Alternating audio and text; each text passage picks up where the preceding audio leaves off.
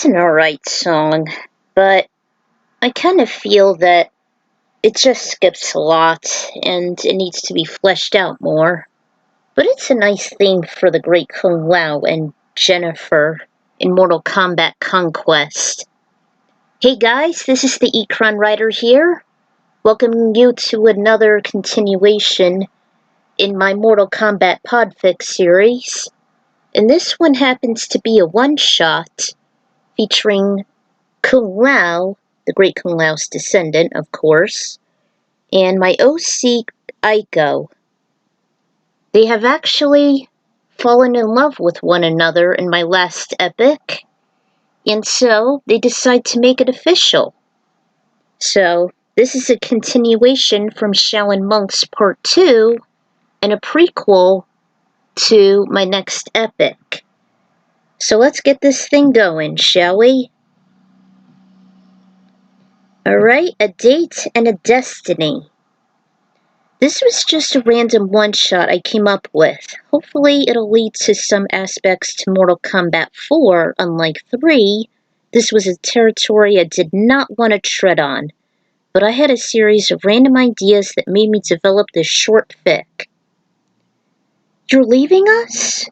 Kung Lao and Aiko Crackle found one of those ancient canoe boats on the Hanan shore that was shaped like a dragon, complete with a head as a bow and a tail for a stern, as well as paddles. The pair also saw Liu Kang wearing his dark olive green overcoat with black jeans and brown shoes, contrary to his usual Shaolin monk garb. He was carrying a suitcase after he loaded several others onto the little vessel. His partner was startled when he noticed him as still as a statue, and Liu never said a word. He just nodded without a single change to his stoic expression. Yes, I am leaving for America, just as I did before I participated in the first Mortal Kombat tournament. Why?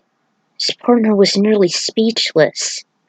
Our numbers of monks have been dwindling drastically, Kung Lao, ever since the Tarkhan attack, and later Shao Kahn's Earthrealm invasion.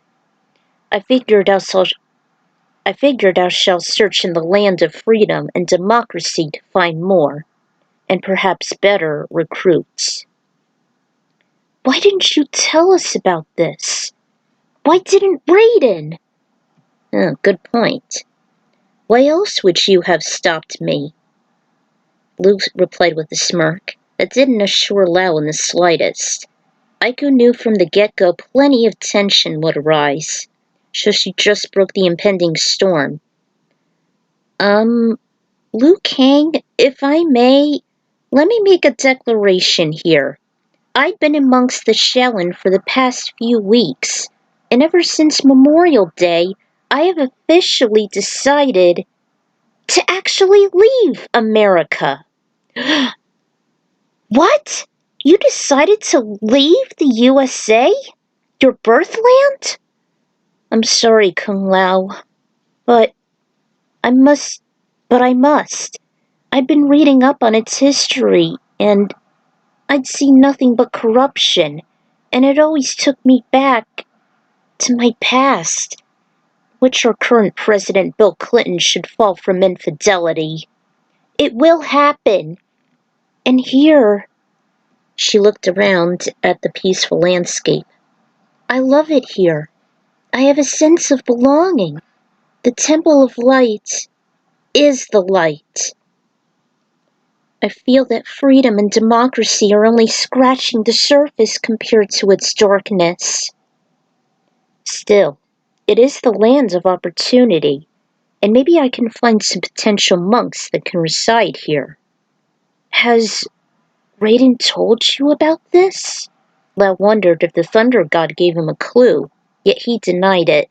This was only his choice. Edenia shall be fine. I've been anxious on beefing up our defenses since those incidences, and I'm just weary from all the grieving over the loss of their families. I'm only trying to do what is right. Our cause means nothing if we should remain alone. So too the White Lotus Society. This statement made them change their minds almost instantly. Ever since Luke convinced everyone that Sindel would change, they realized he may be crazy, but he always had a valid point to cover. You're going alone. I hope Raiden will watch over you. And it's hard to admit, but you and him are the ones that keep moving the Academy forward to victory. I can only be your second. Lou actually laid a hand on his shoulder. Which is why they need you and Aiko here. You are in charge. I'm leaving the Shaolin in your stead. This definitely caught the monk off guard. He wanted to live in solitude from all the chaos he had to put his brethren through. Yet still, it somehow gave him some pride. Liu Kang entrusted his partner to take charge. All he did was give him a thin grin. I won't let you down. For the Shaolin. Liu repeated his war cry before they bowed to each other lowly. His companion walked up and gave him a firm grip. Safe journeys, my brother. They both smiled, and Liu returned the pressure. Then he faced Aiko. Take care of him, will ya?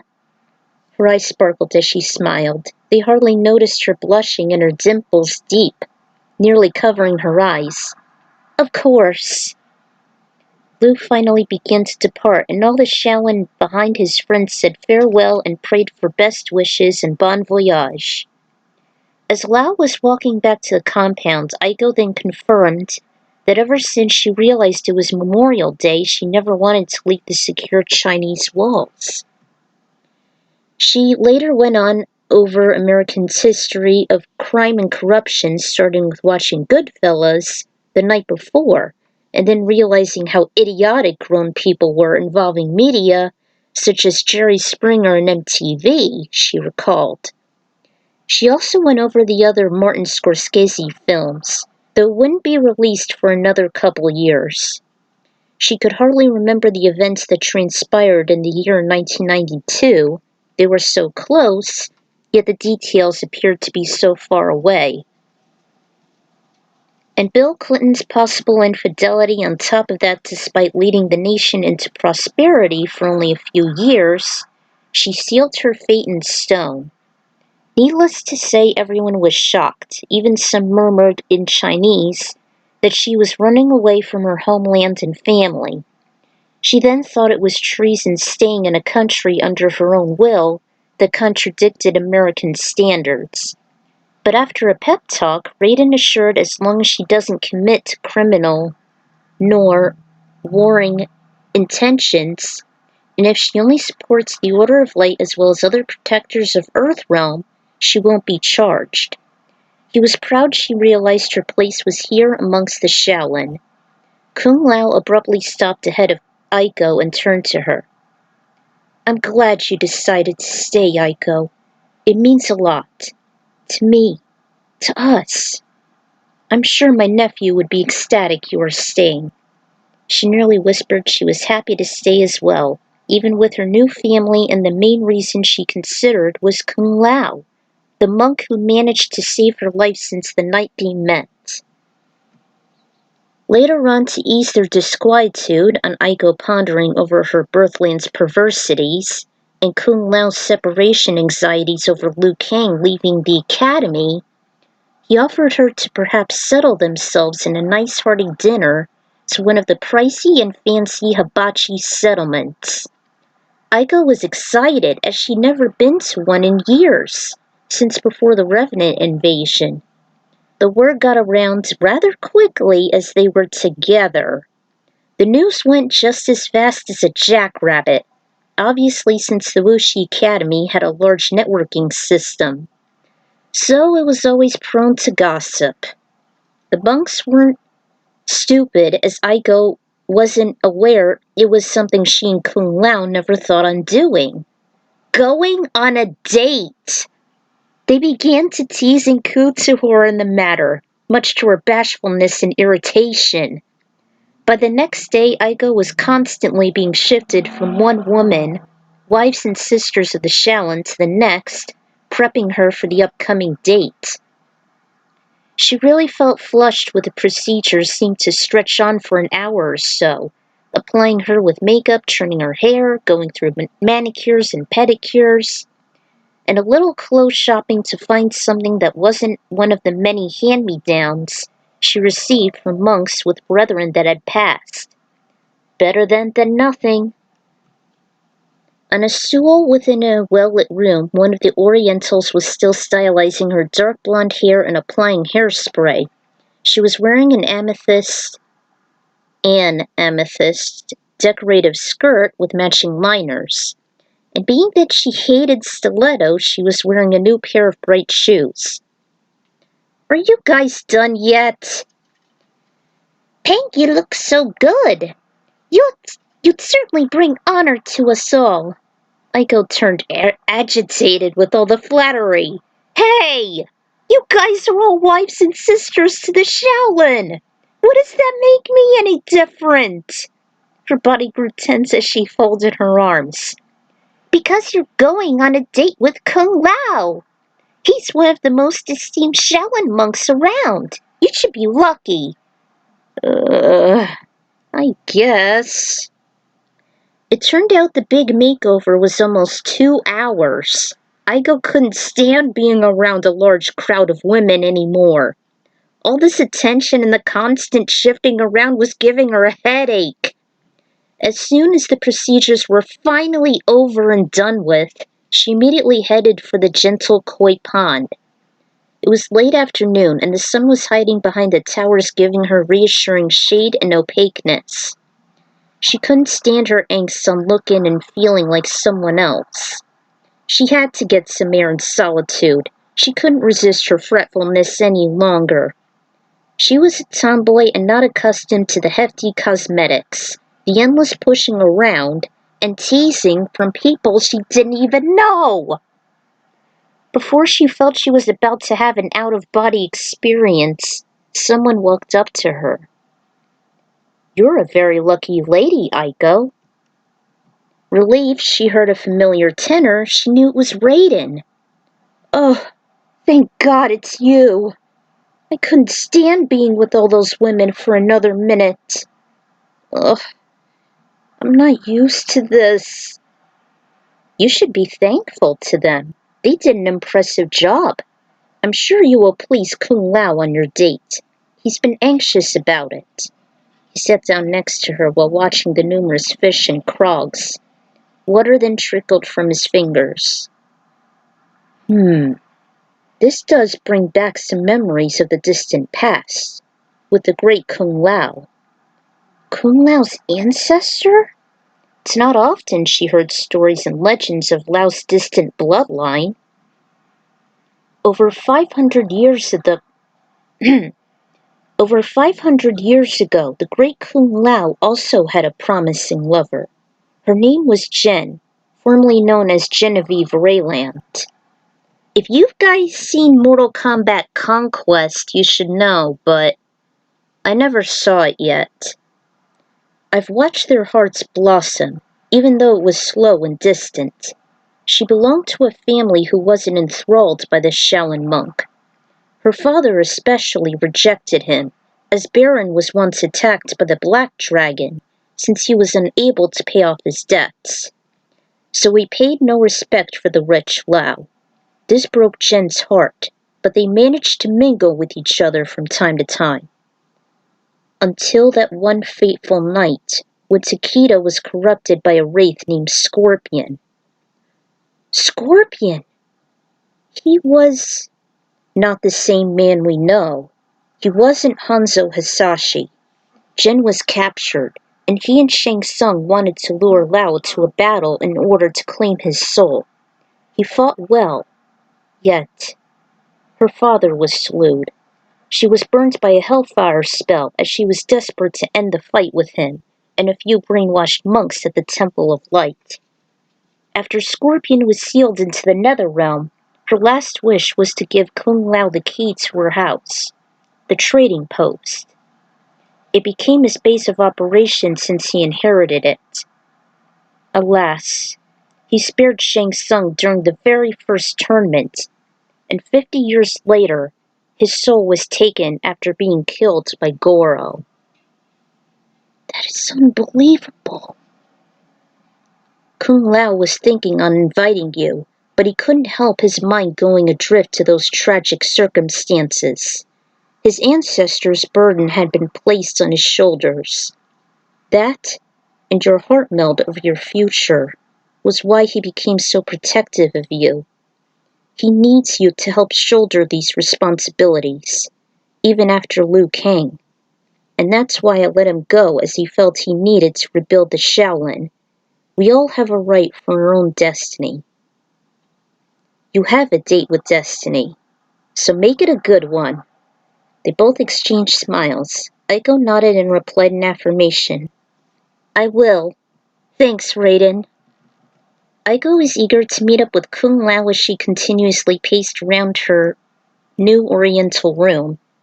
It took a few weeks, but she finally got the place well organized. He promised to start their date at 8 p.m. sharp. Only a couple minutes to go. Her heart was racing, her palms were sweating, in which she had to constantly wipe them on her liners, which hardly did any favors. And sometimes she even felt a bit sick to her stomach. All of a sudden, a few taps behind the door interrupted her reveries. With a shaky hand, she clutched the handle like a fish grip and slid the shoji to one side. In stood Kung Lao, clean and prepared as ever. He wore his usual razor-rimmed hat, but in conjunction with a sort of American garb, complete with red and white stripes.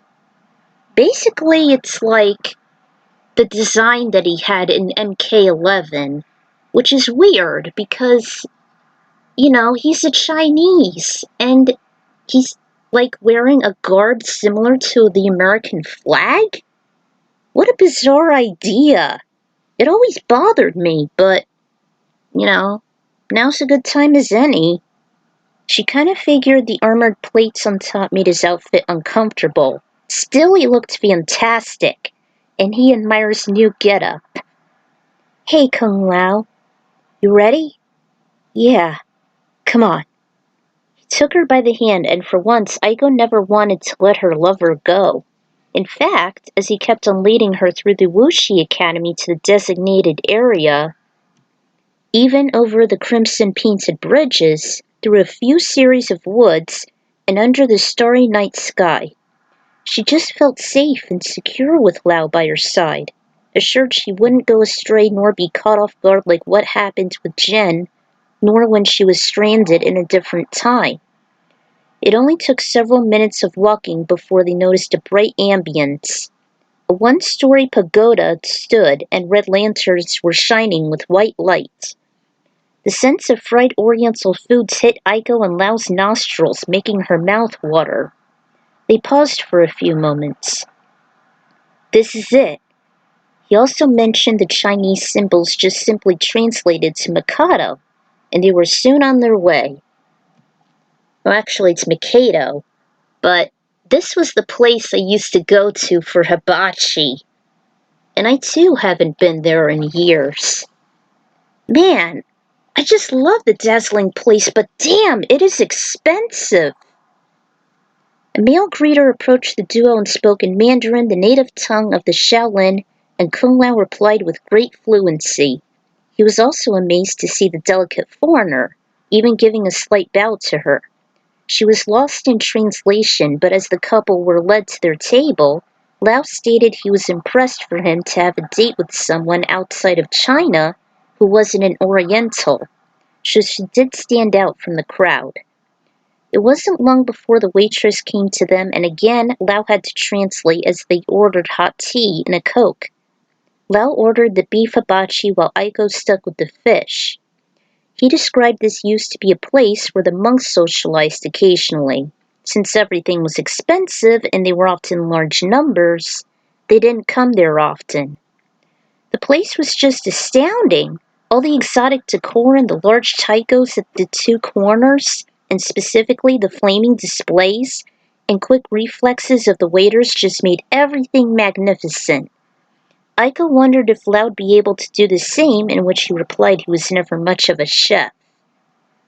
Their main Waiter even complimented in Mandarin of the couple, from their looks to seeing Kung Lao again after several months. Shocked that he wasn't with Liu Kang in his usual passe this time, and admired their date. Lao was also relieved that for once, this supper was a lot more peaceful and a lot less strenuous. The appetizers were the iconic clear onion soups, the miyabi soups, followed by their suppers. They were scrumptious on first bite, sip, and smell. Each hibachi had fried white rice and fresh oriental veggies, though Aiko had a variety of fish, including shrimp and crab. Several minutes later, it was time for dessert, and they each requested for fried ice cream. Lao was amazed she picked the same dish as him, albeit with a different flavor. Before they got their tip, the waiter congratulated them once more and wished them for a successful union in the future. Lao was willing to pay the fare with the usual yen, in which Aiko still had a difficult time comprehending as far as language and currency went. He was the one who would gladly do the damage since he orchestrated the first date. He was never shy. He had many connections as they were all part of the Shaolin, even though the White Lotus was more secretive. And as a native, he knew all the nooks and crannies. Aiko felt even more dependent to him than ever. They headed home after about an hour after their gathering, and she was all smiles. "I had a great time with you, Kung Lao. We should do this again sometime." He couldn't agree more. "Of course. I hardly get the chance to go outside the Shaolin grounds. We've always been so duty-driven." It was no wonder that Aiko always compared the monks to any military organization, even the special forces. Even if Earthrealm was at peace, they can never catch a break. Downtime seemed as rare as a solar eclipse, if not just as brief. She couldn't help but feel sorry for them, Liu, Raiden, and Lao sometimes. Even the heavy burdens of partaking in his ancestors' tasks. He saw her eyes glaze and he reached and rubbed her cheek to keep her attention. He was always aware of her habits on drifting off. He was like an anchor to her buoy, much like what Raiden said. "I am now twice the man. It is thanks to your pure heart." It was true that with their company, both hearts seemed to have eased up, even during the darkest moments. Lao guided Aiko's face forward as they leaned in for a kiss. Until something perked Aiko's hearing. She was sound-sensitive, much like him, but there were some growing loud grunts from a distance. Lao followed her gaze and recognized they belonged to the monks in distress. He quickly readjusted his hat and fixated and ran to the Wuxi arena. The massive circular platform hardly had any guardrails. Basically it's the Wuxi Academy. I'll spare you on the details. Lao and Aiko ran to the scene, though the warrior raised an arm. "Stay back, Aiko!" She was bewildered of the chaos, yet she stayed as she watched. He watched him teleport. The stranger declared, "Where is the champion of Earthrealm?" All the monks did was plead to him to spare their lives since Liu Kang left the academy. Lao spoke out. "The champion left the academy. However, you have found his second best." The crowd grew stunned. He walked toward the intruder. "I am Kung Lao II, descendant of the great Kung Lao, the first ever champion. I challenge you to mortal combat. Do you accept or yield?" The next best would still be a formidable opponent. "I shall accept. Show me what you can do, Shaolin." "I would be more than happy to." He did his usual moves, even trying to outmaneuver the old man, yet his flexibility were on par, along with his senses. Never wanted to underestimate him, but every swipe was meaningless. Countered by a powerful blow evaded with little effort. Lao fought with honor, but all his moves seemed to be in vain. It was as if this elder worlder was as strong as Shao Kahn, if not more mightier. He took every measle beating before he unleashed his own. Each assault gave Lao discomfort and soon anguish. No matter how resilient Lao was, he wasn't as enduring.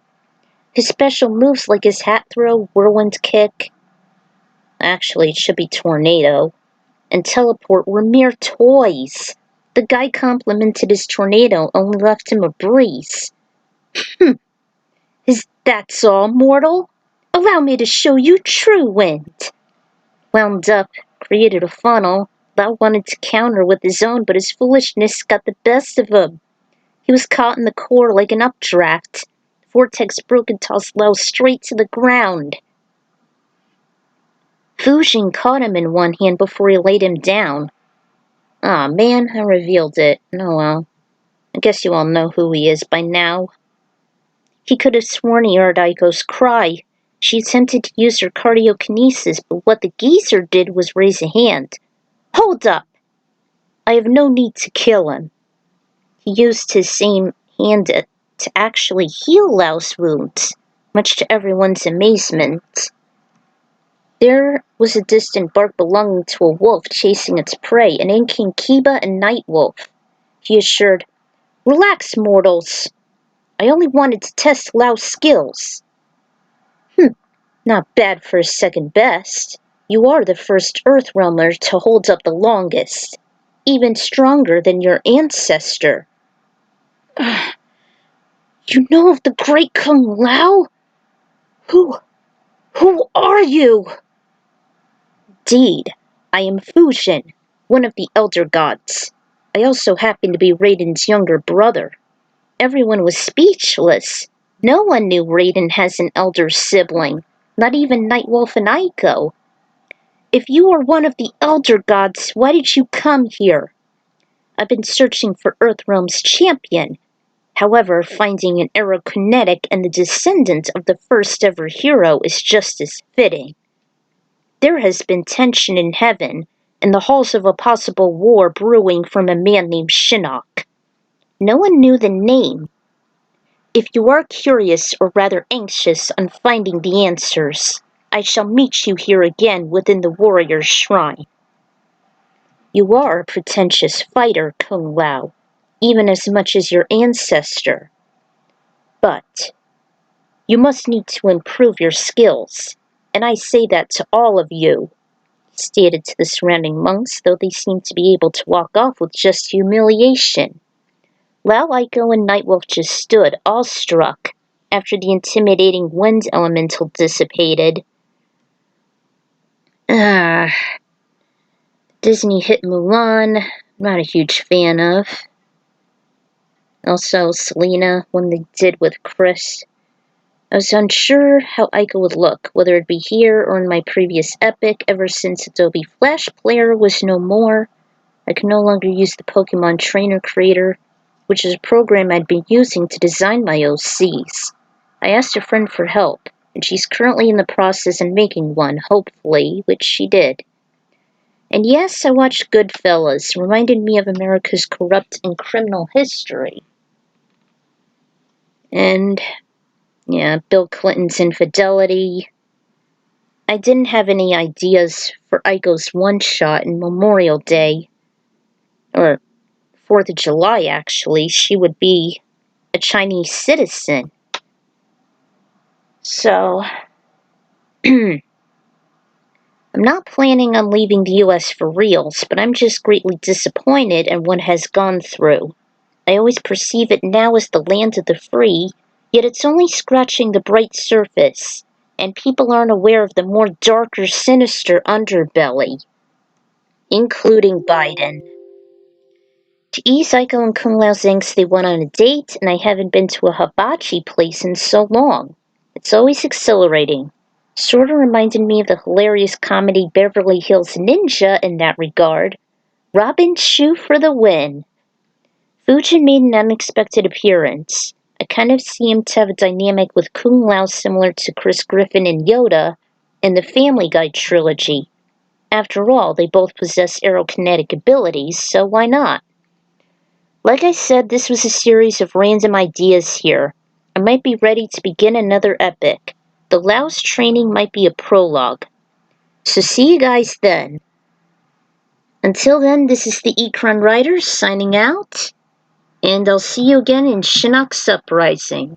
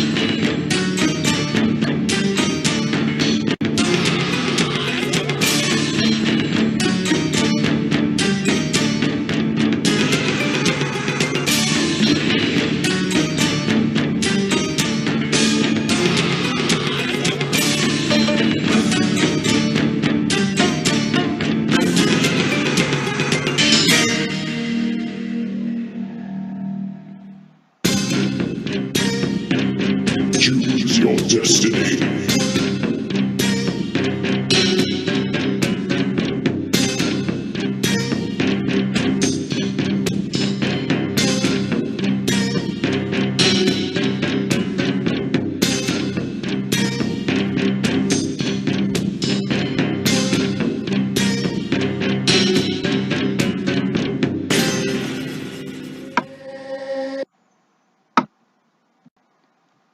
Hey guys, this is the Ecron Writer here, welcoming you to another Mortal Kombat epic, as well as the third installment of my Mortal Kombat chronology series.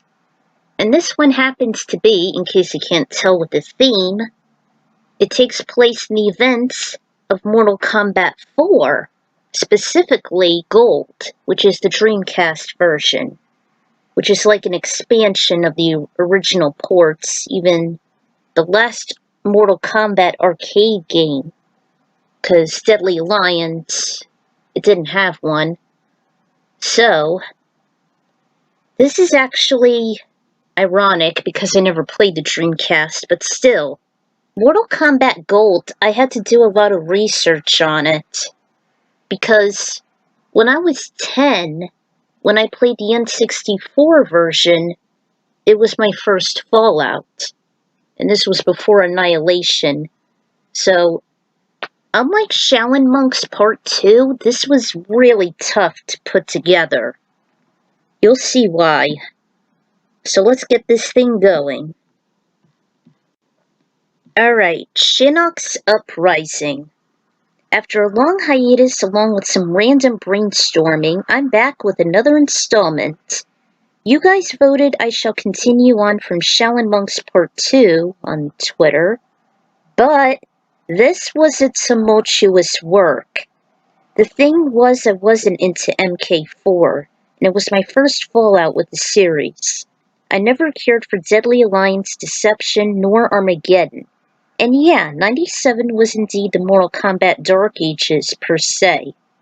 This one in particular was uninspiring, it felt awkward, and it just shunned me out, amongst other things that kept me occupied, such as Diddy Kong Racing, Star Fox 64, Dante's Peak, my first year being introduced to Toonami, and Annihilation was a sort of guilty pleasure. Actually, I really thought it'd provide finality to the series till this came into existence.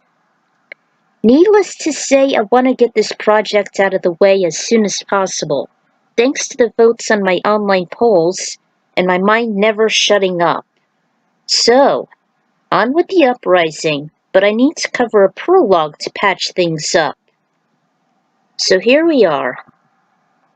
2 years had passed since the events of the Earthrealm invasion led by Shao Kahn, followed by Liu Kang's victory winning over the Conqueror.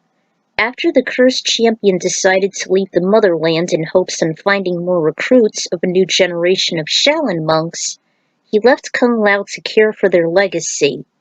He and Aiko went on their first date and soon met up with the elder god of wind, Fujin, who wished to increase Lao's potential as second-best champion, and even surpassing his ancestor. Since then, Kung Lao had been training periodically under Fujin's tutelage at the Wind World, advancing his aerokinesis. Lao's and Aiko's relationship continued to blossom, and Nightwolf had installed high-tech surveillance throughout the Wuxi Academy to prevent any future disasters contrary to the sudden and deadly Tarkon attack. Liu Kang occasionally visited his people along with the newly enlisted members of the Shaolin. He also visited the Neo-Kingdom of Edenia, and much like his successor mingling with Aiko, he'd hang out with Princess Katana in his downtime via the infrequent portals conjured by Raiden.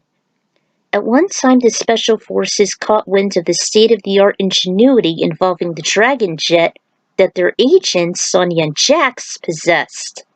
Uh-oh. Creating more capable fighter jets and thusly increasing America's defenses, while also having Clinton's presidency as dreaded by Aiko winning the war over Somalia, and against other foreign countries rather than for other realms. Well, there's one positive. Kuai Liang, along with his surrogate brother Thomas Verbata, otherwise known as Smoke, were still in the process of forming the Lin Kuei.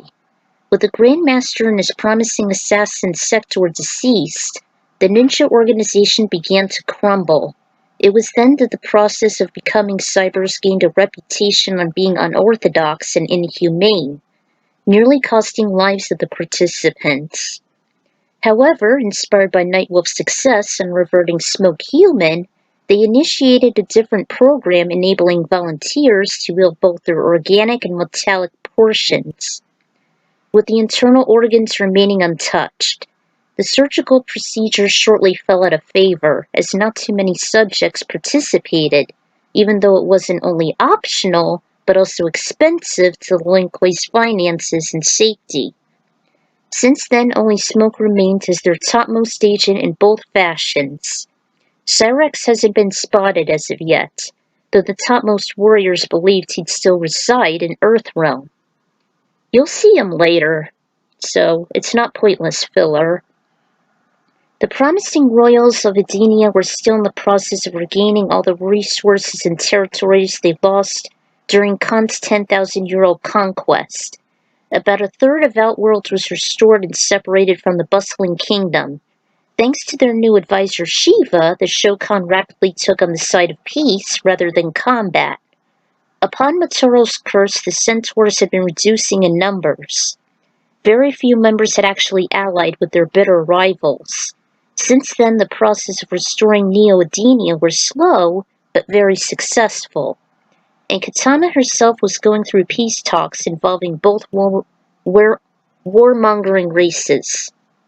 With vague visions of war involving the Elder Gods, Fushin took charge and trained Kung Lao, who was willing to enhance his prowess in aerokinesis. Aiko also decided to come along as well. During Fushin's sessions, she sometimes figured it was best to stick with the Wind God, as she no longer had to worry of her astrophobia. In one session during a heart meld within the Temple of Light, Aiko noticed she withdrew her heart abilities as she aged and had a lot of bitter experiences with incompetence, abuse, and neglect. She once assured Jin as he would grow up to be a great warrior like his uncle and must carry on their legacy of the great Kung Lao. The 8-year-old had enlisted in a karate class and attended all of 1st and 2nd grade well. Sometimes he'd have Aiko as a personal tutor. It was thanks to the Kungs and the monks' lessons on enlightenment that enabled her heart and mind to open up like an egg. All that mattered was using her mind as well as her heart. However, all her abilities required a great deal of stamina. Each moment left her breathless. She and Kung Lao noticed her powers had limits, and she couldn't use it on certain kinds of enemies such as shadows and the undead, or simply those that were too resistant, though Sindel was a slight exception. Well, as you would see in my last epic. Raiden mentioned in the past the Queen was still a living being, and Edenian thus disabling her devastating shrieks while the combatants were infiltrating Khan's tower. Recently, the monks and Night Wolves invented her own battle armor in multiple shades, such as crimson, lime green, and bright cerulean. Or turquoise. Mostly turquoise. She teamed her own club detached from a tail of an ankylosaur from the best artisans. She'd been practicing on all assets of combat, even to basic hand-to-hand by Lao. Things seem to have gone well for each of the distant combatants, those earthbound and no. However, cracks began to form within the subconscious of a few unfortunate victims. There were some late evenings in which Kung Lao, Aiko, or even Nightwolf would have disturbing nightmares. They happened to have similar sinister elements to them, including a tall, ominous man in dark, colorful robes with a matching hat and blue skin, holding a powerful staff and sneering down at one of his prey, though they could never tell what the stranger would do. They'd also be standing outside a massive temple of sorts, or sometimes inside a chamber with exotic innards of fire and decorative frames. At the exterior there were endless downpours. The onlookers felt as if there was a war raging in the sky, which was accompanied by sudden storms. The one that was terrified the most was the cardiokinetic, as she once remembered seeing that same silent maniac in her dystopian future with the undead legion of former heroes. She grew paranoid she'd be one of his many victims. She did mention that mysterious Manta fusion in Lao's most previous session. The wind elemental identified him as Shinnok, the fallen elder god of death and destruction who was imprisoned in the Netherrealm several millennia ago. He, Raiden, and other beings of higher power had their hands full, and even many Saurians were wiped out during the scrimmage when it invaded the heavens, Earthrealm, and Zatira respectively. The elementals gave off all their strength, and since an elder god can never die, he was instead sealed within an ancient amulet. Well, actually, his powers... Actually, I kind of screwed that up. It was an MKX. But basically, his powers were stored in the amulet. At first, Aiko figured Shinnok was the father of Raiden and Shao Kahn, with the latter two as brothers. Where did you hear that? Aiko simply rubbed the back of her neck. Let's just say a certain movie inspired by the tournaments would mess up their backstories a few years from now. The monk just dismissed it as he rolled his eyes. Regardless of its inaccuracies, I can't help but foretell those night terrors must be bad omens of what is to come. Of what? You think they have to do with a war? A rematch with the fallen elder god? Verily, the three of you has felt it. All the realms seem to have gotten unnerving before the inevitable conflict. If they happen to be forewarnings, I fear that after so many centuries, Shinnok may have risen again. This put both Kung Lao and Aiko Crackle on high alert. What must we do?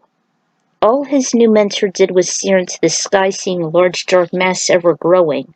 The disciples weren't sure if either they felt sudden sharp chills down their spines, or if the air suddenly dropped. Fusion's eyes grew wide, showing its white irises. Oh no! It can't be! It must be Shinnok! After all these centuries! Fusion! There must be something we can do! Let us assist you! Ah, fuck. I did the wrong voice. Fusion! There must be something we can do! Let us assist you! All the elderly man was faced the duo and raised an arm. No! He looked as if he was going to blow them off the balcony. You two must not get involved. You must return to the Wuxi Academy. before the cowboy look-alike said any more objections. He and Aiko were silenced while they were warped almost instantly by a funnel, blinding them. All Fusion did was gaze onto the bloating mass, until it too burst into lightning, thunder, and torrents of rain. The same moments that were in the hero's dreams. It has begun. I guess the intro to that, it's the songs, basically. MK4 wasn't really all that special to me ever since I was around 10-ish. As I stated, there were several other factors that got my attention, and everything seemed lackluster and dull. Nothing seemed inspiring, and it didn't feel as high-octane nor immersive as the original 3 games. I wasn't sure where to go with this, and I never knew gold existed till it was pointed out by 616 Entertainment's History of Mortal Kombat. I felt unconfident as he said it's mediocre, slow, dated, the staff was experiencing fatigue, and mythologies complicated things even more. The light at the end of the tunnel was the video I found recently, MK Temple's Mortal Kombat's History, Part 8. That one vid about the Netherrealm War was a lifesaver. Otherwise it'd be lost and it wouldn't have made this story happen. So thank you very much.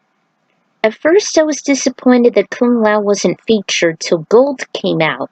Everyone stated the N64 version was best for some odd reason on my poll.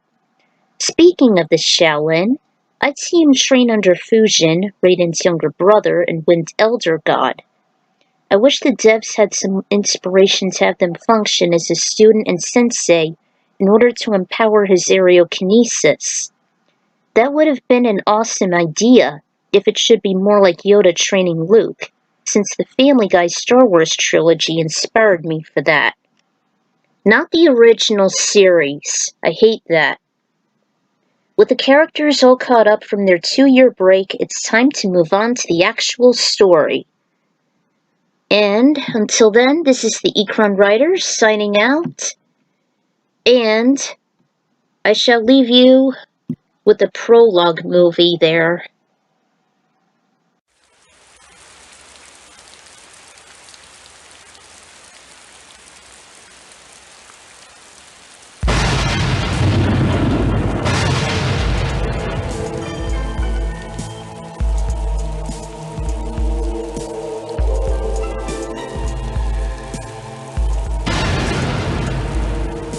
Thousands of years ago, in a battle with the fallen elder god known as Shinnok, I was responsible for the death of an entire civilization. To rid all realms of Shinnok's menace, I waged a war that plunged the Earth into centuries of darkness and banished Shinnok into a place called the Netherrealm. Now, after Shao Kahn's defeat at the hands of Earth's warriors, Shinnok has managed to escape his confines in the Netherrealm. The war is now being fought once again. Only this time, it can be won by mortals. Did you guys see that? I hope so. Hopefully there won't be any more lag. I've been using a different program for that. So see you guys later.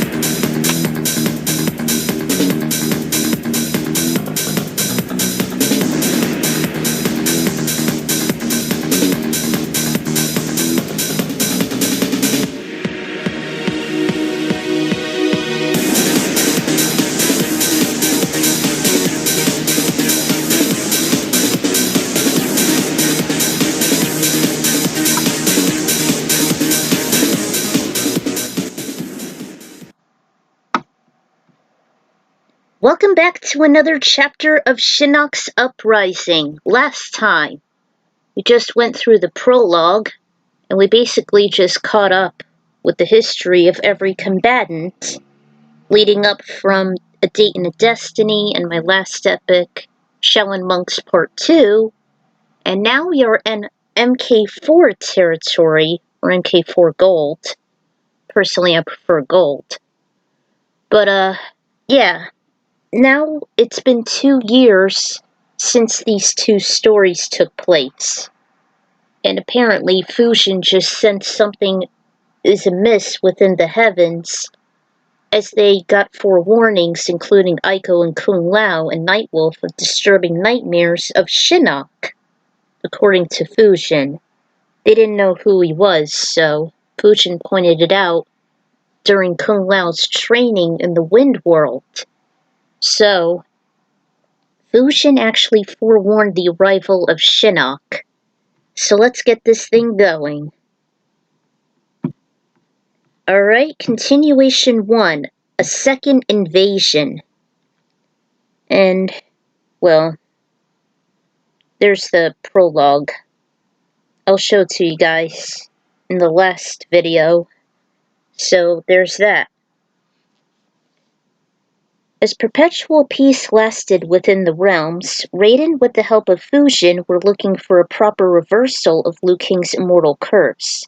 In the past couple years, the monk and his allies figured death wasn't the only option, yet still no reversal has ever been found, nor any negotiations has been made. It certainly remained true that the Elder Gods were petty, ignorant, and hardly cared for lower beings, even those more inferior than the gods themselves. Even so, the Thunder God stationed a couple heroic fighters within the Jinsei chamber that had been slain, victims of Khan's salvage assault onto Earth and Outworld. For the previous couple years, their inanimate bodies were suspended and gradually being healed from the hefty damage they'd sustained. Raiden hoped they would be fresh and ready, especially when a sudden gale of wind nearly knocked him off his feet. The sky almost instantaneously turned opaque, as if night turned from day within minutes. Radical lightning and cracks of thunder loomed, then a sudden cyclone descended as Fusion stepped out. Raiden ran to the precipice of the Sky Temple and lifted Fusion by the arms. "Brother! What news brought you here?" The elemental looked spent and replied breathlessly, "He has returned! Shinnok!" Raiden's eyes grew wide. "Shinnok? He must have broken free from his damned shackles of the Netherrealm! Where in Earthrealm did you know it was him?" Fusion was lifted onto his shaky feet. "At my sanctuary, in the Wind World, connecting Earthrealm into the heavens. I witnessed a dark mass as I was putting Kung Lao through training." "Ah yes, the Shellin' Monk. You wish to enhance his skills in hopes of being stronger than his ancestor, the great Kung Lao." "Indeed, but I had sent him and Aiko back to Earthrealm in the Wuxi Academy. We must not let Shinnok invade Earth. We need to warn our brethren and the Elder Gods." Just then a stray lightning bolt struck the top of the temple, deafening thunder roared. "Come! We must hold Shinnok at bay!" Fusion nodded in affirmation, and the two teleported, leaving the comatose mortals behind. You'll see who they are soon enough. Liu Kang arrived back on the Honan banks of the Yellow River in China. The Grand Temple of Light towered in the distance. From that humble sight he knew he arrived back home after being away for a couple years. Only this time with a smile. He knew in his heart he shall stay with the Order of Light, as he was weary on leaving for so long, and he felt he was done at the moment for searching and training a new generation of Shaolin warriors. He escorted another fellow monk wearing a crimson uniform complete with gay headband, and was actually a middle-aged brunette, but not quite as oriental, contrast to numerous others. "So, this is the legendary Temple of the Order of Light," the new monk in town said in amazement. And there's that. "Yes, it is indeed. Lu addressed to the newcomer, taking in the scenery he awaited so long for as he stretched out. It feels so good to finally be home. Seconds later, after they gathered their bearings, Lu led his partner and mingled with the other Shaolin monks, greeting him with open arms and smiles, especially his grandfather and his frail though glad self. Everyone was ecstatic to see their champion alive and well, even with his sidekick. "Who is this fresh young man?" "This is Kai. He's been my most promising disciple I've been training with. Who knows? Perhaps he can rival me in Kung Lao one day, though Kai still has a lot to learn. Where is Kung Lao, by the way?" Before the elder explained, the monks were astonished on beholding a thin funnel descend. Liu Kang followed their gaze. "What? There's a tornado at the Wuxi Academy? No! No! Fujin must have landed. He has been training young Kung Lao." Fujin? Raiden's brother? Why would an elder god be here? As devoted as Lu was, he had been studying the ancient tablets, reading up on the legends of the elementals. He knew right then Raiden had a sibling he hardly mentioned. He also knew from the get-go that the elder gods were always passive over the denizens. Just then the crowd grew alarmed once they fixed their eyes on a bright streak of light, descending rapidly toward the ground. Thankfully, it was several miles away, but the impact made the ground quake. Lu then grew worried. "Raiden? What is it?" "Kai, with me!" "Of course, master." He bowed before he ran off with the champion, climbing up the hills instead of traversing through the river yonder. Somewhere inside the compound, the shaman Nightwolf was punching around his spanking new motherboard. The large LCD screen displayed the rivers and everything seemed normal. "So far, so good. The sensors are processing quite nicely." There was clearly no other Matoken that was skilled in ingenuity as he was. "Not too shabby for a shaman, if I do say so myself." He reached down and petted Kiba, panting. Suddenly an alarm flashing red went off. It was the same type of security system he installed while advancing their subterranean base before it was flooded by the start of Khan's invasion. "Hold up, Kiba! We got some disturbance in the air." At first he was suspecting a large neon red portal, aka a rip as he called it, in the Earth's dimensional fabric. It was nowhere near what he expected as he silenced the alert. Instead, sensors picked up a ray of light dropping and slanting from the vermilion sky. "Going in for a close-up." The camera zoomed in and expanded the sight. Nightwolf's keen vision. "Wait! This isn't some ordinary comet. It can never waver its trail like that. Switching it to infrared. I'm losing it." "Switching into infrared. I'm losing it." As the streak blasted onto the distant landscape, the compound felt the aftershock. His pet yelped and growled. "I don't blame you, Kiba. This is not some ordinary phenomenon. Luckily, there's been some minimal damage. Hang on, maybe I can rewind and pick up the anomaly." He did just that as the sensors had shown an unusual blurry shade inside the tip of the ray of light. The shaman's face fell. "This might belong to one of the fallen gods." "Raiden!" Kiba let out a high-pitched whine in distress. "I can't agree more. Something just doesn't feel right. This is no act of nature. Come on, Kiba." They both ran out and followed the trail to the landing site. At the Lin Kuei Ninja headquarters, consisting of multiple-story propaganda, Sub-Zero and Smoke witnessed the same streak of light descend, only they were just 50 miles away from the Wuxi Academy. So, the impact was slightly closer. The Cryomancer ordered his partner to stay put while he went out to investigate.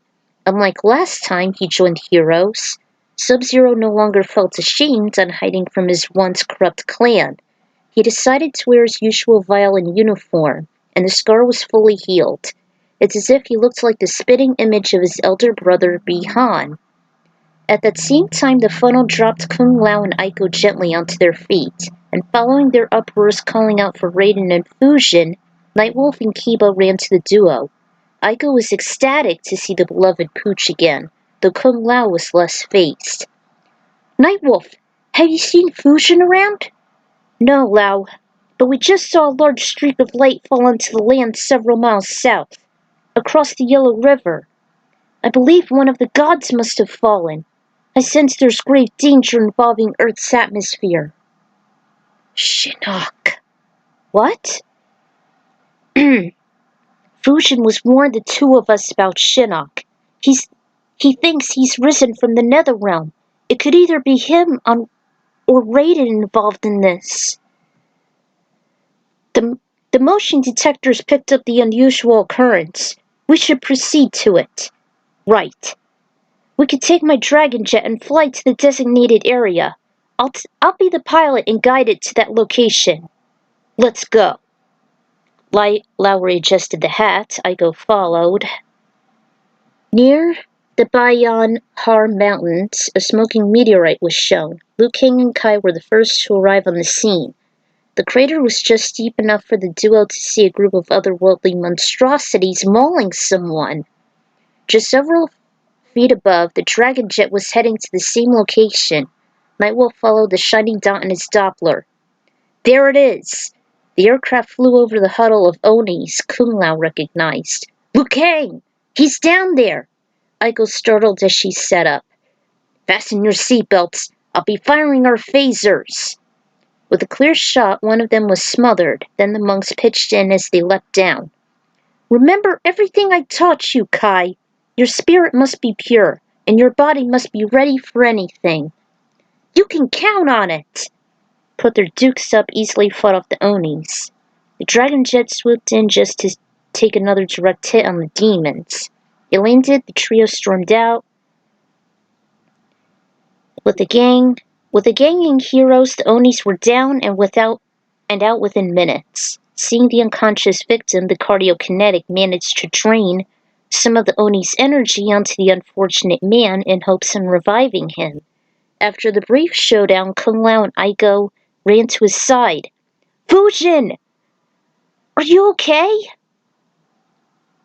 What's happened? After a union would transpire, everyone heard a sharp clap of thunder and a flash of light. By the time their eyes cleared, in stood Raiden behind the group. He urged them to spread out while he tended his brother's wounds. Fujin moaned as he began to stir, and the Thunder God was relieved he wasn't in the brink of death, or at least weakened to a lower state of existence. 'Cause, gods are known to devolve into mortals when they're too weak. He stated as an elder god lost its vitality, it would sometimes be reduced to a lesser being, withering close to death. Emphasize on the word sometimes, not always. The army of darkness must have followed Fujin here. The heavens are under great assault. Shinnok, the elder god that fell from grace, is currently wreaking havoc. That crash land you saw was my brother. He silenced for a bit. Shinnok has also threatened to take the heavens for himself as revenge for his banishment into the underworld many centuries ago. And Liu Kang, I'm afraid Adenian is also in peril, and is being invaded by his Netherrealm army as we speak. Katana! Yes, I am unfortunately weakened from the last battle, but the Elder Gods and the Elementals may not hold Shinnok off for long. There's not much time. I had sent a messenger down to warn of the upcoming threat. Johnny Cage shall pass on the intel into the Special Forces. That is, if he's healed well enough. Johnny Cage? This startled everyone. He's alive from his fight with Motoro? Time is of the essence. I shall return to the heavens with my brother shortly. For now, you must gather as many of your comrades as possible to save Adenia and stop Shinnok. We must prevent him on invading Earthrealm. Our victories are in our hands. Their mentor held on to his wounded brother before they disappeared to the Densei chamber in another blinding flash. Man, it was shorter than I thought. I know Annihilation was a critical failure, especially since it received shockingly low ratings, but I can't deny its decent soundtrack.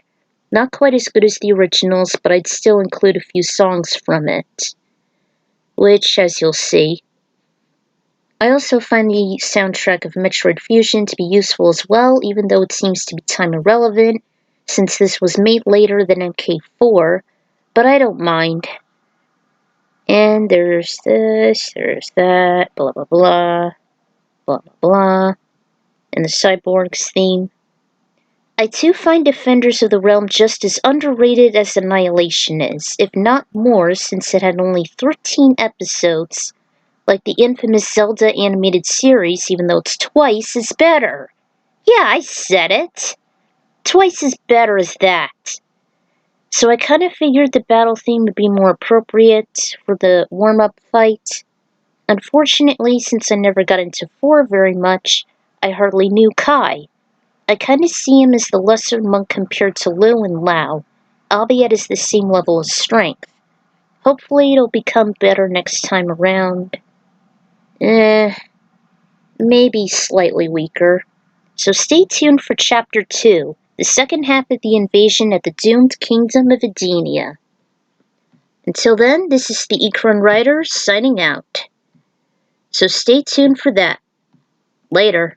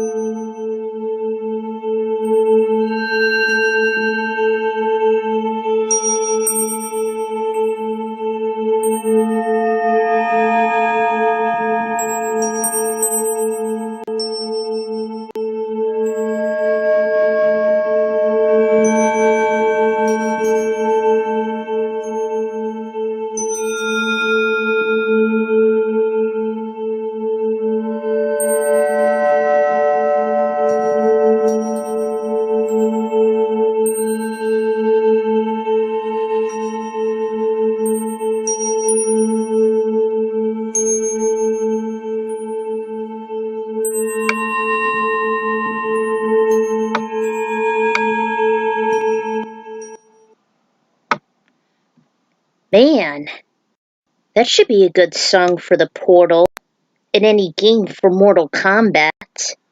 Welcome back to another chapter of Shinnok's Uprising. Last time, in Continuation 1, there was this invasion created by Shinnok, and Fusion has forewarned Aiko and Kung Lao during a training session at the Wind World. And Fusion identified the mysterious entity and their night terrors as the fallen Elder God. When he noticed that the cloud expanded rapidly, he knew it was Shinnok. He sensed it was him, and he warned Raiden about his about his second coming from the nether realm. Meanwhile, Raiden was actually restoring 2 combatants, which I'll reveal later. And also,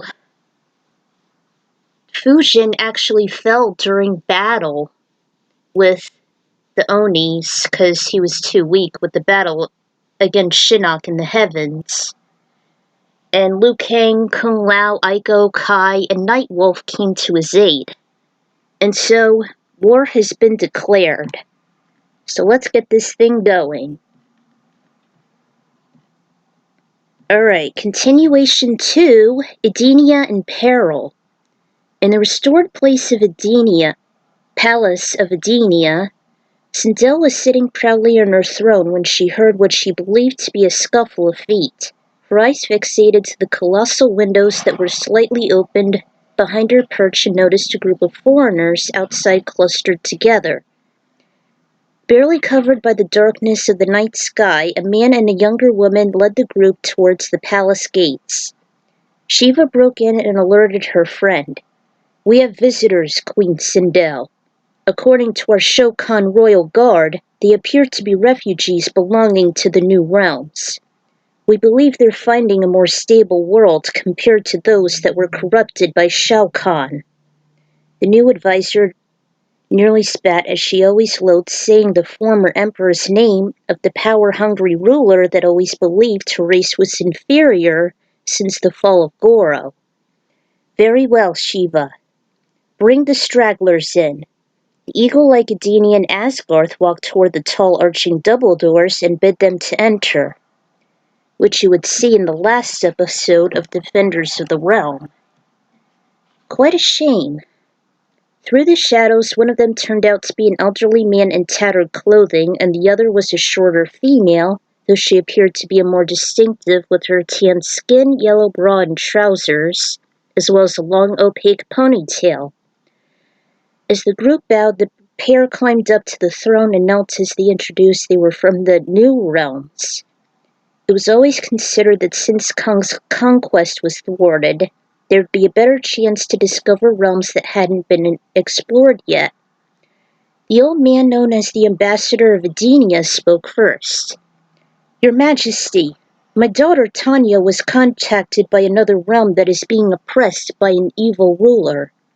The young woman looked toward her hapless people and pointed to them. "They seek your wisdom and guidance." Shiva and Asgard came to her from each side. "So, you may approach. I would like to hear your story." "Thank you, Sindel. I come from the realm of Trish. We were a peaceful realm known for our devotion to the arts. And 2 years ago, when Trish was invaded by the evil sorcerer Shilkad, he quickly conquered our people and forced us all into slavery." Every one of the royals began to mutter in strange tongues. Shiva specifically gave a stern look. That unusual name left a bad impression. "Shilkad? Conquering your people? Would you mind explaining yourself?" She folded her upper arms while her lower arms laid on her hips in disdain. Her hissy voice sounded intimidating as a few of the escapees backed up. Can you blame her? "I've never heard of Trish, nor the sorcerer Cod, although this name and motivation sounds oddly similar. If your realm is known for its fine artistry, why have we not heard of you?" Tanya's father spoke once more, much to the bashfulness always standing very close to his side. "We are quiet people, your majesty, but I have brought you a gift made by our most talented artisan. It will give you your heart's desire once you gaze into it." The ambassador handed over Sindel a large opal as big as his palm. It shone with a dim light which nearly illuminated the gem as the queen held it. He stated it was an offering of peace.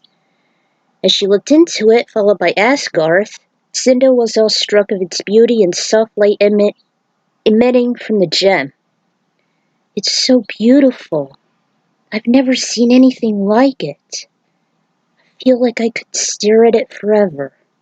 Shiva was taken aback by this rare delicate jewel, though her instincts were still very high. She then looked at the ambassadors who growled under his breath. Just as I planned. 500 miles away to the south of Sindel's throne, Kitana was in the Shokan city Quaitan. She was at the center of a terrible quarrel between the Shokan and the Centaurs. One of the latter wasn't thrilled at the new rules, instating the Shokan and reclaimed their land, while the Centaurs attempted to take it under Khan's former agreements. The Shokan and Centaurs had been in awful feudal conflicts for centuries, even before Shao Kahn became the usurper of Edenia, Outworld, and the former realms surrounding the growing territory. Kitana once figured the two warring races would reach an agreement since Khan at times has employed both sides. However, upon the loss of Goro during the first tournament, the conquerors switched the goalposts and relied on the Tigerian subspecies, much to the Draconians' dismay, which you would see in Mortal Kombat 2.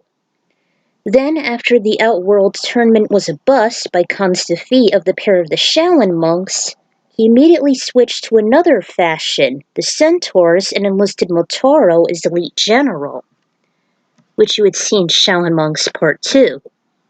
The Shokan led by Shiva desired to rebel and orchestrate an insurrection at the throne. However, after Khan regained his lost strength, he became more cold-hearted to the latter, thus making the two species wanting to rip each other to shreds. The peaceful princess approached the ruined city to ease the conflict, but the pair of beasts were within breathing distance. Kitana was in front and center. Stop! Listen to me! This war must end. Too many lives had already been lost upon Shao Kahn's savage rule. We have defeated him, so there must be a way to maintain the peace amongst you. One centaur grunted. We will make peace with the new queen if the Centaurians would return the eastern lowlands to us. Never! Shao Kahn promised us this land. Queen Sindel and I do not honor the promises of Shao Kahn. It is only right that each race shall be allowed to live in their own homeland. You feeble mortal are no different than Khan. I've heard enough. Just before the Sei Centaur was about to lunge at her, debris from the ceiling fell from above, just a few feet away from the clashing feud. The gigantic Shao Kahn faced the quarrel, and to everyone's surprise, in jumped Goro. Everyone was in complete astonishment. What? It's Goro? But Goro's dead! He was killed in Mortal Kombat! His death led us to this war. If he is alive, what does that mean? Silence! I have been in hiding for several years. I had been ashamed of my defeat in Mortal Kombat, and with Shang Tsung's banishment, I had been unwilling to serve the relentless Emperor Shao Kahn. However, Khan is now gone, and I will reclaim my father's place as the proud ruler of my people.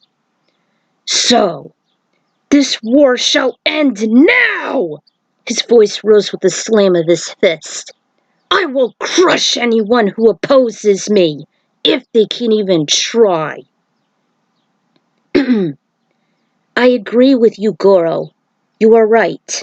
This futile war must end among us. Everyone shall have the rights for their own homelands. No expansions, nor constrictions. Within a few minutes, everyone calmed down.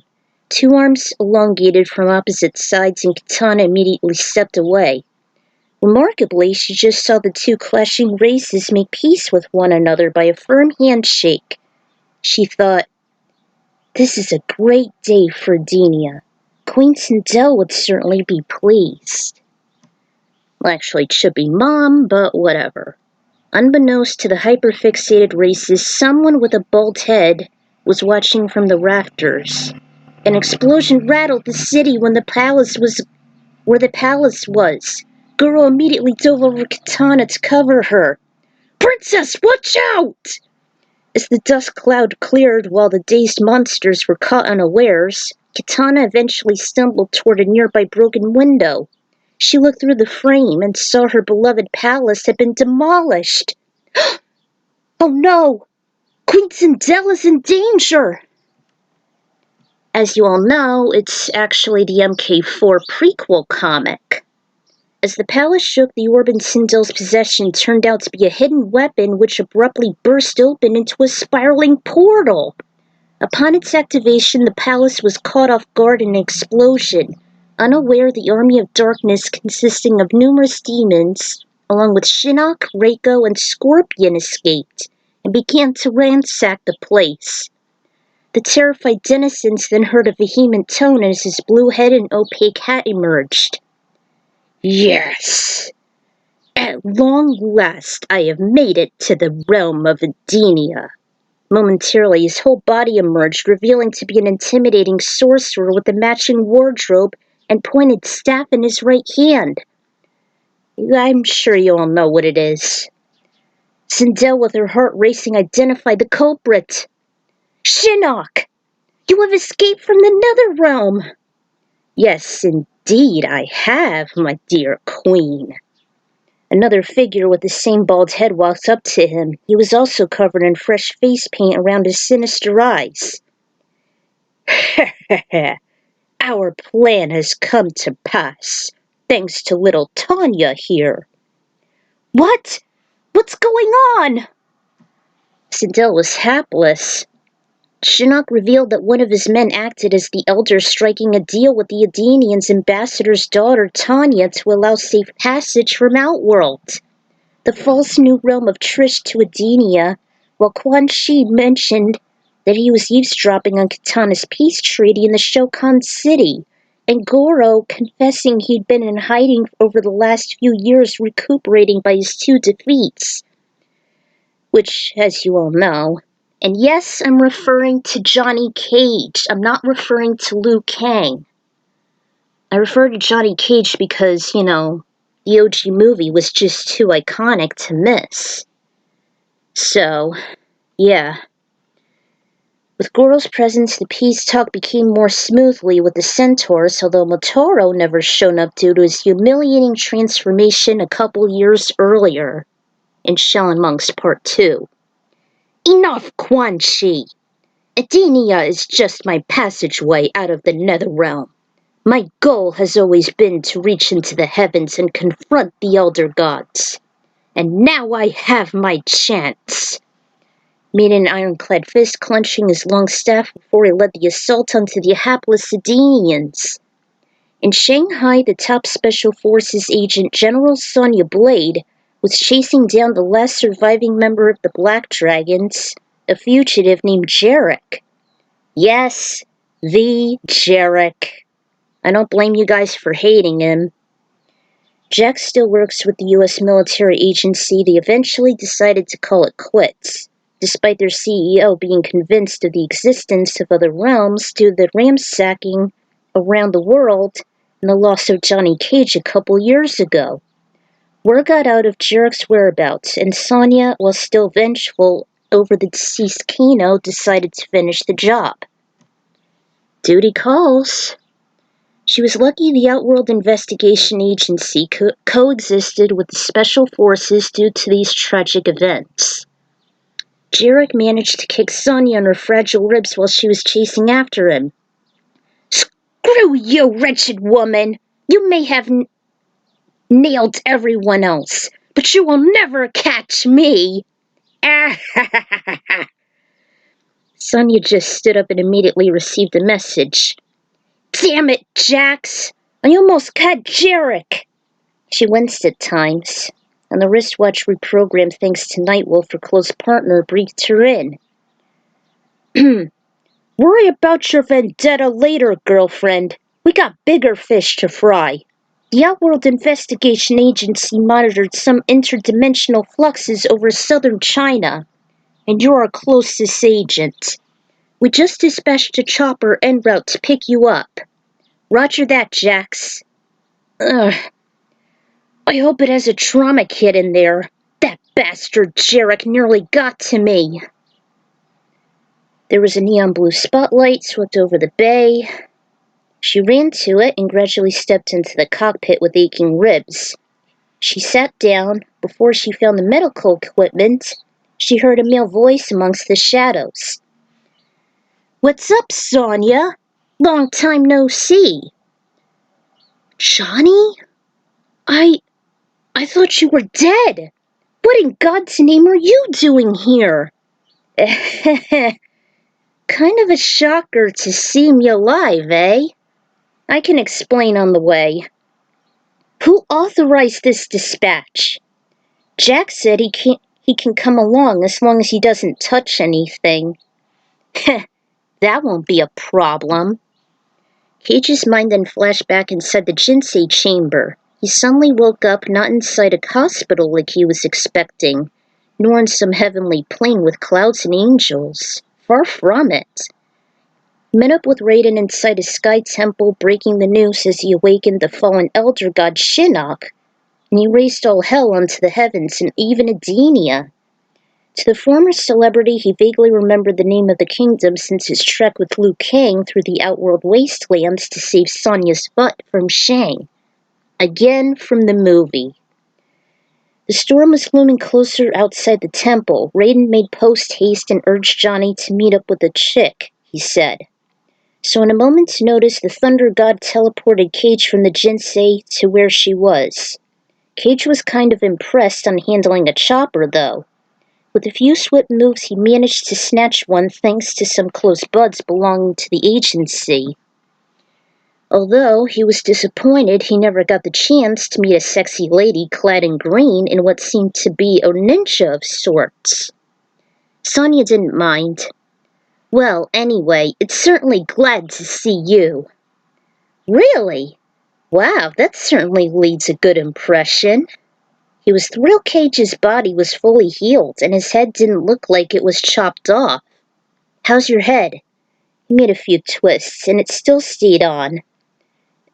Not bad. I never thought I'd actually see my head on again. That Raiden did a spanking job." "Where are we heading to, anyway?" "To the Bargainhar Mountains. I've heard that's where the Temple of Light is nearby."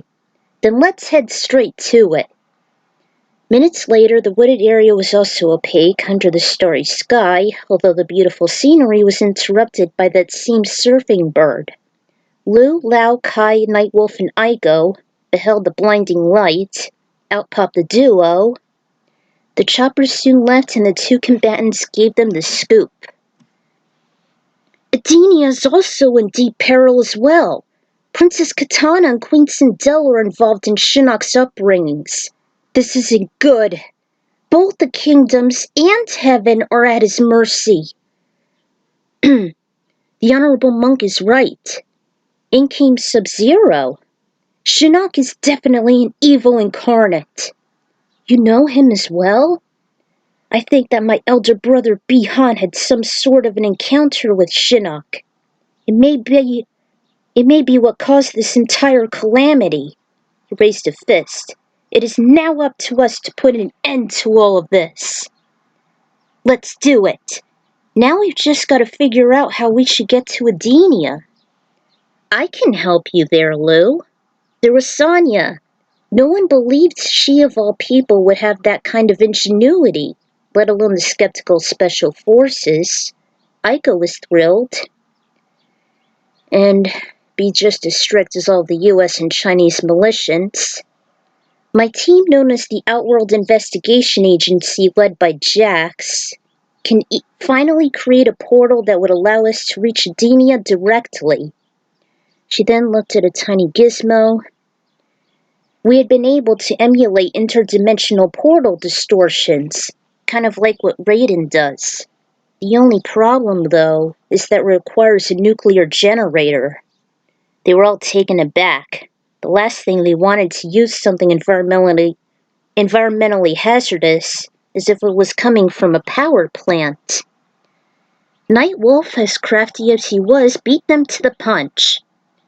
"I can help you with that," he replied with a wry grin as he raised a hand. He used a tomahawk. "I hope this produces enough energy for this thing." Everyone get back! Through the awe, the invention began to illuminate with the same shade. Come on. Almost there. Stood up with the axe still next to Sonia's contraption till it erupted with neon green light. It blasted away and eventually formed a wormhole. Ha ha! We got it! Aiko then followed her excitement with a couple stims. In case you don't know, Aiko is autistic. As am I. So we have habits of stimming. Hurry! The rip won't stay open long. Adenia, here we come! He was the first to leap into the portal, followed by the others. The portal then collapsed, after the combatants made it through and onto more devastated frontier. Sky was in dark crimson, kinda like blood. And I'm trying to, imitate the, setting in the prequel comic. Very strange stuff. Liu Kang was impacted emotionally by all the damage to the kingdom. He prayed that he hoped they won't be too late. Everyone became just as somber, till a voice boomed. Welcome, humans! Welcome to a Mortal Kombat you have never seen before! Kung Lao and Aiko felt their bodies become numb as they recognized the sinister warlock with the painted eyes. One of the vague figures they saw in her dystopian future and in their nightmares. His Shaolin partner spat it out as he broke through. We accept your challenge, sorcerer! All of us! We shall never let you rule all of Adenia! Where's Kitana and the others? To him, Lao, Aiko, Nightwolf, and Sub-Zero, he looked oddly familiar. They are with me inside the royal palace. My generals and our hellish armies would revel to have a taste of your flesh. Enter it, if you mortals even dare. Everyone made a battle stance as they watched the tormentor fade into oblivion with his peal of laughter. Johnny just remained behind the team, muttering, This is not good. And there are the songs for that. I'm not sure how I should, imitate Quan Chi. Like, should I use Defenders of the Realm's voice actor or Mythology Sub-Zero? Because it's kind of similar to the other games. But I don't know. You may have noticed that some of the info and dialogue was inspired by the limited edition comic, The Prelude of Mortal Kombat 4. I managed to find a YouTube video. Thank you, MK Temple! I can't recommend him enough. He was a lifesaver. Liu was supposed to be an orphan, but his grandfather, Sub-Zero, was supposed to seek out the Temple of the Elements, but he was stationed at Lin Kuei headquarters as he spotted the meteor. Contrary to the comics, Sonya and Jax are still part of the Special Forces, as the Baby Marine stated, since the CEO believed in other realms, because the invasion, yet still decided to forge the Outworld Investigation Agency so they wouldn't work with the military directly. Sub-Zero was implied to be the main protagonist to stop a threat his brother caused involving Shinnok, with Mythology Sub-Zero. As with Liu, since he not only once saved Kitana, but things are different this time around. I don't mean to confuse the audience, this is just a different interpretation. I recommend the Fourth Snake and MK Temple. So far, only Liu, Lao, Aiko, Nightwolf, and Sub-Zero had some vague familiarities with the sight of Quan Chi. More will be explained later. Until then, this is the Ekron Writer signing out. So, stay tuned.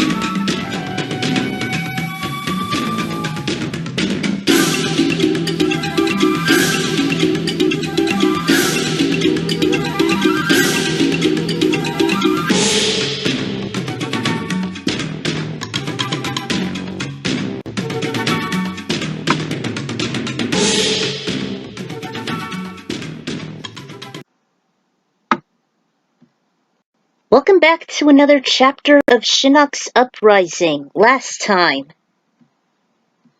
the combatants actually got ready for for Shinnok's war on the heavens in Edenia, as Raiden came to the aid of his hapless brother Fusion, who was incapacitated by the wars in the heavens, and Shinnok returning from the Netherrealm having his revenge, and being ambushed by the Onis. The combatants came to his aid, and Raiden warned them of Shinnok's return from the Netherrealm after several thousands of years. So, meanwhile, Edenia was actually being ransacked by Shinnok's return, as well as his generals with Quan Chi and all of that, while Katana was breaking peace with the Shokan and the Centaurs, as Goro stepped in. So, the combatants reunited with Johnny Cage, who was resurrected by Raiden at the Jinsei Chamber, along with some other chick, he said. And so they made it to Edenia, and Quan Chi challenged them to a tournament of his own. And their goal is to go to the Edenian Palace. So let's begin. Alright, continuation 3. Rallying up the Raptors. You'll see why. If anyone notices I'm missing something about Kai, please let me know. I wasn't thrilled over MK4 nor the latter installments, and Kai was one of its debuts. All I see is nothing more than one of Liu Kang's monk trainees he found. Aside on journeying from Eastern Asia for enlightenment, I don't really find him to be all that special. So let me know what you think. And especially this goes out to MK Confessions. Before Liu Kang ordered his troops to march toward Kung Lao and Aiko just stood still as statues, or more like frozen by Sub-Zero's cryokinesis. He turned and faced the two comrades. What's wrong? That face we saw. Something seems eerily familiar. Aiko and I. He appeared in our nightmares, in our visions of our dystopian future. I think I know who he is, Kung Lao. He's the demon sorcerer Quan Chi. I know him from anywhere. He was the same enemy that possessed the gem of Tetsuri and infected your souls. Remember? I can hardly recall what happened then. If you saw Defenders of the Realm, you will know the true debut of Quan Chi. Not mythology, Sub-Zero. It was released a year before. Get it right. She struggled to remember that aforementioned incident a few years ago. Liu Kang and Sub-Zero felt the same way. What? Who are you talking about? Quan Chi! I thought I recognized that name. That triggered that same memory to Aiko. He was the demon sorcerer from the Netherrealm. Fusion, Raiden's brother, warned us about him. And even I can remember that incident Nightwolf mentioned. He and I were the only ones who weren't affected by the evil gem. The brutal fights the combatants had against each other flashed into her mind while Nightwolf was struggling with Quan's pet snake, trying to talk some sense into them. Fight the darkness! Remember? Sub-Zero broke her reverie. Quan Chi! I thought his name sounded familiar. I can hardly recall that gem quarrel, but I think my brother Bihan was once involved with him. He and Scorpion were hired by him, despite having rival clans. He wanted the best ninja assassins to help him receive a sacred magical amulet. Alas, my brother died trying by the likes of that vengeful wraith obsessed with malice. Tried to resist memories for the death of his sibling during the first tournament. I will avenge my brother, someday. But I can't help but feel the sorcerer has something to do with it. You'll see. Guess we all have an agenda with that creepy-looking scoundrel. Okay, so we all are somehow connected with this punk. Yes, and there's no telling what he has in store. Katana and the Edenians are in there, and we must save them. His words restored their determination and they marched down the hill. But the arrogant celebrity wasn't quite buying it. Is he still love-struck over her? Heh, you have no idea. Maybe we can work some things out between us since I'm back to my suede self. Johnny? We have a duty to uphold here. Combat alert, something's coming through, Nightwolf pointed out. Time to see what you can do, Kai. Of course, master, he replied with a bow. He was beside him, his sensei fought off several shadows emerging from the ground. The Onis came out too, though they were easier to deal with, even for Kung Lao. His moves seemed much swifter and stronger than a couple years prior. Signature tornado kick, it should be, was twice as fast and deadlier as well. I guess all that training with Fujin is finally paying off. At times, Aiko used her cardiokinesis, drained the enemy's health, and it carried over to the combatants who were weak. It's like a magnetic pull of sorts as she sensed who was fatigued or hurt. Whenever a demon shall get close to her, she'd whack them with her club. Johnny volunteered to cover his so-called mate with his own martial arts, while Sonya grew a bit jealous. He was doing all the sweeping. Though she was prepared if any monstrosity should invade her space, especially the shadows, which took her by surprise. Because she never fought in Shaolin monks. Actually, those sneaky subterranean creatures were the most difficult to deal with since they'd always hide beneath the ground and were too quick on emerging. Sub-Zero's ice blasts were a lifesaver once he made his mark, allowing the other fighters, mostly Nightwolf, to vanquish them. Eventually, as the Onis were wiped out, more of the jet black demons came forth. This made the fight more tedious. We have to attack them while they're vulnerable. They need to be solid. The Ice Ninja did just that as he froze each one. Aiko was having the most difficult with them. She kept on missing her targets, and they had no problem doing her with their sights. Kung Lao often came to her defense, just as Johnny did the same to Sonya, remained closest to her, even while she was distracted upon healing herself. Taking in the shaman's words, the other warriors had little to no effort with the undead legion, even while being exposed to Sub-Zero's ice blasts. Whew, those fanatics certainly were a good warm-up. Well done fighting them, Kai. Not bad for a novice. His partner seemed to rely on brute than anything, so he was more like a ravaging tank.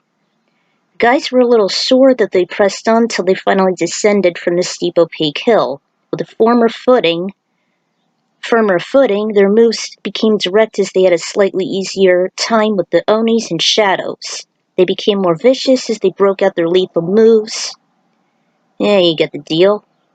Kung Lao used Icy Guillotine, Johnny Cage Shadow Kicks, Kai's Brute Strength, Sonya's Energy Rings, Aiko's Club, Nightwolf's Soul Weapons, and Sub-Zero's Slides.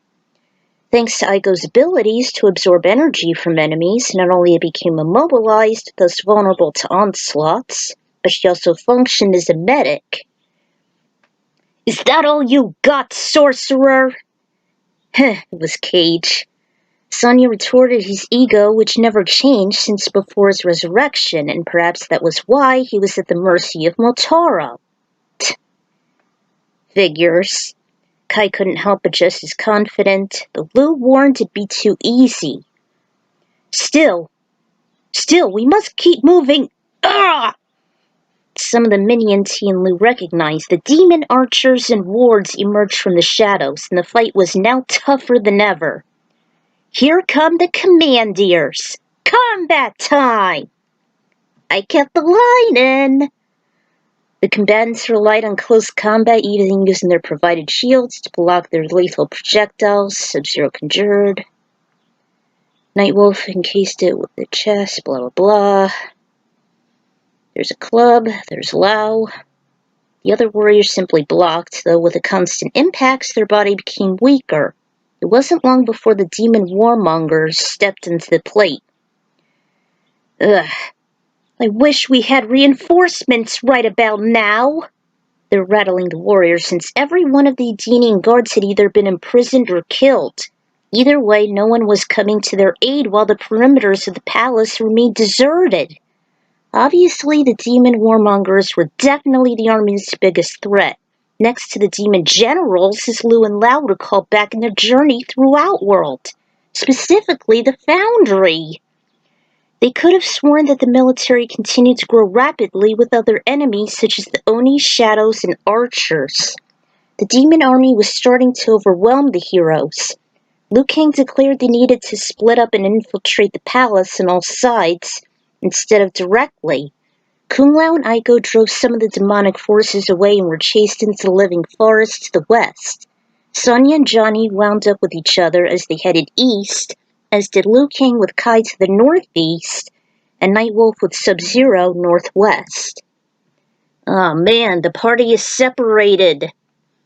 With their formation, both Lao and Aiko escaped to the cooler and moist jungles. The exotic agriculture greeted the duo as the demons continued to chase after them.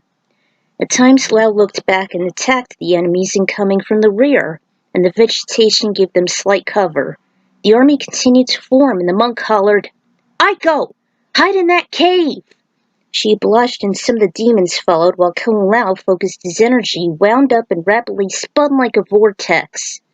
Numerous militians were caught in the funnel, like helpless prey sticking into a spider web.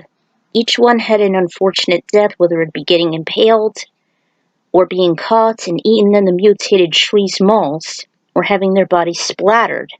The other assailants that were after Aiko decided to retreat into the shadows. She was impressed of all the strenuous training thanks to Fujin. She congratulated him when the F-Zero tornado dissipated. "Great job, Kung Lao! I guess all that training with Fujin has finally paid off." Yeah, I guess so.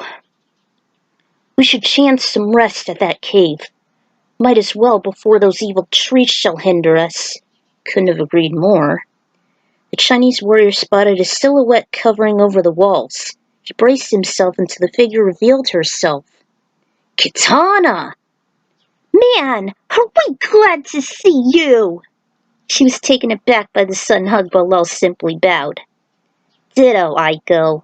I spotted that temporary tornado, despite the clear sky. Then I figured it was you, Kung Lao. I was hoping to find Liu Kang as I noticed the palace was invaded by the army of darkness, but I guess you two will suffice. Lao explained of their predicament and the princess wasn't surprised.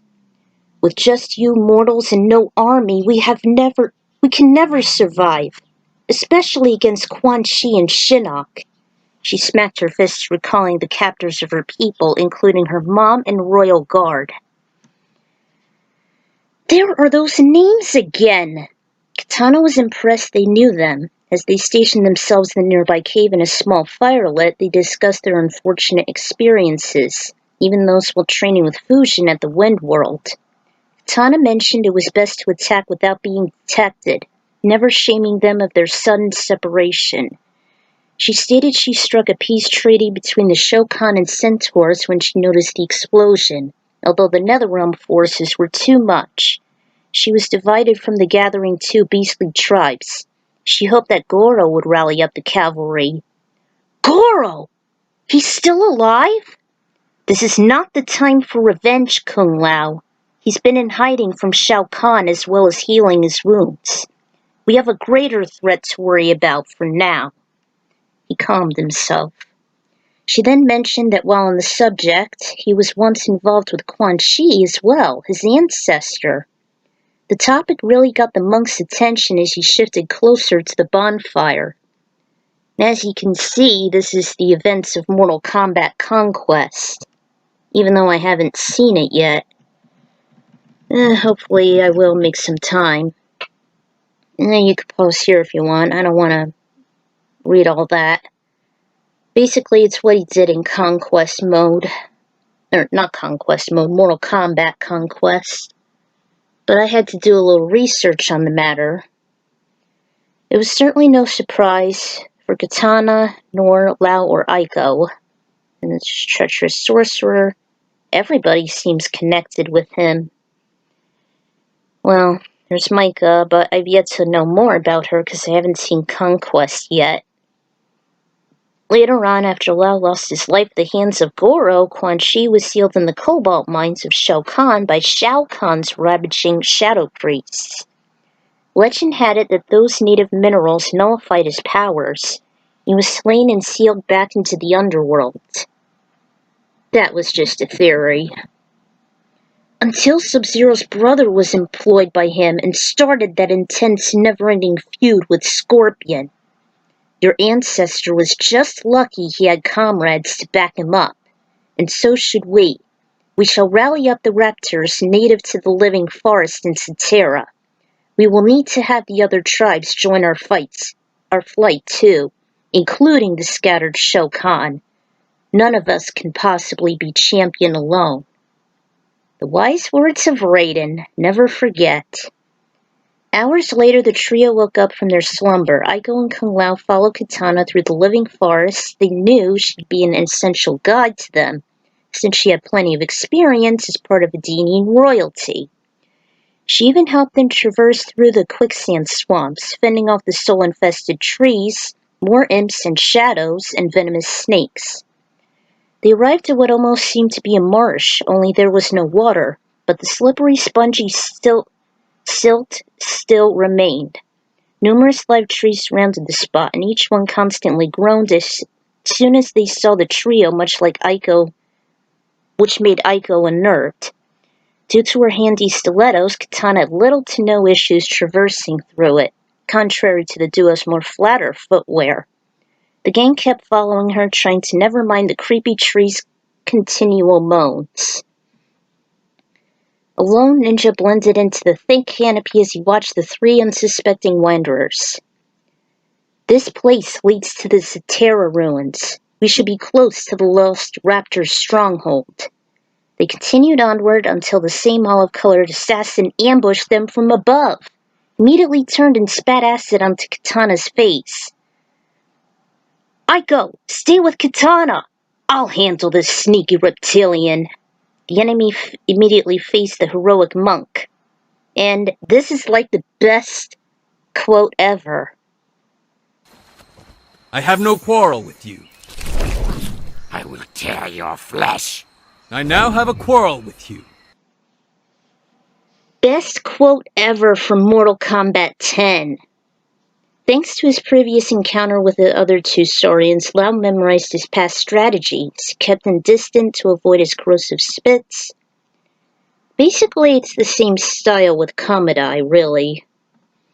But at first he was caught off guard by his opponent's own spear similar to Scorpion's, which dragged Lao over the silt effortlessly. However, he was able to break free as a free hand sliced the rope apart by his deadly hat. The Ceteran vanished, but Lao knew he wasn't done. A moment's silence, he used a spinning kick and got his assailant unawares and into the air. The Saurian was more nimbler than what Lao anticipated, and resilient. Monk's main disadvantage was indeed the mushy silt. One time he was blinded. Lao played to keep away as he teleported. Threw in his hat as Saurian wasn't looking. He even used his teleport kicks. Cetera was more vicious with his invincibility. That was until Aiko conjured her cardiokinesis, squeezing his heart. With another direct hit, the Saurian was incapacitated. Lao towered over the poor reptilian as it begged for mercy, that he wasn't falling to his twisted trick. He raised his hat and prepared to slice him into ribbons. No! Katana came to her with her arms spread out. We need to ally ourselves with the raptors. Killing one would send a terrible example. He must be one of his generals. Do you pay your allegiance to Shinnok? He replied with contempt. I serve no one. My will only belongs to me and to my dwindling clan. Then why did you attack us? We are very territorial. We get very many enemies here, fleshling. We have a right to preserve our race. Aren't all saurians aggressive? They may seem to have violent tendencies, cold-blooded as reptiles, but it's only to defend themselves against their intruders. Our progress in restoring Edenia to its former glory has pacified some saurians, but they're few and far in between. They challenged us in battle at times, but we usually win over them, and so we've proven ourselves by their code. So they go by trials of combat. Great!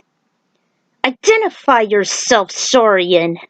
The rebel went by the name of Sizoth after their match, which to Lao didn't seem so honorable, offered to escort them through the deadly forest to their ancient ruins. Needless to say, the Saurian guards weren't thrilled to see those different from their race. The general assured they're not here to fight, but rather rally them up for the war against Shinnok. Even to them, the name sounded familiar and alarming. The kingdom reeked of mildew and overgrown with vines. There weren't many inhabitants, the heroes noticed. There were lesser mutated trees than usual, but enemies still ran amok. Katana stated they lost many raptors while restoring the swamps. Some decided to join the cause since they remembered the legends surrounding the first conflict of Shinnok centuries ago. This is a key factor here.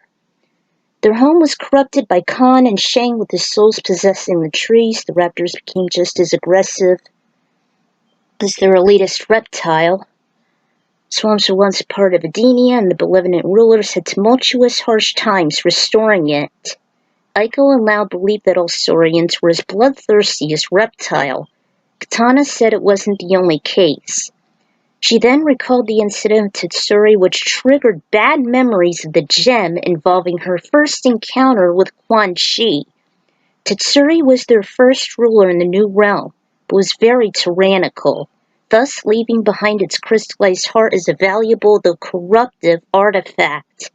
Katana recalled herself and her team being manipulated by it as Quan Chi's magic erupted its evil. The three combatants found a sanctuary to rest in the Satara swamps. The Shaolin monk queried to his companion. Aiko, you said you knew about this gem of Tetsuri, but you and Nightwolf weren't affected by it. He said he destroyed the crystallized heart because he wasn't affected by its infectious influence. Were you resistant to it? No. I was actually distracted by something else. And that is?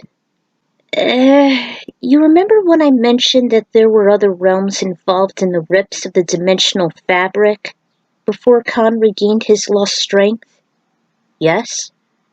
Well, one in particular was the one I missed so much. They came from a different realm, but I forgot what it was.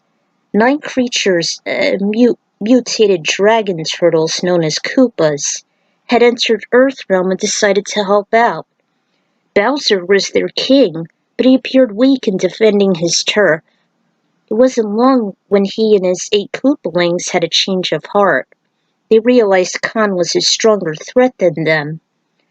One day, when I went with the combatants to the Caribbean rainforest chasing after a portal, the Koopalings kinda got in trouble, and one got caught in a thorn bush.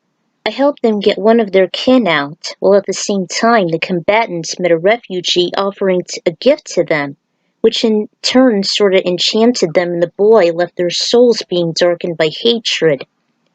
And that was the treasure of Zatara, the gem of Tetsuri. Raiden said this was a myth, never believing it to be true. I guess Zatara was neglected for so long.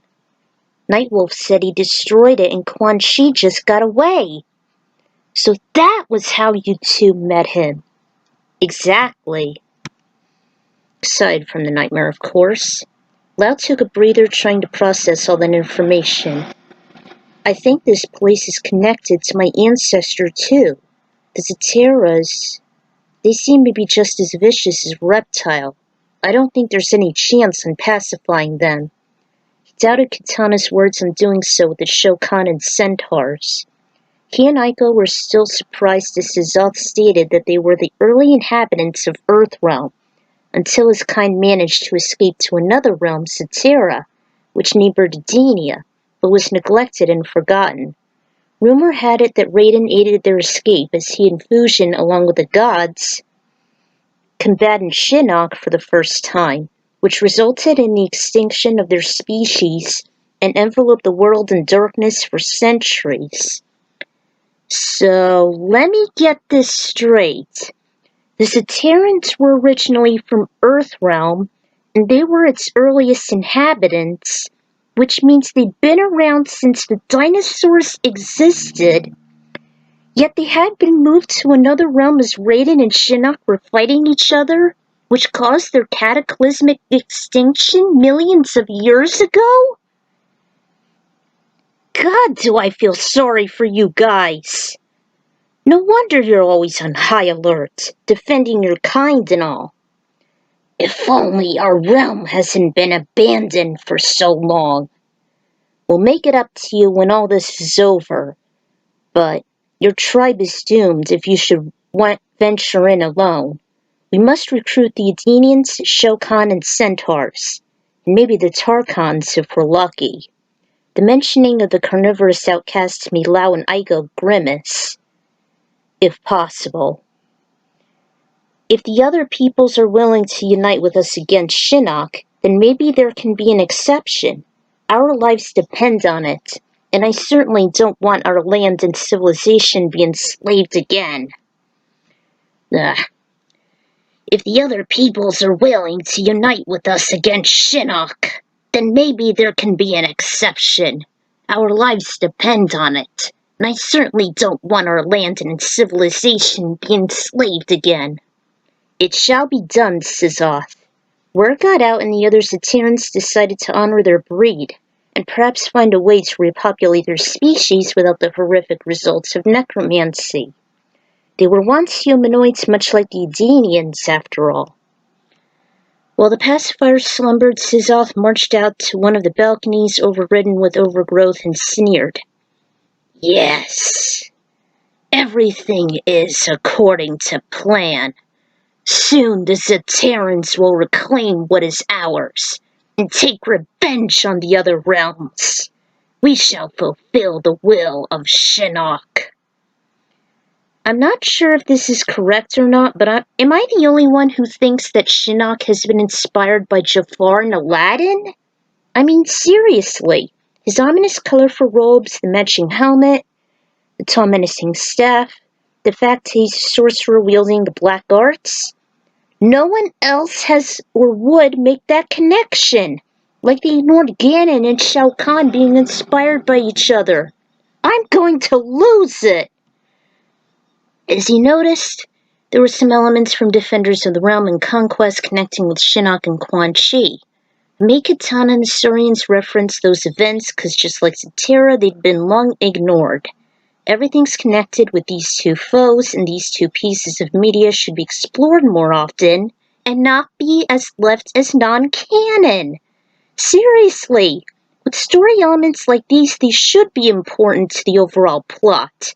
Those S9 creators always abandon so many elements that have so much potential. The fans should be listened to and take charge of all of the games, movies, shows, etc. Fuck those ignorant corporate bastards. This is what MK4 should be, a war that required the unification of all the peoples in Edenia before jumping from combatant to combatant. This is the one game that's been starving for a remake aside from Shaolin Monks. But Ed Boon and his pathetic developers, even the higher-ups in Warner Brothers, don't care.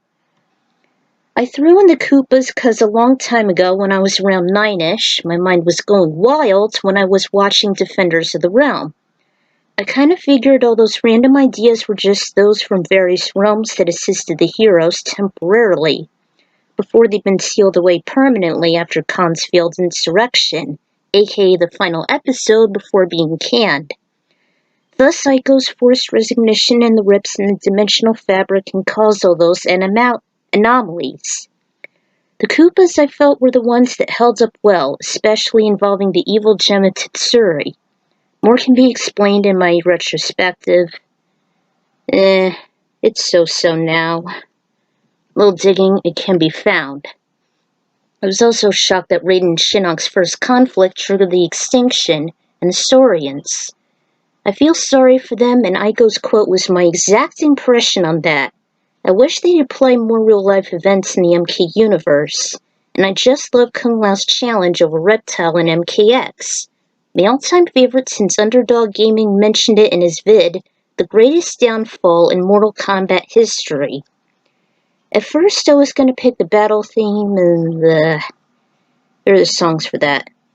So Kung Lao, Aiko, and Kitana recruited the Saurians, but what is Sizot's ulterior motives?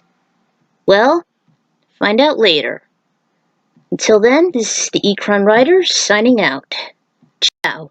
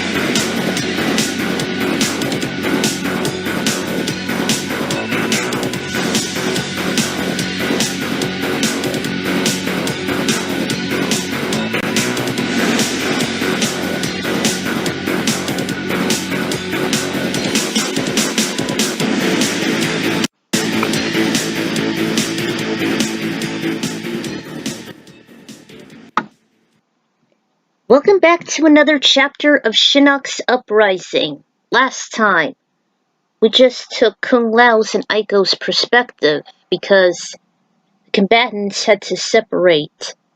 Everyone has been separated by the Army of Darkness advancing from the Edenian Palace, and so Kung Lao and Aiko escaped into the living forest, and they found Kitana and soon Sizoth, one of the generals of the Zaterans. And Kitana's plan was to unite all of Edenia and some of Outworld, unite all the species against Shinnok, and Quan Chi as well. And so Kung Lao discovered what the Gem of Tetsuri was and how his great ancestor was connected to him. So, now we take on the perspective... Damn it. And now we take on the perspective of Sonya and Johnny Cage. So let's get this started. Good thing I know how to edit out these things. Alright, continuation 4, Into the Cobalt Mines. Johnny and Sonia were still running away from the gathering army of darkness. Climbing from hill to hill, the Special Forces agent took out her machine gun over her shoulder and managed to shoot and obliterate several shadows and Onis. They were reluctant to scatter and run away from the fray, but they had very little choice. The Brotherhood of Shadows in particular were giving them the most trouble, as they strategically covered beneath the ground while Sonia shot the gathering generals. One actually managed to trip the poor lieutenant as it gained up and reached for a combat boot. She tripped and the sudden grab made her tumble and rolled down another hill. Johnny screamed her name and dove after her, but just as he was about to lift her, the ground gave way. They slid down some loose soil before they reached a sharp edge. Johnny went and grabbed for his partner, but her rifle wasn't so lucky as it detached and the strap fell around some jagged rock with the flashlight still on. Both combatants regained their footing and composure. That was close. Ugh, good thing those creepy bastards didn't find us. They must think we're dead. Their voices echoed as they bounced off the void and distant cavern walls. With their sore bodies, they sat for a few minutes before they stood up slowly. They both figured it was too risky to emerge into the surface until Sonia's keen vision spotted a narrow path. She took the lead, Cage followed, till their eyes beheld flickering lights from the rock walls. Those firings belonged to some forgers, as if they were structuring weapons or armor. Turned out to be the alchemists were none other than the four-armed beast they were too familiar with, the Shokan. They were assigned different tasks with the blacksmiths. I mean, heck, they're in the mines, they gotta forge weapons. With cobalt especially. So, do you have an alliance with the Overlord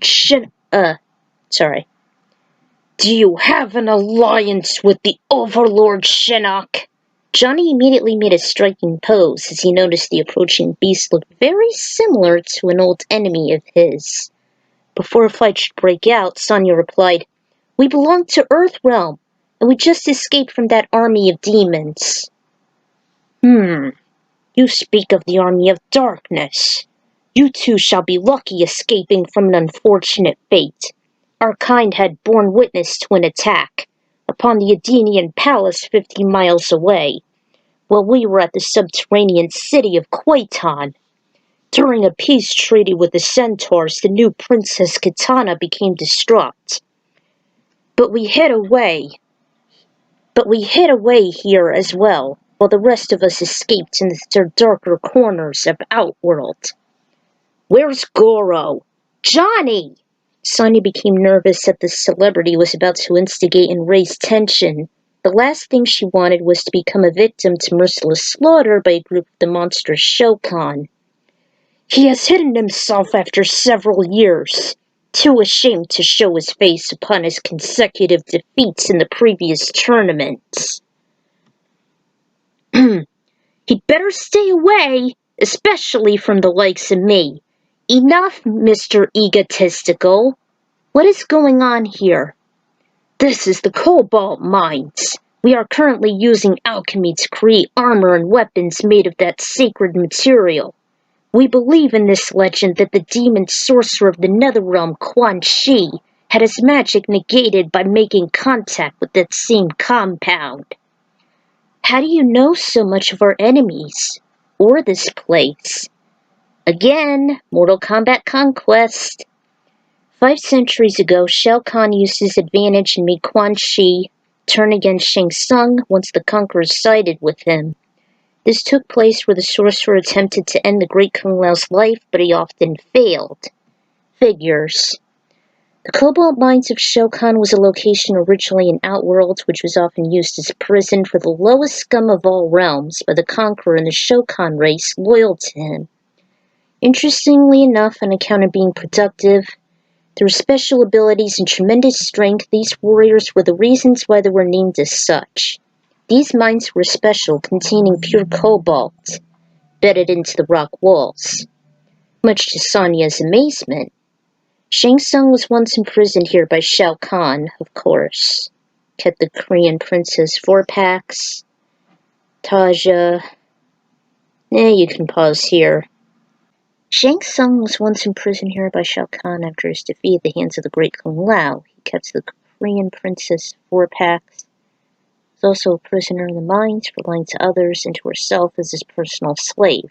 Tasha was manipulated, thinking that her lost... blah, blah, blah. I still yet to encounter conquest, so bear with me. Sonya then questioned the Shao Kahn general of the hanging chains, and he mentioned that the mines contained an execution and torture chamber.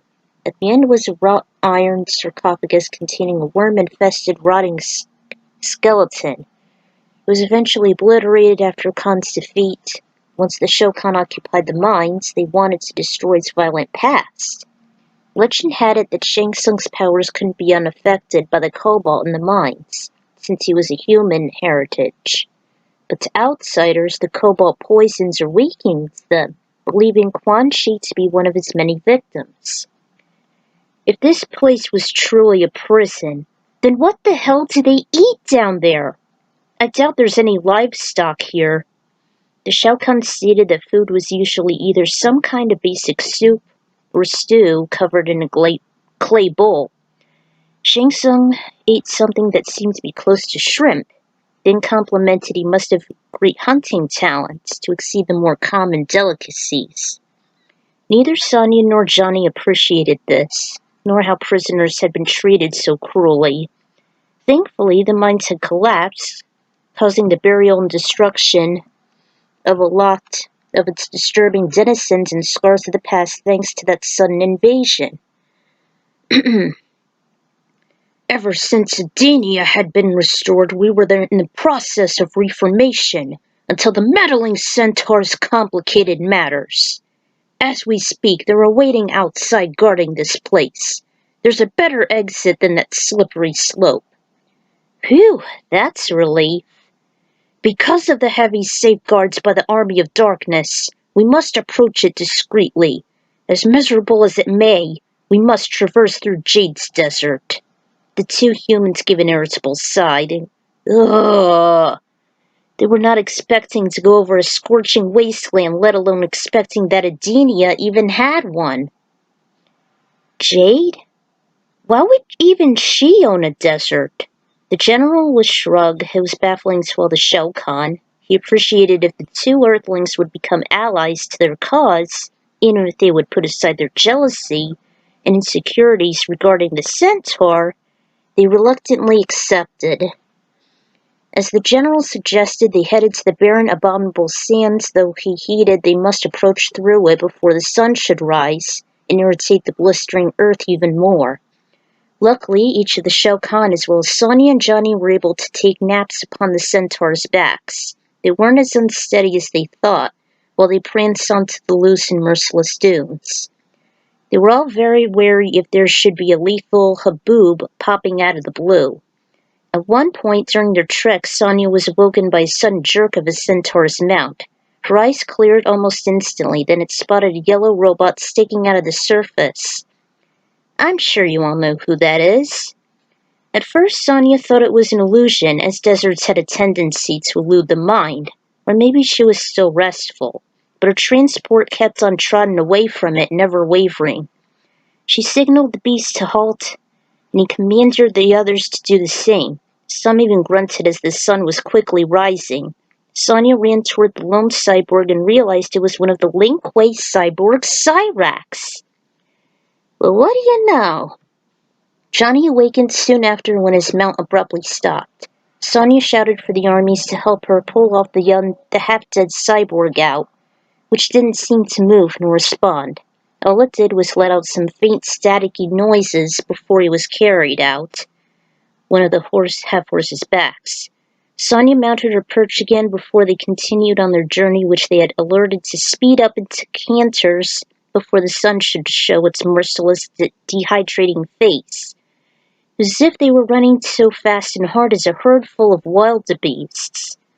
Thanks to approaching and evacuating from Jade's desert early, Sonia and Johnny eventually made it out, although the heroes still couldn't understand why it'd be hers. Deserts in general were very unsettling, and they just couldn't favor Cyrax being stuck in the sand.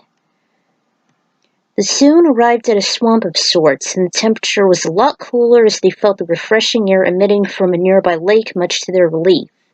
Out of the corner of her peripheral vision, Sonia noticed a familiar man wearing tattered clothing and tan skin. "Wait! I need to take care of some unfinished business. It's Jarek!" "Jarek? He's the last member of the disbanded Black Dragons. I was chasing him in Shanghai earlier." "Black Dragons? You mean Kano?" At the sound of his name, Sonia quickly dismounted from the beast's back. Johnny bickered for her to stay, but she still went straight toward him. Soon enough, the fugitive looked up and saw her assailant. All he let out was a wide grin, just savoring on killing his woman victim. "It's over, Jarek." Actually, this is, the end of Sonia. Well, actually, it was Jarek, then Sonia, then Jax. I actually found a video of it recently.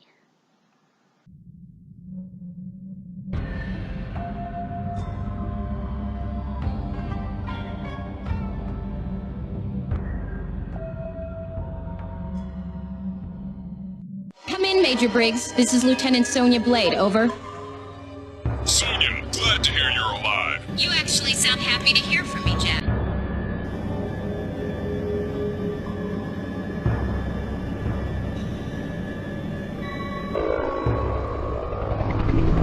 This is Major Briggs. Come in. Sonia, are you there? Come in, Major Briggs. This is Lieutenant Sonia Blade. Whoa!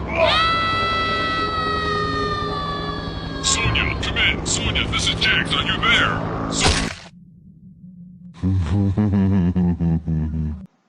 Well, did you guys see that ending?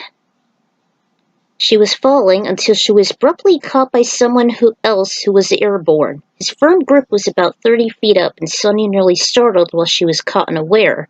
She had her eyes squeezed shut, then she noticed she was on more firmer ground, then brought down softly as she held onto his shoulders. Her eyes opened and she recognized her hero. "Ah! Kung Lao! Surprised to see me?"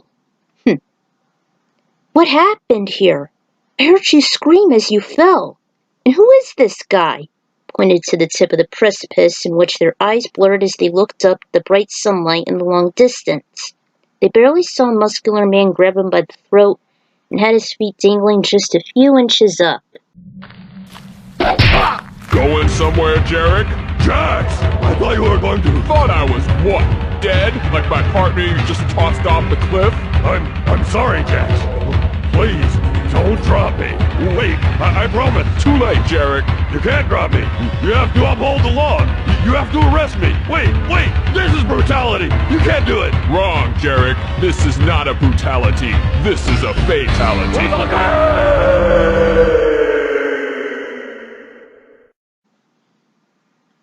Actually, it was the second part of the ending. So, Jax dropped Jarek. The doomed criminal simply fell like a large rock. Kung Lao, Aiko, and Sonia simply watched from within the shade beneath the cliff's edge. Jarek's holler grew louder until his body smacked into the lake's surface as if he hit cement. The trio shielded their eyes, and they were lucky they never saw his battered body ever again. Some thin red streaks broke away, though. Sonia sighed with relief, who wouldn't have to deal with the accursed organization anymore, unless if there should be more stragglers scattered around the worlds or in other realms. Finally! She can never forget her obsession on killing nor arresting Kano since he was responsible in her partner's death. She recalled bits and pieces as Jax was highlighting the lethal invasion in an apartment complex as Kano rigged it.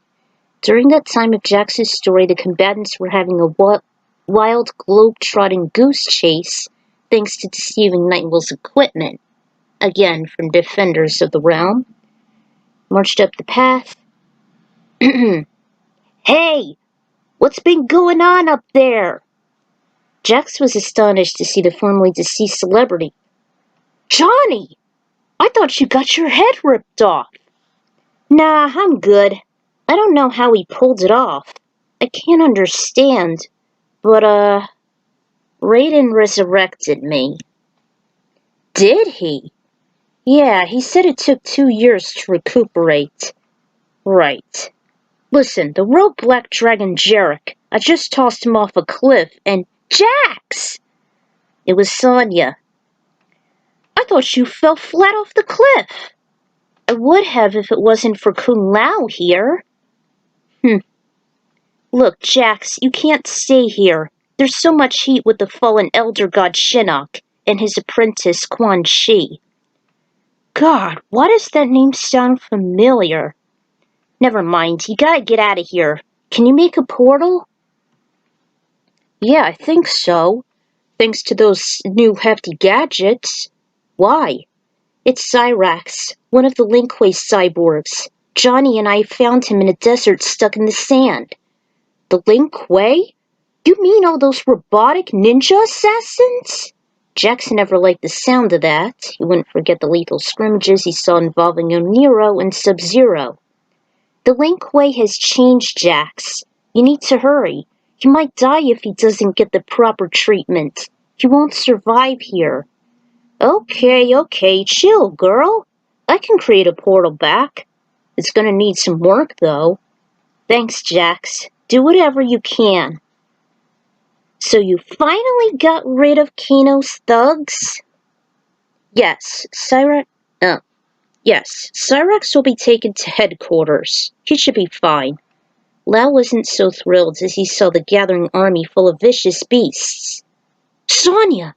You rallied up the Shao Kahn and the Centaurs? They'll tear each other apart limb from limb. They can't break their vow on not being friendly. They're both fine. The Centaurs helped us traverse through the desert and retrieve Cyrax. Kung Lao, they can help us win. Even they despise having their lands conquered. They also created armor containing cobalt. I still don't know what that's gonna help against Quan Chi. The former monk remembered the same tactic involving his ancestor. He thought it was just a rumor. Shang Tsung used to be banished there. We have the Saurians on our side too. We kinda decided to take their customs on camouflage. I guess it really works. Oh good, I'm almost done. So that explains the weird getup.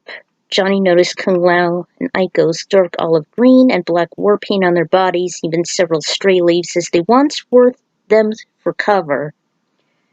Like a soldier in combat. Good call.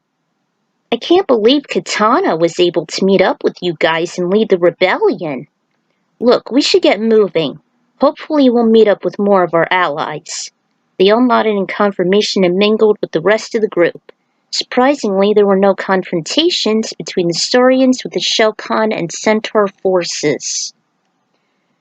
I first heard about the nefarious Jarek as well as his demise by 616 Entertainment with the terrible voice acting in MK4.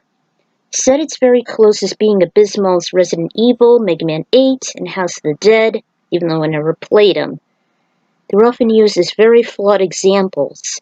Come on, Boone! Do Tobias and us have a favor and remake the damned game? Shaolin monks may need it, but MK4 is starving for a massive makeover. I have to admit that Cyrax as well as the Cyber Warriors was one of the highlights of MK3 ever since I was young, just like Motaro. I didn't want to get rid of him. Concerning MK Gold, they have him play a minor role. I liked his ending with the Special Forces, which you'll see later. There's the Easter egg with Jade's Desert, and he have his humanity restored much like Smoke thanks to Nightwolf in my previous epic, and a valuable ally to defend Earthrealm. And there are the songs for that. As you can see, I took some inspiration from MK Conquest and MK Gold. It's criminal that Gold was considered the ugly duckling out of all the ports. It had extra characters and then cutscenes. Having Cyrax was a nice Easter egg. in Ultimate Mortal Kombat, even though I never played it. I can't wait to get rid of Jarek and recruit the Shao Kahn and Centaurs on the combatant side. I'm trying to reunite all of Edenia here. Damn, I wish MK4 would explain more of this concept in Edenia like Shaolin monks did as a linked Earth realm with Outworld. No, I'm not taking any elements from the pathetic Special Forces. So another Scrappy eliminated. We're halfway done with the separated teams. We still have Nightwolf and Sub-Zero, as well as Liu Kang and Kai. I'll have the inspiration later, hopefully. Sorry for misspelling Quaitan, by the way. And hopefully I'll get a chance to that. Until then, this is the Ekron Writer signing out.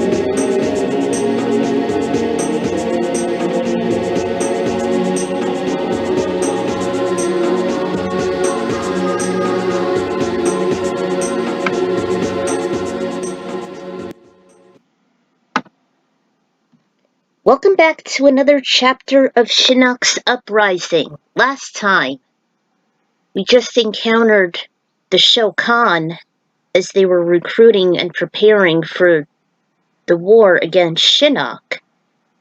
And Sonya and Johnny stumbled into the cobalt mines, where they actually met the Shao Kahn, and they didn't want to fight them, and Johnny was, like, all feisty because they remind him of Goro, which took place before this story took place in Shaolin Monks Part 2, because I'm going with Johnny against Goro from the movie itself. And they were actually making equipment, and they're actually allying with the Centaurs for once, because they want to save their homelands from Shinnok being dominating. Also, they went through Jade's Desert. Sonya finds Cyrax, which was a little Easter egg. And she eventually dealt with Jarek, and Jax finished him off because he was following her through Edenia. And Sonya wanted to have Jax take Cyrax to their home base. If it weren't for Kung Lao intervening, Sonya might have been killed by Jarek as she fell off the cliff. So, they reunited with Kung Lao and Aiko and Katana with the Saurians, and according to legend, The cobalt armor is said to neutralize Quan Chi's magic. Let's hope the legend is true. So, let's get this thing started. Alright, continuation 5, an unlikely ally. And we're in the formation with Liu Kang and Kai, so here we go. With their team dispersing, Liu and Kai continued to fight off the army of darkness diligently. They were reluctant on running away from the tremendous wave of Shinnok's followers, and they refused to turn tail. However, circumstances were not in the Shaolin's favors, as they were all still overwhelming them despite the more even footing, managed contrast to the steep hills as well as the champion's unbeatable prowess. At times, Kai managed to mimic and master some of Liu's legendary maneuvers, including the bicycle kick, the flying kick, yet still it was too much for the esteemed protege, as he was mostly specialized in close combat, including the use of his own Gurkha knife. Seeing his close friend in peril, Liu spotted an opaque hill in his peripheral vision. He then faced and spoke, "Kai!" I can't pronounce that. It's Japanese or Chinese. Kai nodded in confirmation, hid into the hills, while Liu was still in the endless fray. He blocked his face as he conjured up his pyrokinesis, skyrocketing his body temperature.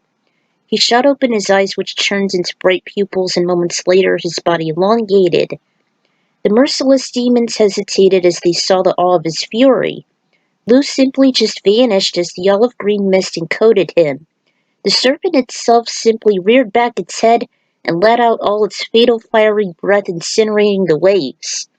Hell, even the elites at the rear were caught in the crossfire, while they collided into the immobilized demons, making the volley larger. As the thick smoke settled beneath the burnt earth, Liu was back to his human self. Kai couldn't help but feel enthralled at what his sensei could do. This was the first time he witnessed his master's greatest potential yet. He was so fixated that he was knocked to the ground from the side. One of the generals managed to evade the wildfire that was long for Liu to burn him to a crisp. This was just the relief the monk truly needed after the animality, soothing his ardency. He offered Kai a hand in which his partner took. Kai was fine physically, yet still he was despondent, hanging his head. He couldn't help but feel envious as he was defeated while his partner was still standing. And this is the reference to the prequel comic. "Damn it, Liu. I'll never be as good as you. You being the Mortal Kombat champion and all." He calmly answered with a raised finger. "Remember what I told you, Kai. There's more to martial arts than just fighting. You must become one with your inner spirit. Only then can you summon your real inner strength, and have that power that you've only dreamed about." Kai just let out a defeated sigh. Ugh. Then a firm hand landed on his broad shoulder. He looked up and Liu pointed to a distant structure with a domed top. "We should head to that tower. We'll gather our bearings and infiltrate the palace from there. I doubt it's likely the army would be suspecting us." "Perhaps Katana's trapped along with the fallen Edenians." Liu and Kai reached the utmost floor without incident. The violet and scarlet sky continued to make a dim light into the circular morgue. Liu used his pyrotic skills to light the distant torches, making the space more manageable for their strained eyes. They saw numerous coffins surrounding the center, and they hardly noticed a fallen warrior on top of the altar at the back wall. The decor in this place stinks," Kai retorted, holding his nose. Liu couldn't agree more.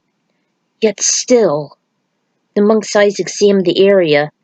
"I see no signs of any of the prisoners here, let alone Katana. Someone must have beaten this poor Edenian here." He mentioned the lifeless humanoid. "Somebody's definitely reached the place first. But who?" As if on cue, a deafening clang was heard very close by. The arched exit was barred. Then the sarcophagus began to move. Lids popped off, though they didn't belong to some bony nor decaying hands. Instead, More of the Onis and generals came out of hiding and surrounded the heroes. Lu commanded Kai to go back to back, and their eyes covered more ground. They braced for the worst. Then a tiny shriek was heard from above. Kai looked up and noticed they were covered overhead by a massive shadow. "Look out!" He tackled Lu aside as he staggered when an immense block caved in from the ceiling. It also had massive spikes underneath that seemed to belong to a Tyrannosaurus's incisors. Flexible, opaque warrior leapt and flipped from the top and landed with a thud toward the group. Kai and Kang unshielded their eyes and they barely made out a male adult with glowing blue eyes and black markings on his face. The monk could have sworn they looked similar to Shang Tsung's. The stranger's gray and white hair at its temples and...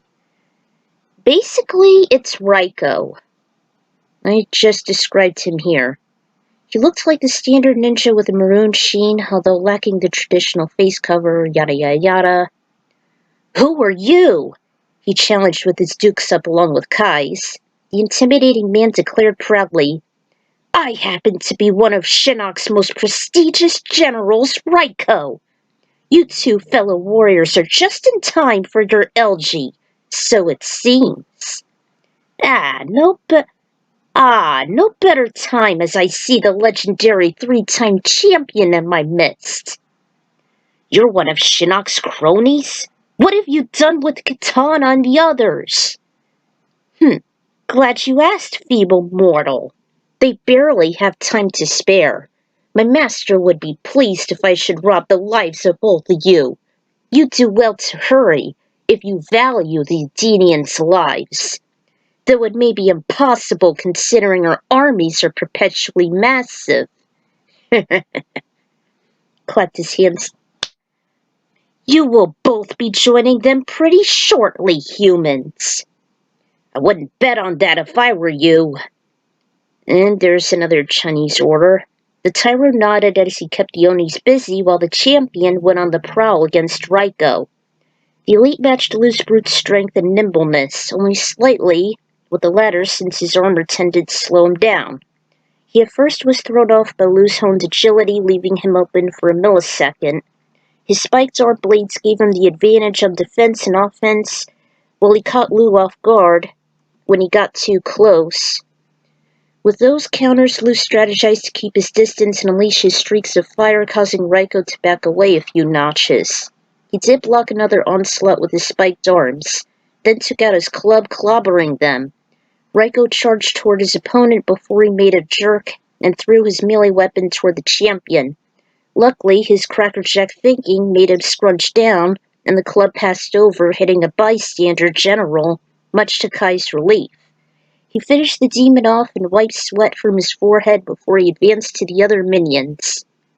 Raiko threw a few sharp shurikens toward the champion.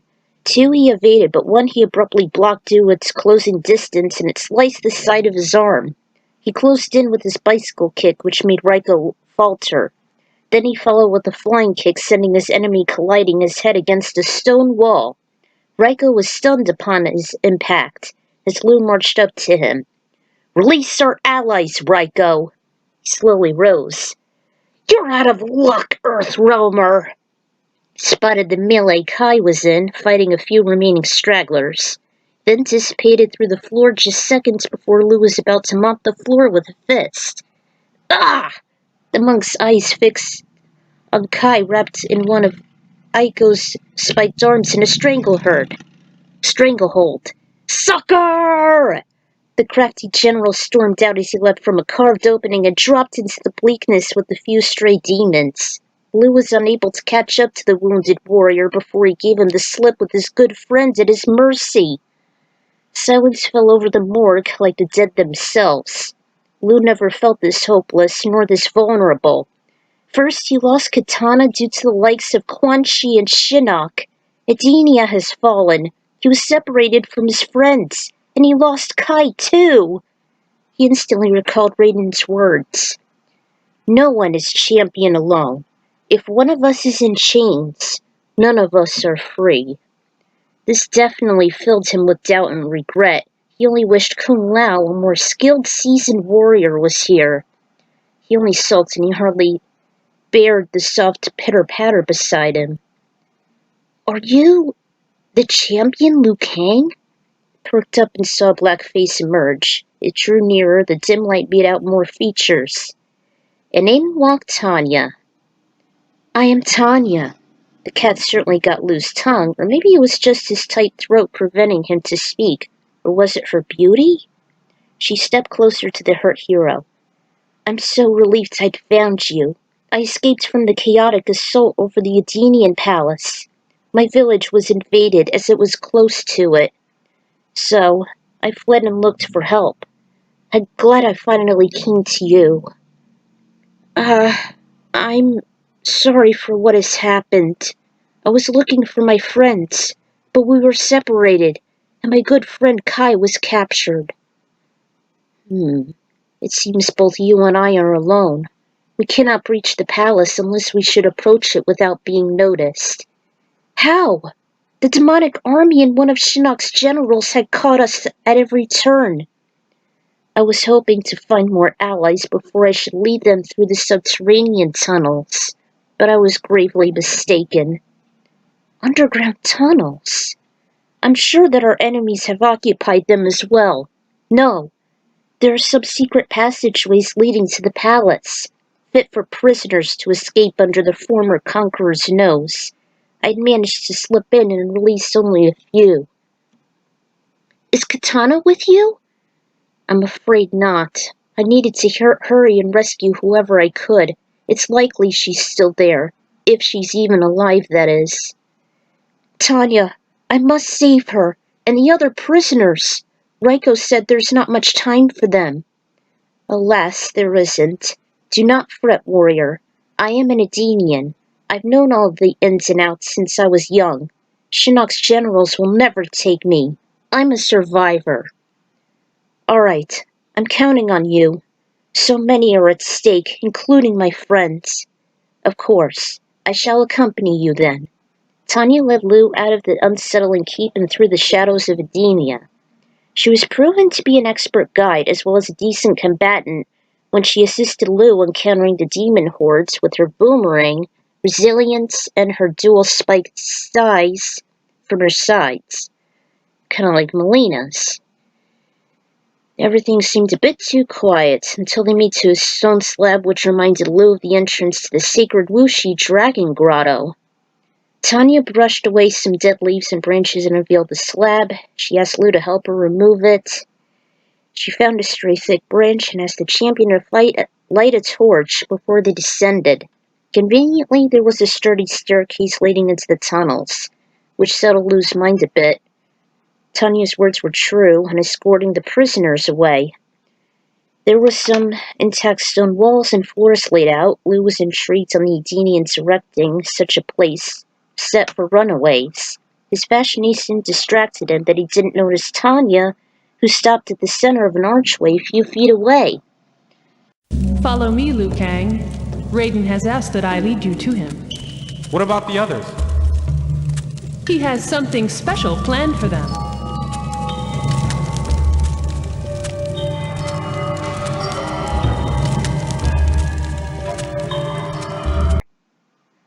Well, I had to cut it short. What about the others? I haven't seen them yet. I had only seen Katana and Kai here. Those were the only warriors I'd recognized. He continued to follow her through what seemed to be an abandoned tomb, which had a jagged stone wall. Wait! Liu was startled as she heard another female voice from behind. He looked, but there was no one except him. A green stiletto stomped on a piece of limestone in the ground, which dropped. Suddenly, two metal slabs collided vertically in front of the duo. What? Tanya was astonished and irritated, and Liu stormed toward the trap door, failing to pry it apart. She was then impaled by a thrown tri-blade. He then rushed to her aid. Don't, champion! Don't! There was that voice again. But another lit torch made out a female ninja clad in emerald. It was Jade! Let it be! Tanya continued to struggle. That voice! With her quick reflexes, Tanya threw the weapon back, but the other ninja knocked it away with a steel fan. I should have known you'd be here. I can't believe you're still alive. Same to you. I will rectify this mistake. Lucha stood there still as a statue while the two lethal women clashed. There was just no way he wanted to fight against a woman, even though he once fought against 3 when the Green Ninja jogged his memory. Nor was he sure whom he should trust. His mind was at an absolute stalemate, especially upon the failure of protecting Kai.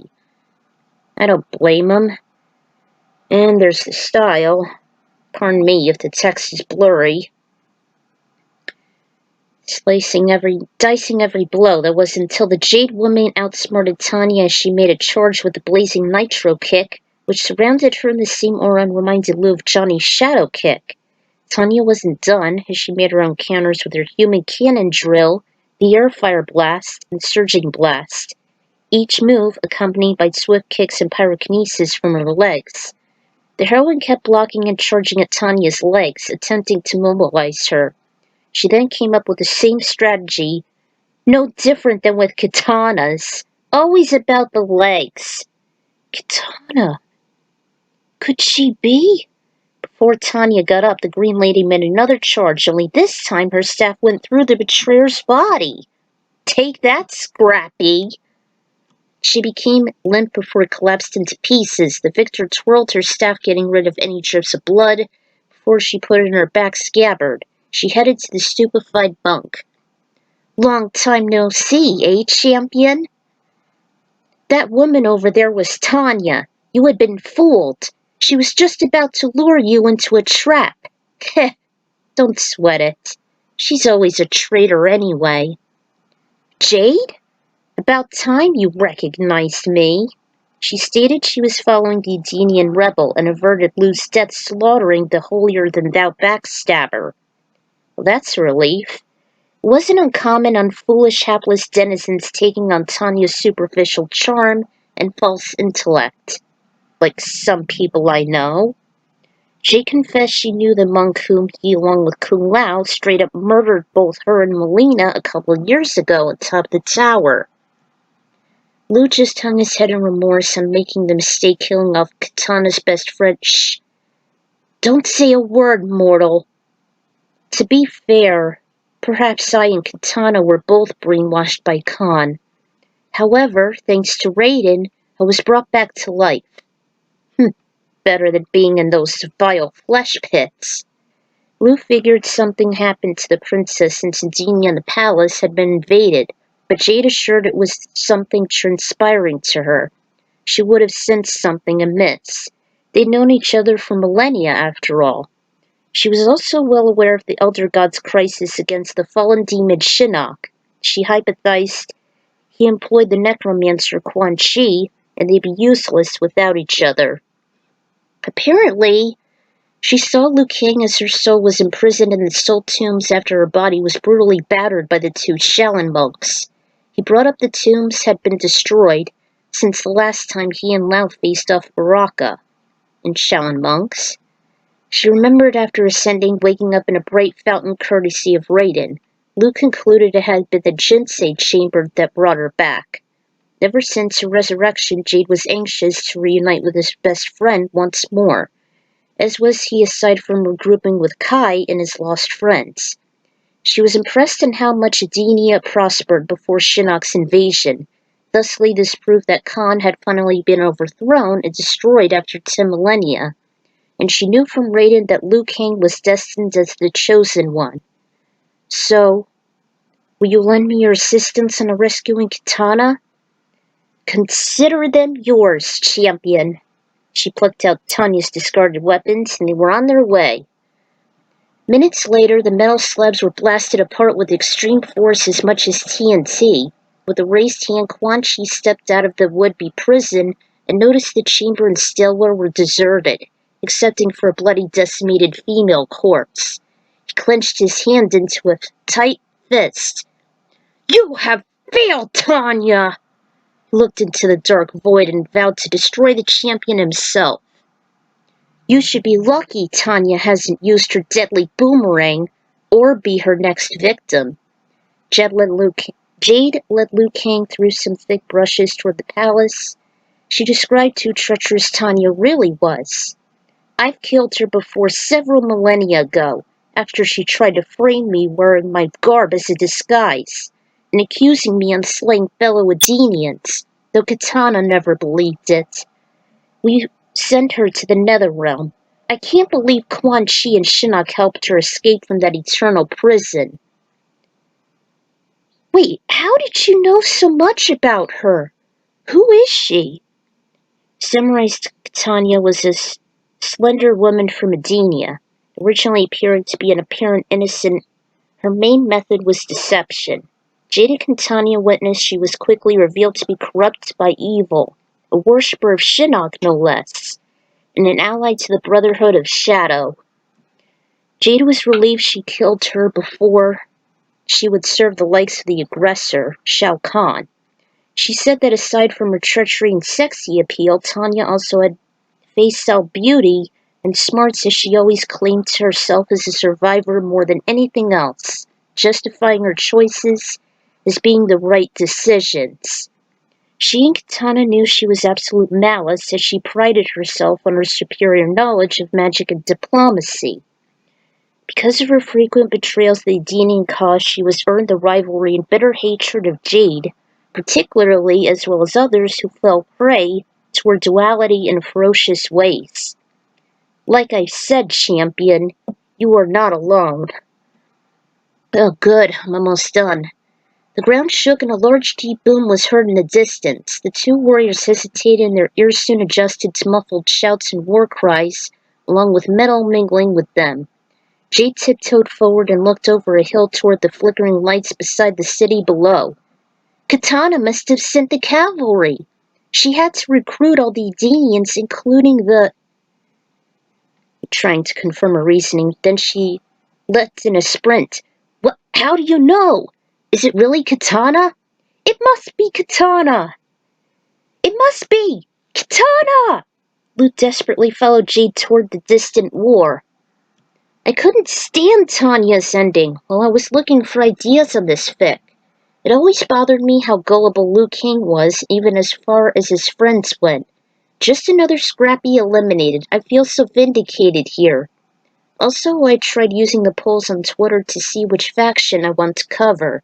However, they never gave me any relief to my indecision, as both polls resulted in a tie. Thank you, guys! Sorry to any Kai fans out there for me trying to make him have a tad of potential, but not enough. I just didn't have a lot of ideas, considering he's a newbie. I wanted Liu to be more vulnerable, as the champion isn't always unstoppable. It was kind of formulaic on recruiting other races with the previous chapters. After all, it led up to the elimination of Tanya, and since she hates Jade, what can be better? I threw in some Chinese cues via online translator for lulz, just to prove that Kung Lao, Liu Kang, and Kai can be bilingual characters. Eat your damn heart out, Overwatch. Kai has to be considering he's Liu's disciple. Okay, yeah, it was intentional in allying Jade with Liu Kang, as it kind of followed the same idea from Annihilation, which came out the same year as foreign mythologies. But what the hell? As we all know, there are worser installments out there, so Annihilation's like the lesser of several evils. On a side note, I can see 4 being similar to separating party members like Final Fantasy VI and Sonic Heroes, each faction having their own difficulty and style before reuniting for the climax, even though the former failed. And there are the songs for that. So, I'm glad I got rid of Tanya. Can't stand her. Phew, only one more faction to cover. This time with Sub-Zero and Nightwolf. Can't wait to get this over with. Until then, this is the Ecran Writers signing out, so stay tuned.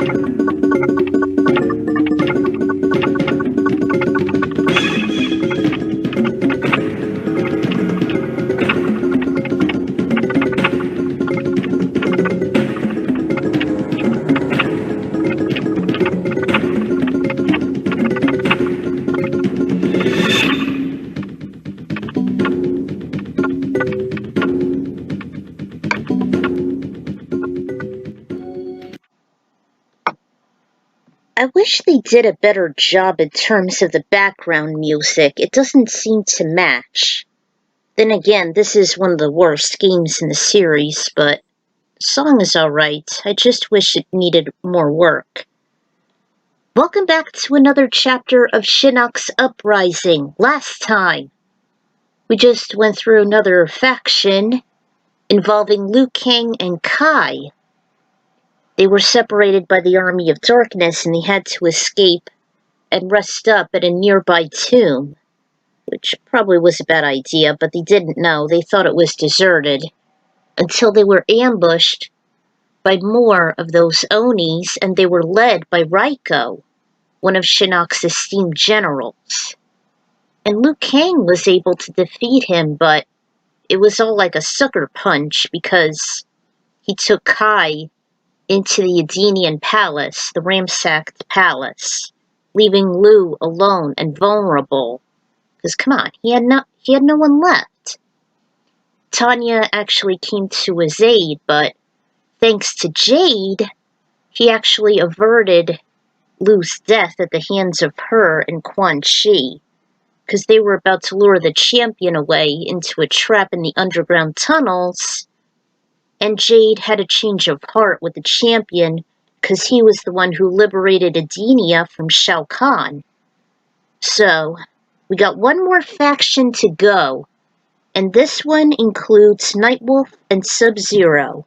So let's get this started. Alright, Continuation 6, Bloodstained Hands. This was definitely the hardest faction I had to make. I swear, if this was made into a game with each separate scenario, this would have been labeled as difficult, hands down. I hope I'll feel so much better once this is done. Nightwolf and Sub-Zero continue to fight off the Army of Darkness while they lost the other combatants in the melee.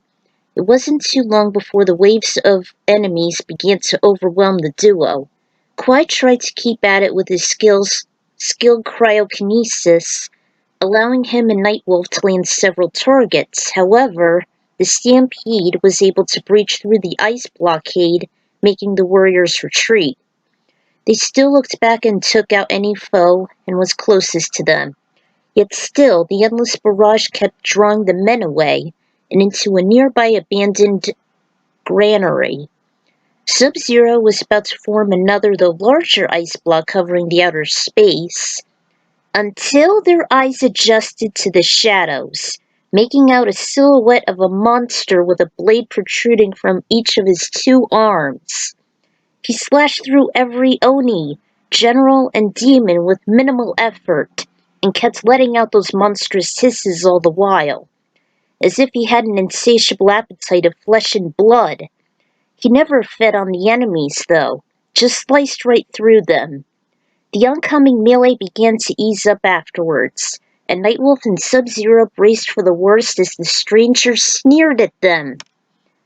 I'm sure you know who that is. It wasn't entirely unexpected as that mutant lunged to the group. Nightwolf took on the battle with his soul weapons clashing against the retractable arm blades. From the dim lighting, the heroes made out the assailant, bearing fangs and all.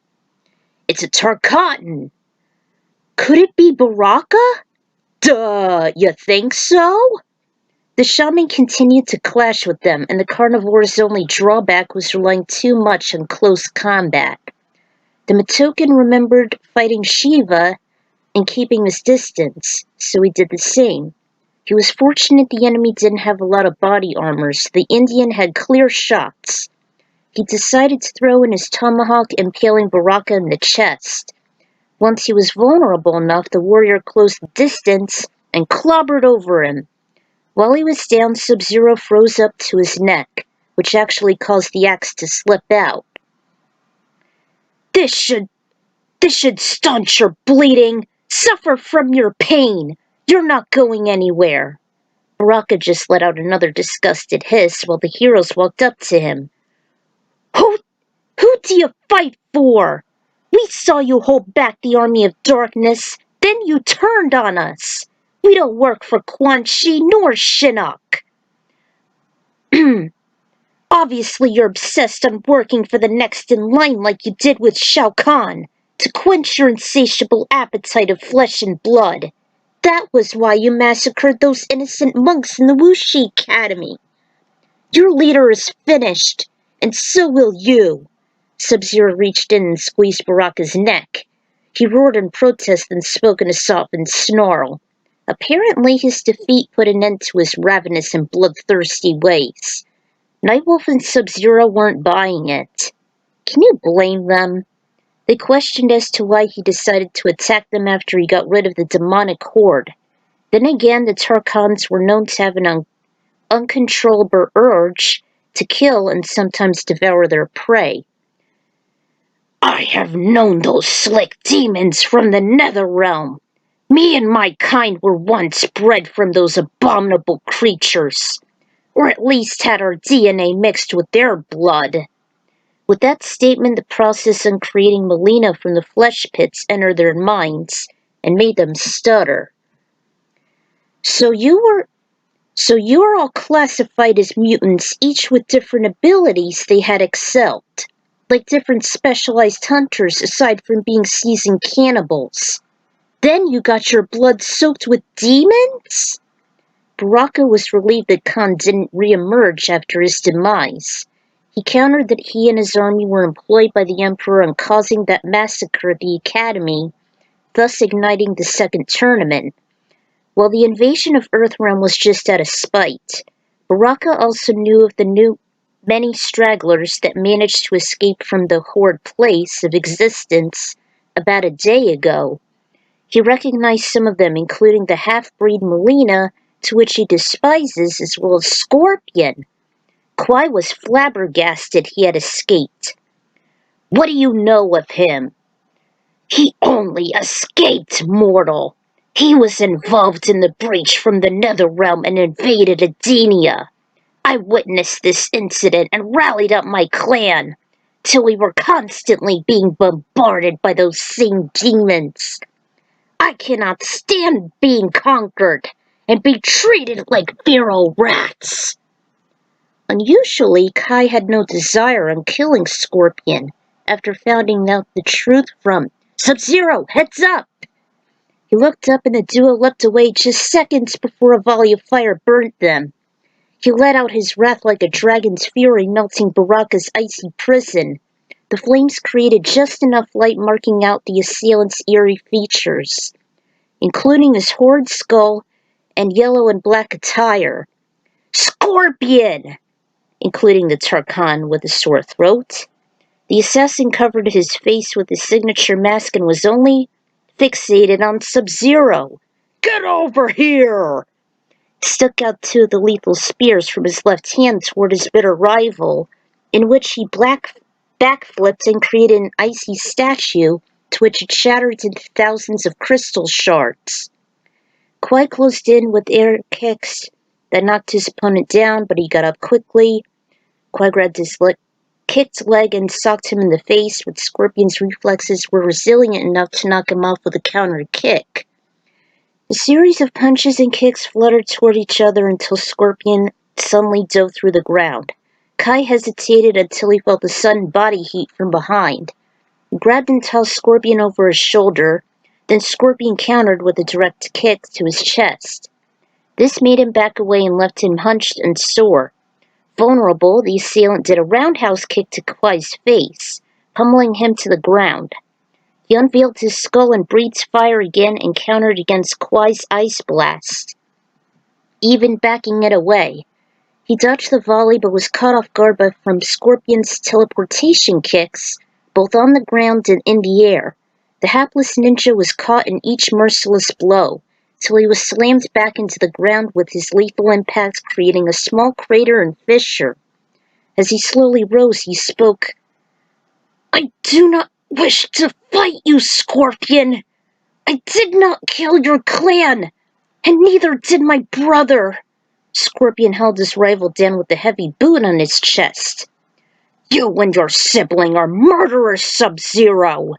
You may be my killer's brother, but that doesn't make you innocent, and yet you still have my clan's blood in your hands. You shall perish and suffer for eternity in the Netherrealm, just as I did. No, I'm not responsible for your family's deaths. Quan Chi framed my brother. He killed them himself. You're lying! Still stunned on his back, he implored, I can prove it. Nightwolf and Smoke reprogrammed a leftover data chip of Sector, one of the Lin Kuei's cyber assassins. He should have known that Scorpion wasn't quite aware nor around when O'Neill declared the advanced and soul-wrenching program and transformations. Crossed his blades from the distant shadows, urging to slice open that demon limb from limb. I will annihilate that hell spawn! Nightwolf just stuck out an arm. No! We have what we need to prove him otherwise. He dug into his side pocket and pulled out the shiny data chip. Scorpion! The cursed ninja turned and saw the shaman walk out of the opaqueness, ready to pounce on him like hapless prey. Smoke and I managed to reprogram Sector's data. This chip shall show you what really happened. Quan Chi has lied to you all this time. I will prove it to you, but you must fight the darkness that is consuming you from within your soul. Resist the manifestation. He stuck out a hand as the ninja continuously marched toward him, kept on the incantation which seemed to grind the curse bearer to a halt. Fight the darkness! Fight the darkness! As if he was speaking into the undead's mind, if he actually had one. With his free hand, Nightwolf activated the data chip which flashed in neon red and opened a hologram over what transpired. Through the fuzzy surveillance which would have been as clear as the virtual boy, pun intended, it showed Quan Chi in a recording of a conspiracy he was discussing with the former Grandmaster inside the Shaolin Temple at a circular throne from which was the topmost floor. Bi-Han was received with gratitude as the thief was successful in his deeds eliminating Hanzo. Quan Chi in fact had offered a map which was said to lead to the Temple of Elements, housing of powerful amulets. He hired Bi-Han to retrieve the aforementioned artifact. He dumped a series of fallen bones and skulls, spilling them onto the floor in order to give the Lin Kuei's payment. Through the fuzzy screening, there were 3 skulls, one smaller as if belonging to a young child. Scorpion's soulless eyes widened as the image of a little boy still in flesh close to his mom flashed before them. The words in the chip were muffled, but the conversation between Quan Chi and Bi-Han ignited between them, symbolizing their bitter service to one another.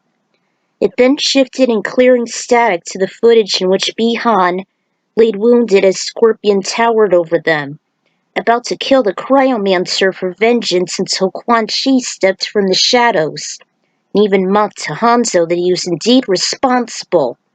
Quan confessed in front of the doomed ninjas that he not only killed the Shiraryu by himself, but also created Scorpion from Hanzo's corrupt soul after his death, turning him into the vengeful specter that compelled him to unfairly blame and kill Bi-Han during the first tournament, and had been the curse-bearer ever since.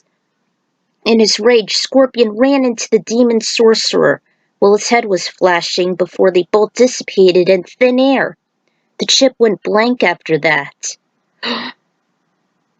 Hanzo's corrupt spirit, just like Takita's. The great Kung Lao fought off a wraith possessing him, and turned him as the demon Scorpion. He was the one who burned Jen inside the Temple of Light. This must have been the acts of Quan Chi's necromancy. Actually, that was by Shang Tsung. He rose gradually by Nightwolf's assistance, blamed Quan Chi's treachery for Scorpion's downfall and Bi-Han's death, holding no grudge against Hanzo. He held his head trying to process the new intel which contradicted his own actions, believing Quan all this time. Why? Why was I so consumed by hate? While doubtful, his voice sounded different, more human, no longer having that unnatural echo. You finally regained your senses then. Do you remember your son's name? My son.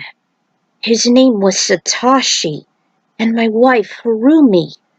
Both men were stunned, instead of Baraka's, as he just hid himself behind one of the rear pillars before he slipped away. Where's Baraka? The shaman looked around. He's gone. He must have escaped while Scorpion exhaled that fiery stream. The yellow ninja pointed a finger. Hanzo, please. The pair marched up to him and quite hesitated before he offered a hand. But why? It was not your fault, Hanzo. You weren't responsible for my brother's death, just as we didn't massacre your own clan, despite us being blind rivals, as that wraith inside you brought despair and darkness to yours, and mine. You were being manipulated by the all-evil power of Quan Chi. Your dead vessel by Bihan rendered your soul to be an easy target for Quan's influence and bound your thoughts to his. This wasn't the first time. A Sub-Zero here was one of his victims as well, while he and my comrades were infected by the gem of Tsuri manifested by him. I had heard stories of the great Kung Lao, and Shang Tsung tried on multiple occasions to keep his soul for himself. Even Quan. One of those times was when he used a wraith-possessing Takeda, a promising friend of Baron's, to kill Jen, before his body rotted. It was all that impure spirit all along. We both were played by the Quan Chi, and were on our way to finish him. But with the overwhelming army, we can't do this alone. Blame Quan Chi, and together we shall restore all our clans. Kwai flashed back to the times when his elder brother served Quan. The one time before he lost his elder brother, Kwai remembered a talk he had. And this actually came from the comic, even though I don't follow them. What is the Temple of Elements? Bihan responded. It only exists to protect Shinnok's sacred amulet. That amulet that keeps him trapped in the Netherrealm. I do not understand. It is protected by the 4 elements: fire, wind, water, and earth. As long as that amulet remains on Earth, Shinnok can't escape the underworld. What has happened here, brother? I came here to make peace with the gods of the elements that you fought, but they're all gone, which means the temple is unguarded. Kwai's mind returned to the present, confused as to what the undiscovered amulet was, and why was the sacred temple unprotected. Unless Shinnok drove them away. To think we were all connected by this madman, even the monk that defeated me twice in the Netherrealm. That was Kung Lao. Your chance to redeem yourself and bring peace to your family is now. I can't help but feel this was my brother's own doing, bringing the sorceress back from hell. I should bear this burden. But what of this omnipotent amulet? Hanzo peeped, footsteps shifted at a distance. There's a tremendous array of shadowy figures with pointed edges, which the guys thought they were concealed weapons. Baraka stepped forward and hissed again. The crowd roared with their retractable blades raised. So you all came to fight, eh? We cannot wait to slice Quan Chi down to ribbons. We had been manipulated for the last time. We are the wild Tarkans, and shall not be blamed. Wait, who is it? Oh. The Tarkans are willing to fight alongside us. Figures, especially since they rave for killing and destruction. Typical nomads. If I'm correct, Melina should be in your midst. This made Baraka spat out profanities. We hold our own allegiance. I'll be more than happy to sick that weak half-breed into a blood sprinkler, just like Quan Chi. There'd been some rumors from the Edenian invasion that she has returned from the Netherrealm, so they took the fight to fangs and blades. While mostly neutral, Baraka said the Tarkans still function as hobos, carnivores, and scavengers in the wastelands. They decided to work with Shiva and Kitana since Melina was out of the picture. He was glad to no longer loathe the half-Tarkatan. Until now! Baraka and the Tarkatans ran straight for the Edenian palace, clearing the way for the heroes. All they did was face each other and shrugged in disbelief before they followed them. Most of the inspiration for this chapter was true underdog and the biggest loser in MK history, that being Baraka. I feel sorry for the guy. MK2, ever since, I was enthralled by that deadly general. Underdog himself stated he used to be a mutant till the term Tarkatan was made official in Deadly Alliance and were merged with demons. Unfortunately, they didn't seem to be as different as him nor Melina, sadly. I'm also so damn sick on having Baraka be a punching bag like Kung Lao, especially in the NetherRealm games, and his own ending in MK4. If you guys remember on my last epic, Baraka only fell into the water, as he was knocked off into the bridge by Liu Kang. At least he wasn't slain like Melina. I thought he was cool in Annihilation, even his kind depicting in Defenders of the Realm, even though he wasn't in it. Okay, it's gross that his fangs were made from fingernails and he was roughly inspired by Wolverine, but Baraka deserves a fair shot. And I included Scorpion's end scenario from MK4 depicted as winning over Bi-Han, and there was a reference to MK4 prequel comic, but I had to add them somehow. There's the thing I liked about the NetherRealm games. There's the moment in which Kwai analyzed Sector's data and presented it to Scorpion, or Hanzo, thus bringing peace to both clans. I thought this was the best thing 10 had covered. Besides, Nightwolf and Smoke are part of the team. How can I pass it up? And there are the songs for that. I wish Dr. Evil had his origin story. So, I finally got all the factions out of the way. I'm so relieved, especially since I'm close to the infiltration of the Edenian Palace. I actually got 3 chapters to go.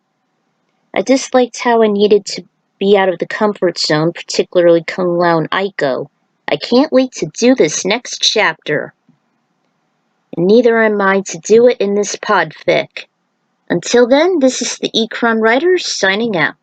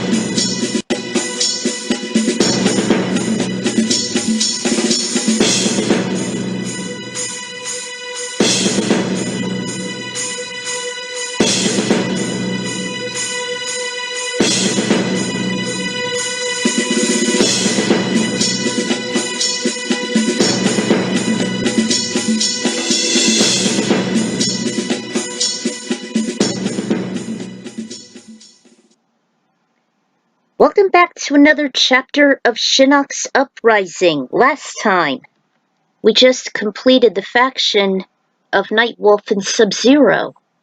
They just encountered Baraka, who was actually determined to stop Quan Chi and Shinnok, because he doesn't want himself and the Tarkatans to be dominated, like they did with Shao Kahn. Because, they're not as user-friendly. They're not really employees. They just are imperialistic more than Shao Kahn, so just force him into slavery. And they also encountered Hanzo, who actually came into terms of what really happened involving the deaths of his family and clan. And it was thanks to Sector's data chip in which Nightwolf and Smoke programmed to give him the information. So it was proof that Quan Chi did it. And at one time, he kind of gave in to his anger and kind of got amnesia or something when he sent them to the Nether Realm. So, Hanzo is actually reforming himself. And now that all the factions are done, it's time for the melee. Alright, here we are. Chapter 7. The Edenian Melee. As Jade was chasing after Katana, whom she thought had rallied up the Edenian's cavalry, she and Lu were cut off but short by more of those lethal generals, which took the duo by surprise. The pair was quickly surrounded by the army of darkness, even the Onis compared with the shadows. Lu was taken off guard by a wave of enemies while Jade kept bashing through them. Her agility and swift moves provided a better advantage, though the monk wasn't so lucky. Meanwhile, the Saurians hid within the shadows, blending in, wearing their disguises consisting of branches, leaves, etc. The onlookers wouldn't even see Katana, Aiko, and others mingling alongside the cunning raptors. One distant warrior wrapped in stray leaves and branches came in and kicked the assailant off of Liu Kang's chest. He looked yonder and tossed his razor-rimmed hat, which decapitated a nearby enemy, and another when it returned to its user. He swiped the rim free of blood and he tossed his stealthy cover away, teleported behind the nearby assailant. His kicks clashed with his lethal blunt weapon before he was covered in spat acid. Vulnerable, the shaded celebrity took off his glasses and finished the job. Hey! Another tenor waved and ran to the stupefied duo. Out came Johnny. Looks like we got here just in time. Who is this hot chick? Jade shrugged off the remark and noticed the Tarkatans beaten the reinforcements to the punch, or rather more precise, by their fatal blades as they let out their hisses and roars. The Tarkatans blew our cover! I'm not sure how we would be able to infiltrate the palace discreetly.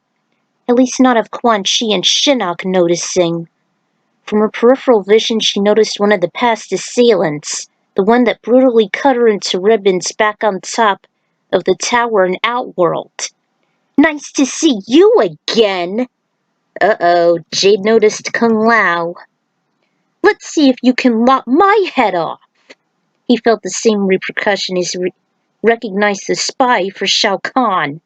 Faced her with a battle pose, Lu broke off the quarrel with outstretched arms. Hey! At ease, Kung Lao! She actually saved my life from a lethal trap set by one of Shinnok's generals. She, however, was resurrected by Raiden. Raiden? He noticed someone was amiss.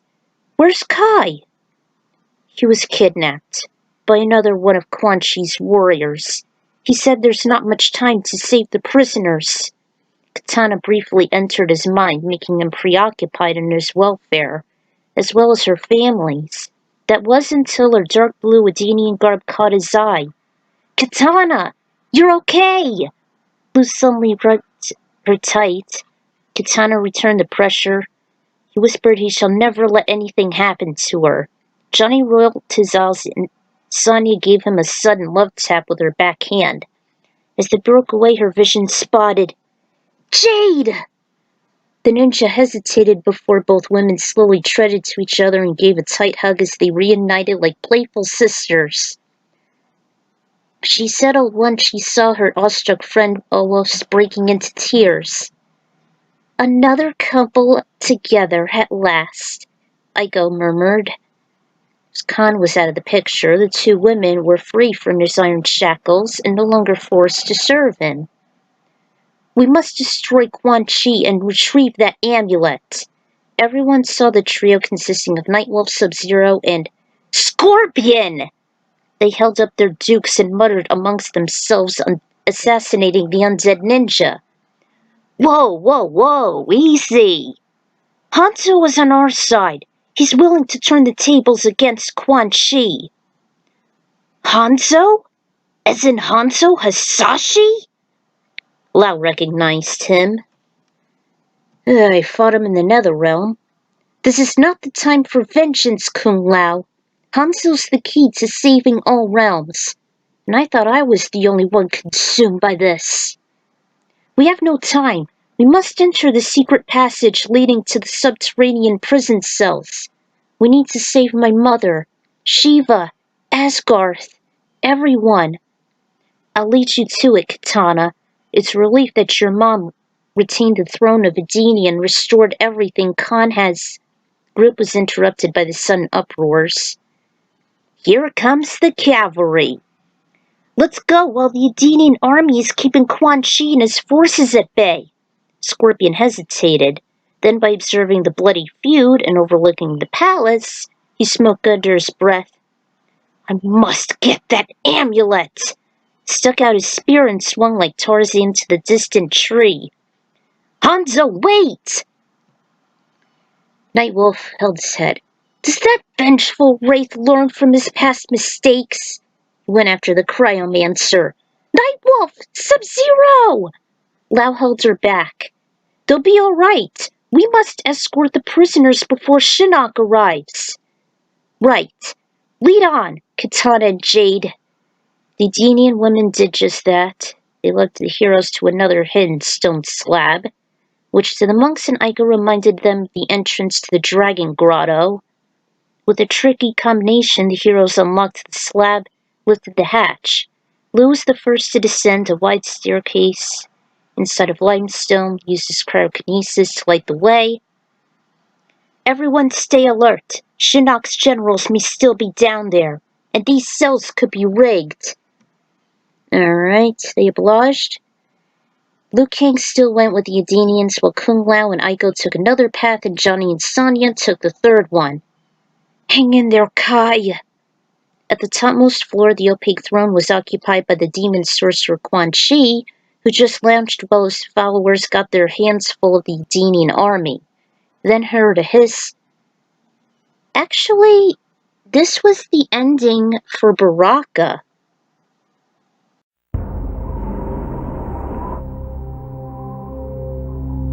Enter.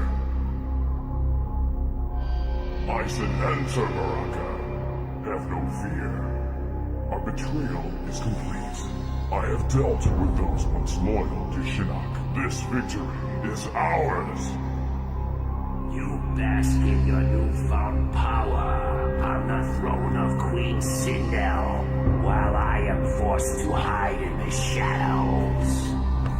Who is it you are hiding from? The Elder Gods are dead. Raiden is dead.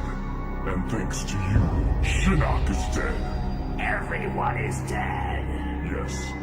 Everyone in this forsaken realm is dead.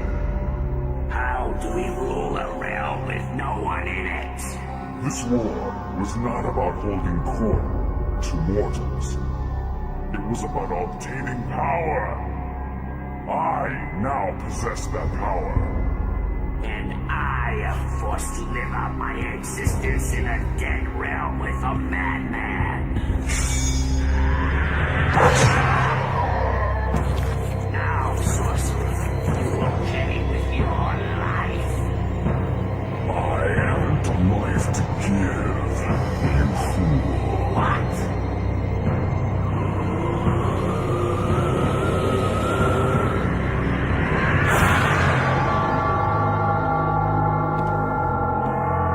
See that? It was so unfair what Baraka went through.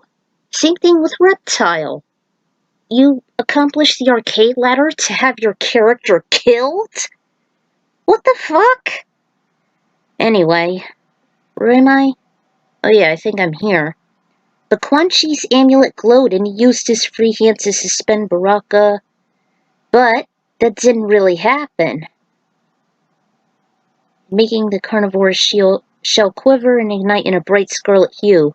Quan Chi wasn't expecting a spear wrapping around his neck like a constricting noose. His trachea was being blocked, disallowing any oxygen while he's being pulled backwards. His two hands kept attempting to rip the hold, but it only made it more taut. Quan's tongue stuck out as his body buckled. "Get over here!" Scorpion hollered, commanding his rope spear, strangling him. He did just that as it popped off while his rotted corpse collapsed in a heap. Hanzo took off his vial, which unveiled a skull with flaming eyes. He almost instantly unleashed his fiery breath into Quan, his helpless corpse, along with his severed head. He stuck out his spear again, only for it to pull away the amulet from Quan's burning body. With the crippling barrier permanently disabled, Baraka fell into his stomach and was stunned on impact. He got up slowly, disoriented, when Sub-Zero Nightwolf ran up to the doomed Japanese warrior.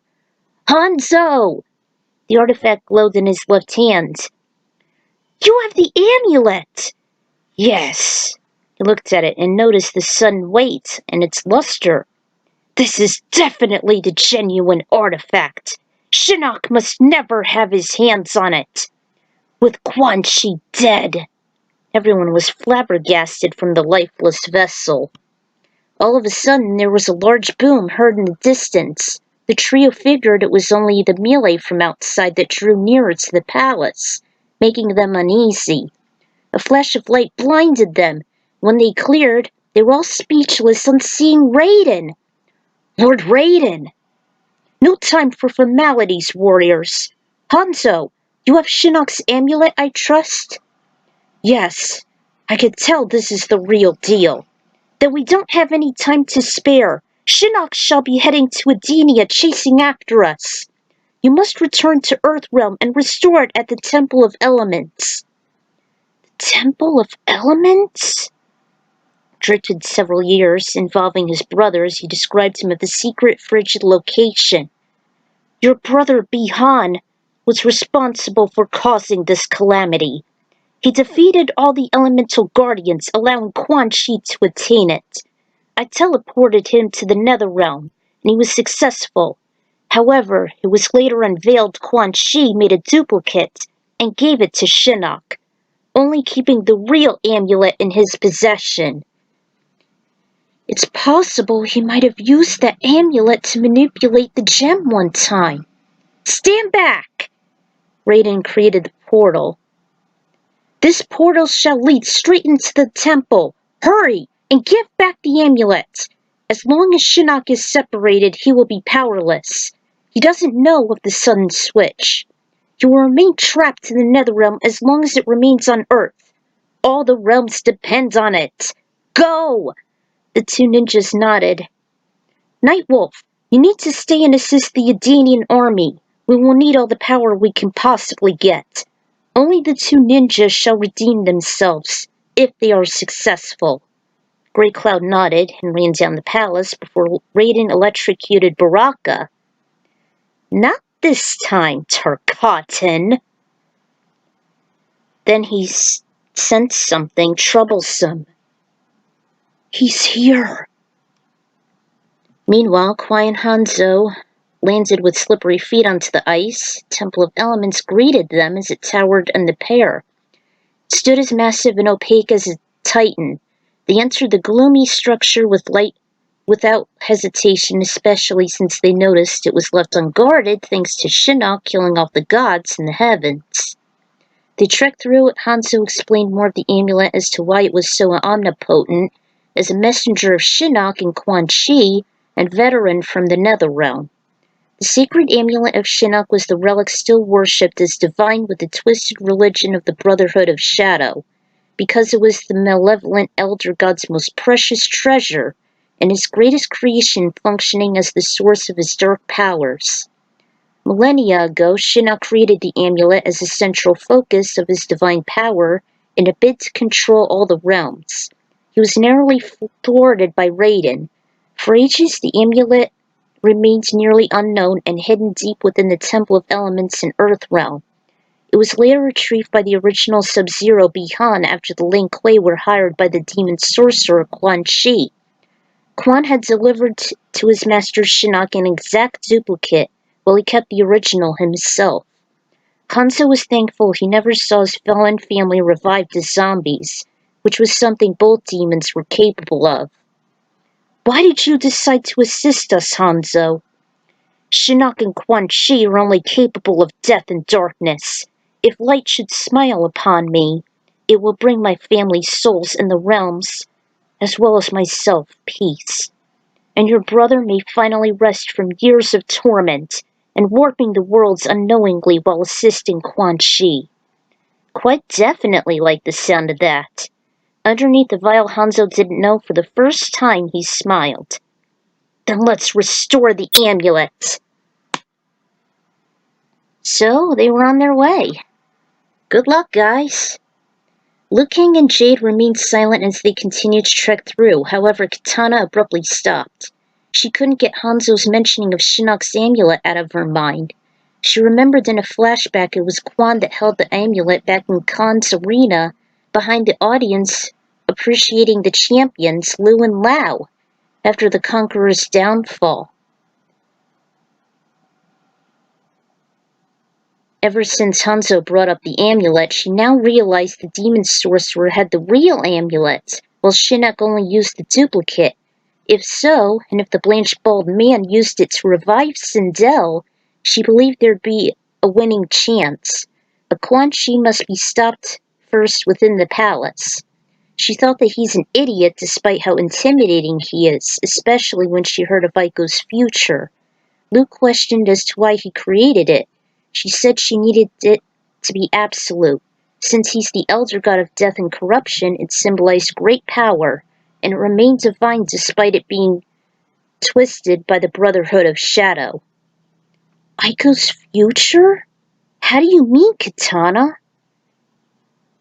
She traveled from the future, Jade. Aiko is a time traveler? How? We don't know. We can all think it was Raiden. But I guess it's no different than traveling from other realms. They all grew silent as they pressed forward. Sonya! She and Johnny Cage heard a distant tenor. Soon came in Nightwolf. Where's Sub-Zero? He's been teleported via portal by Raiden to the Temple of Elements. Hanzo is with him. What the hell is that undead bastard doing there? Johnny couldn't get his fatal fight out of his mind back at Shang Tsung's island, even after he was teleported into the underworld, then returned by the Thunder God. At least that's what I think so. To restore Shinnok's amulet, Raiden said he'll be here at any moment, chasing after him in Fujin. If they're successful, then he's powerless and victory will be ours. What about Liu Kang, Kung Lao, Aiko, and Katana? I haven't found them yet, but I noticed the cavalry's breaking through. It should be easier now that Quan Chi's bit the dust by Scorpion, by the way. Johnny was flabbergasted. Whoa, hold up. Did I just hear correctly that Scorpion, the undead maniac, killed Quan Chi? I'll be damned. Yes. Unfortunately, this path only goes to the throne room. You'll have to go another way. God damn it! Meanwhile, Kung Lao was rushing from the halls, eagerly looking for the prisoners of war Shinnok held captive.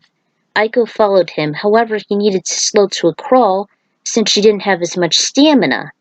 Even after the vitamins of iron as well as the beets one of the monk's physicians offered her from time to time.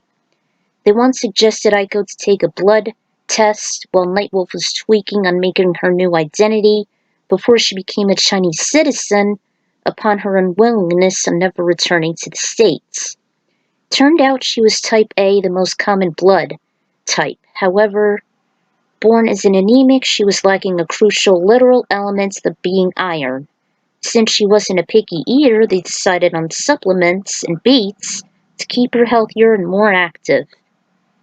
Kung Lao, please slow down! You okay? I just need to catch my breath. They then heard some distant and muffled voices. Most of them were in high pitch. Lau could have sworn they were shouting for help. Followed the distress calls while Aiko continued to lag behind. Soon enough he came across a series of small cells, some with bars, others could be electric force fields. To test one of them, he threw his hat toward the exit as he figured, shocked the rim as it spun before it dropped. It's booby-trapped! Just as I suspected! No different than on being disallowed to No different than those crafty traps at Shang Tsung's island. Summoned it back before he felt irritated on being disallowed to face the sorcerer. Aiko spoke. Can you teleport behind the force fields? I can try. He ordered the inmates to step back, though there wasn't a lot of wiggle room. He performed a successful work from beneath the stone floor. Hold on to me. I'll get you all out. After a while he was successful in retrieving each of the prisoners. He decided to stay discreet. So, the strategic monk eventually escorted everyone out, though he needed to hold a wounded Edenian over his shoulder. Our enemies, Quan Chi and Shinnok, may still be watching us. There must be somewhere they need to escape. I think I know where they can be. He immediately contacted Sonya on his wrist communicator, the one Nightwolf invented. Sonya, can you hear me? Yeah, I reach you. What's up, Kung Lao? I need you to send a portal back to Earthrealm. I found several prisoners of war, including Sindel, Shiva, Asgarth, and others. Great! Where are you? I took the middle pathway and found each of the survivors. I hope it gives us enough time while the cavalry keeps our enemies at bay. Right. The path I took leads into the throne room anyway. Stand by, Kung Lao. Moments later, he and Aiko were reunited. Where's Scorpion and Sub-Zero? They went to the Temple of Elements to keep away Shinnok's amulet. Without it, he could be powerless, and we may stand a chance. The shaman powered up the generator. This portal can only be used from the last rip point, in Earthrealm near the Bayon Har Mountains. Good. I can escort the prisoners to the Wuxi Academy. They'll be safe there. The Academy? Are you sure? Of course! The able-bodied monks will protect them, and some can heal their deep wounds. As long as the two demon sorcerers are at large here, it's the best thing to do. Look, I know this would be a first for us Earthrealmers, but we have no choice. This should definitely shake our bones. Alright, the portal's open! Hurry! The Shao Kahn and Edenian went into the portal little by little, even the wounded warriors like the fallen royals and their bodyguards. Sonya, Nightwolf, and Johnny only stood there and watched until the portal closed. Lau continued to carry the injured Edenians over his shoulder as he asked where he took them. He could inform the prisoners as he escorted them to his training grounds. As long as Shinnok is kept away from Earthrealm, they'll remain safe. They got closer to the peaceful grounds. Lau shouted a message in Mandarin, alerting any nearby monks they must be sent in emergency care for some of the refugees. Lau eventually unloaded the weak Edenian. One of them said in the native tongue they were intrigued with the inhabitants of Four Arms. Lau stated that their Shokan race from the realm of Edenia. Sindel and Shiva weakly added it's their home and that other realms were real. Lu's grandfather met up. Kung Lao! You escorted other worlders to our domain? I didn't have a choice. Quan Chi and Shinnok are still waging war in Edenia. We hadn't yet won. Liu Kang and Kai are still out there. They are? Then you must finish this fight. Lord Raiden warned us about this oncoming threat. We'll be ready. Lau nodded, and the frail monk urged him and Aiko to finish the job. Conveniently, the portal reopens at the same place where they escaped from.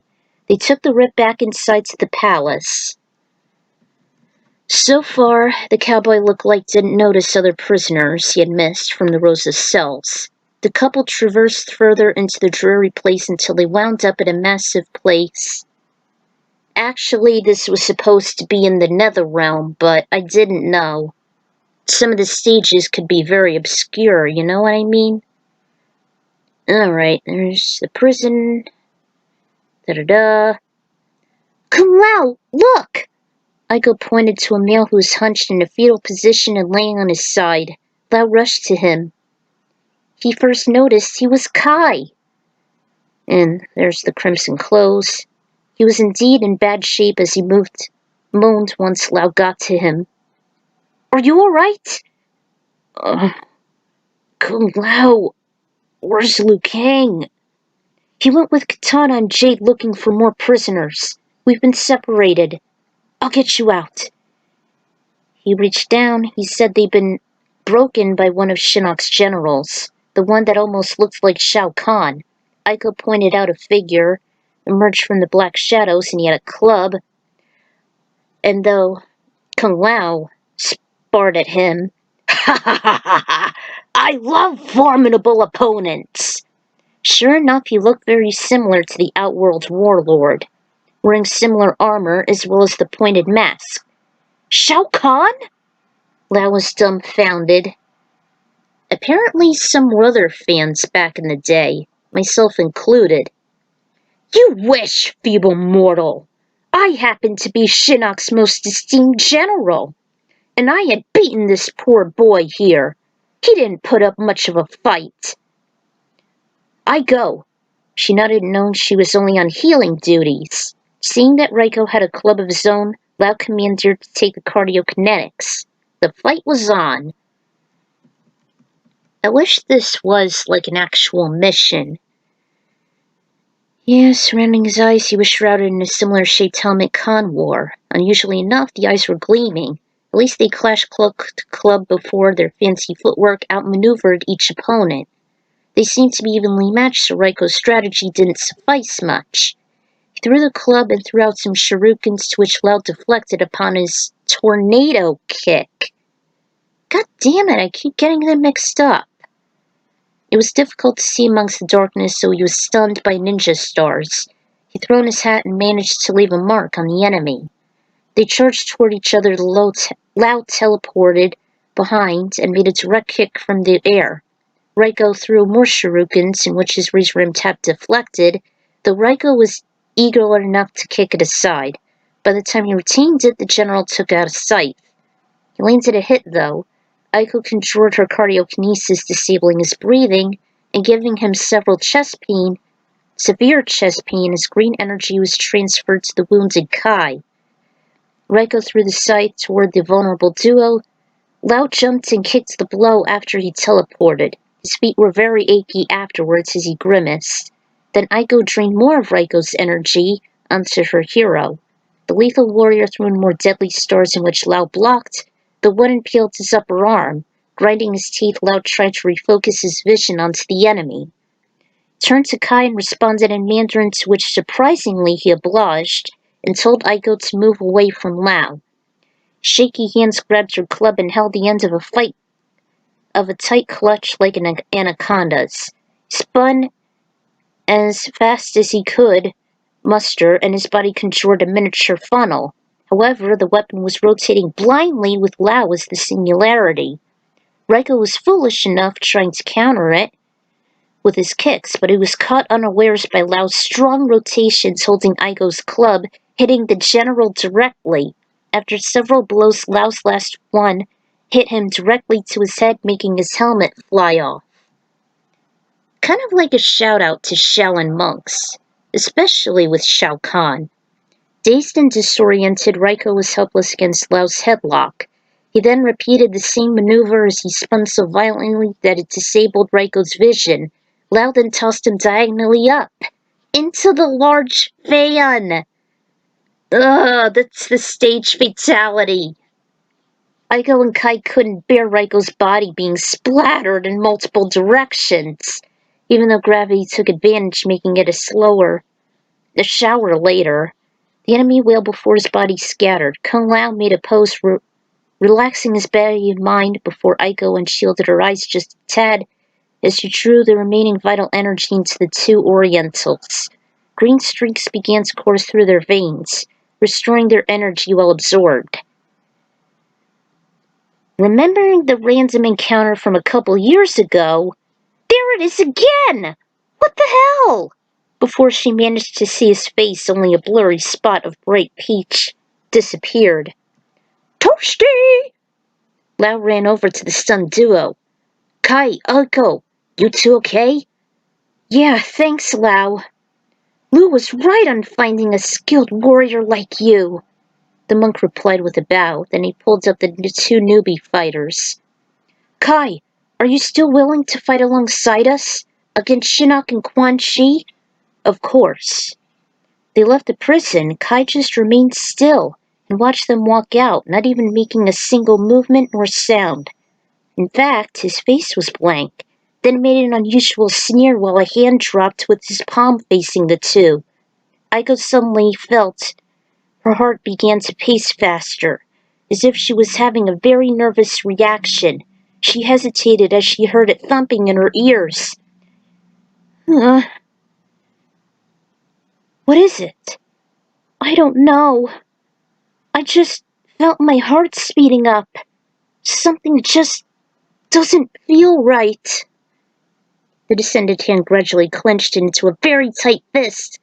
Aiko began to get lightheaded, and her chest began to have a sharp pang, as if a knife stabbed through it. Lau kneeled next to her, trying to tender her until he saw Kai raise another hand. What? Kai? All he did was show deep dimples as his eyes narrowed, and the monk crumbled. He struggled to lift his head. An ominous figure stood with bright blue flesh and a crimson wardrobe with matching hat.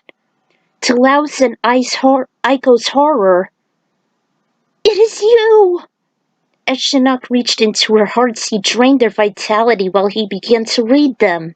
All their thoughts, all their fears, their being. Kung Lao and Aiko. His voice was sinister enough. It can't be. This was all a trap. Thank you for grading me the energy and the heart-bending skills I needed. And quite a rare specimen indeed, little Aiko. Twisted his hand, causing her heart to feel like a fire poker. All she did was reach out a hand, begging for Lau to rescue her. Let her go, Shinnok, if you come to kill us. Oh, no. I'm certain you have your reasons to join me, fellow mortals. I can see your future, your nightmares.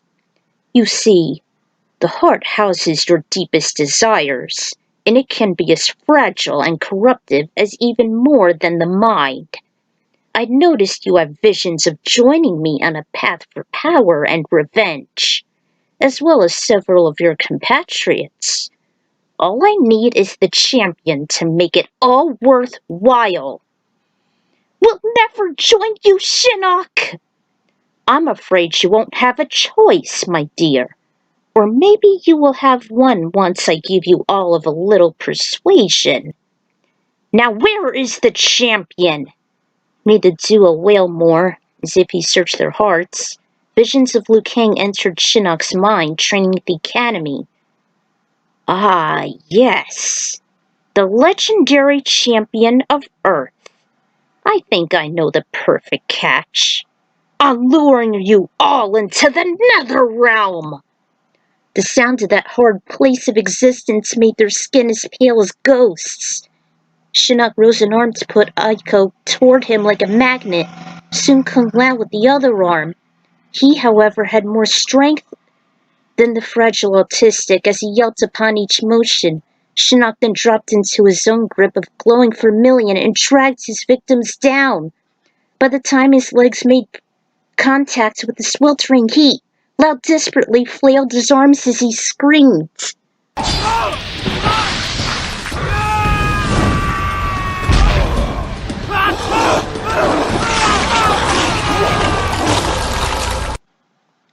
Lu heard all the shrieks and his ears followed them to a nearby chamber. He bashed through the metal door with a flying kick, and he disregarded the pain. He came to the barren, massive prison only to notice a body scattered across the stone floor. Looking at his head, he recognized it was Kai. So Lu didn't confirm to be the cry. Replaying the screeches in his mind, he recalled it was Kung Lao!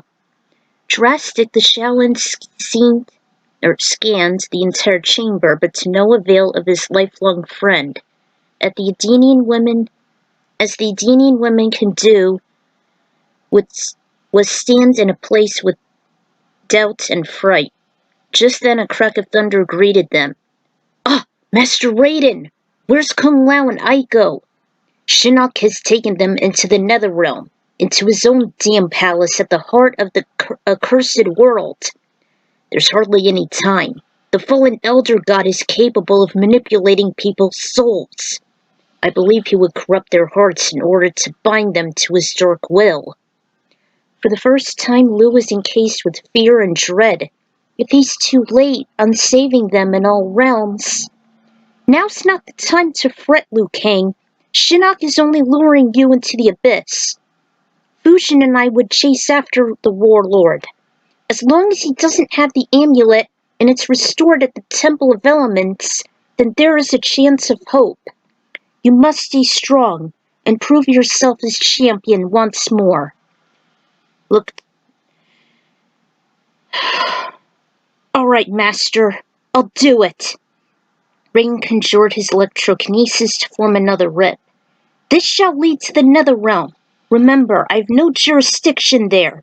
And if you fall even against Shinnok, you and their souls would be bound to him for eternity. You must not let your fears and doubts overtake you. All of existence depends on it. You've traversed the path before. We will follow you in. Hurry to the firewell and defend Shinnok in mortal combat. Defeat Shinnok. This will be your last chance. Good luck. Liu Kang leapt into the open portal before Fujin appeared via whirlwind and followed Raiden in. Wait! What about us, Lord Raiden? You two Edenians can only assist us indirectly. You cannot survive within the dead realm, nor against Shinnok. However, you can still be of some assistance. Seek out Nightwolf. He will prove himself useful. The Thunder God was the only one left before he stepped into the portal, making it close for good. Unfortunately, I found out too late that the prison was actually a stage designated in the Netherrealm rather than Edenia, so sorry for the error. I think Goro is fought there, like in his own lair, but I never encountered him personally, so it was news to me. And there are the songs for that. So of course the next chapter shall be the finale. I can't wait to be done with this, as MK4 has been a chore for me to attain all the lore and revamping everything. I hadn't gotten a lot of imagination for it anyway, even when I was a kid. And for the record, it's not just research that makes works better, but also hands-on experience. Lately, MK4 and Gold were just meh to me, so I can't wait to get it all done. Stay tuned, loyal viewers. Until then, this is the Ekron Writer signing out. I can't wait to be done with this.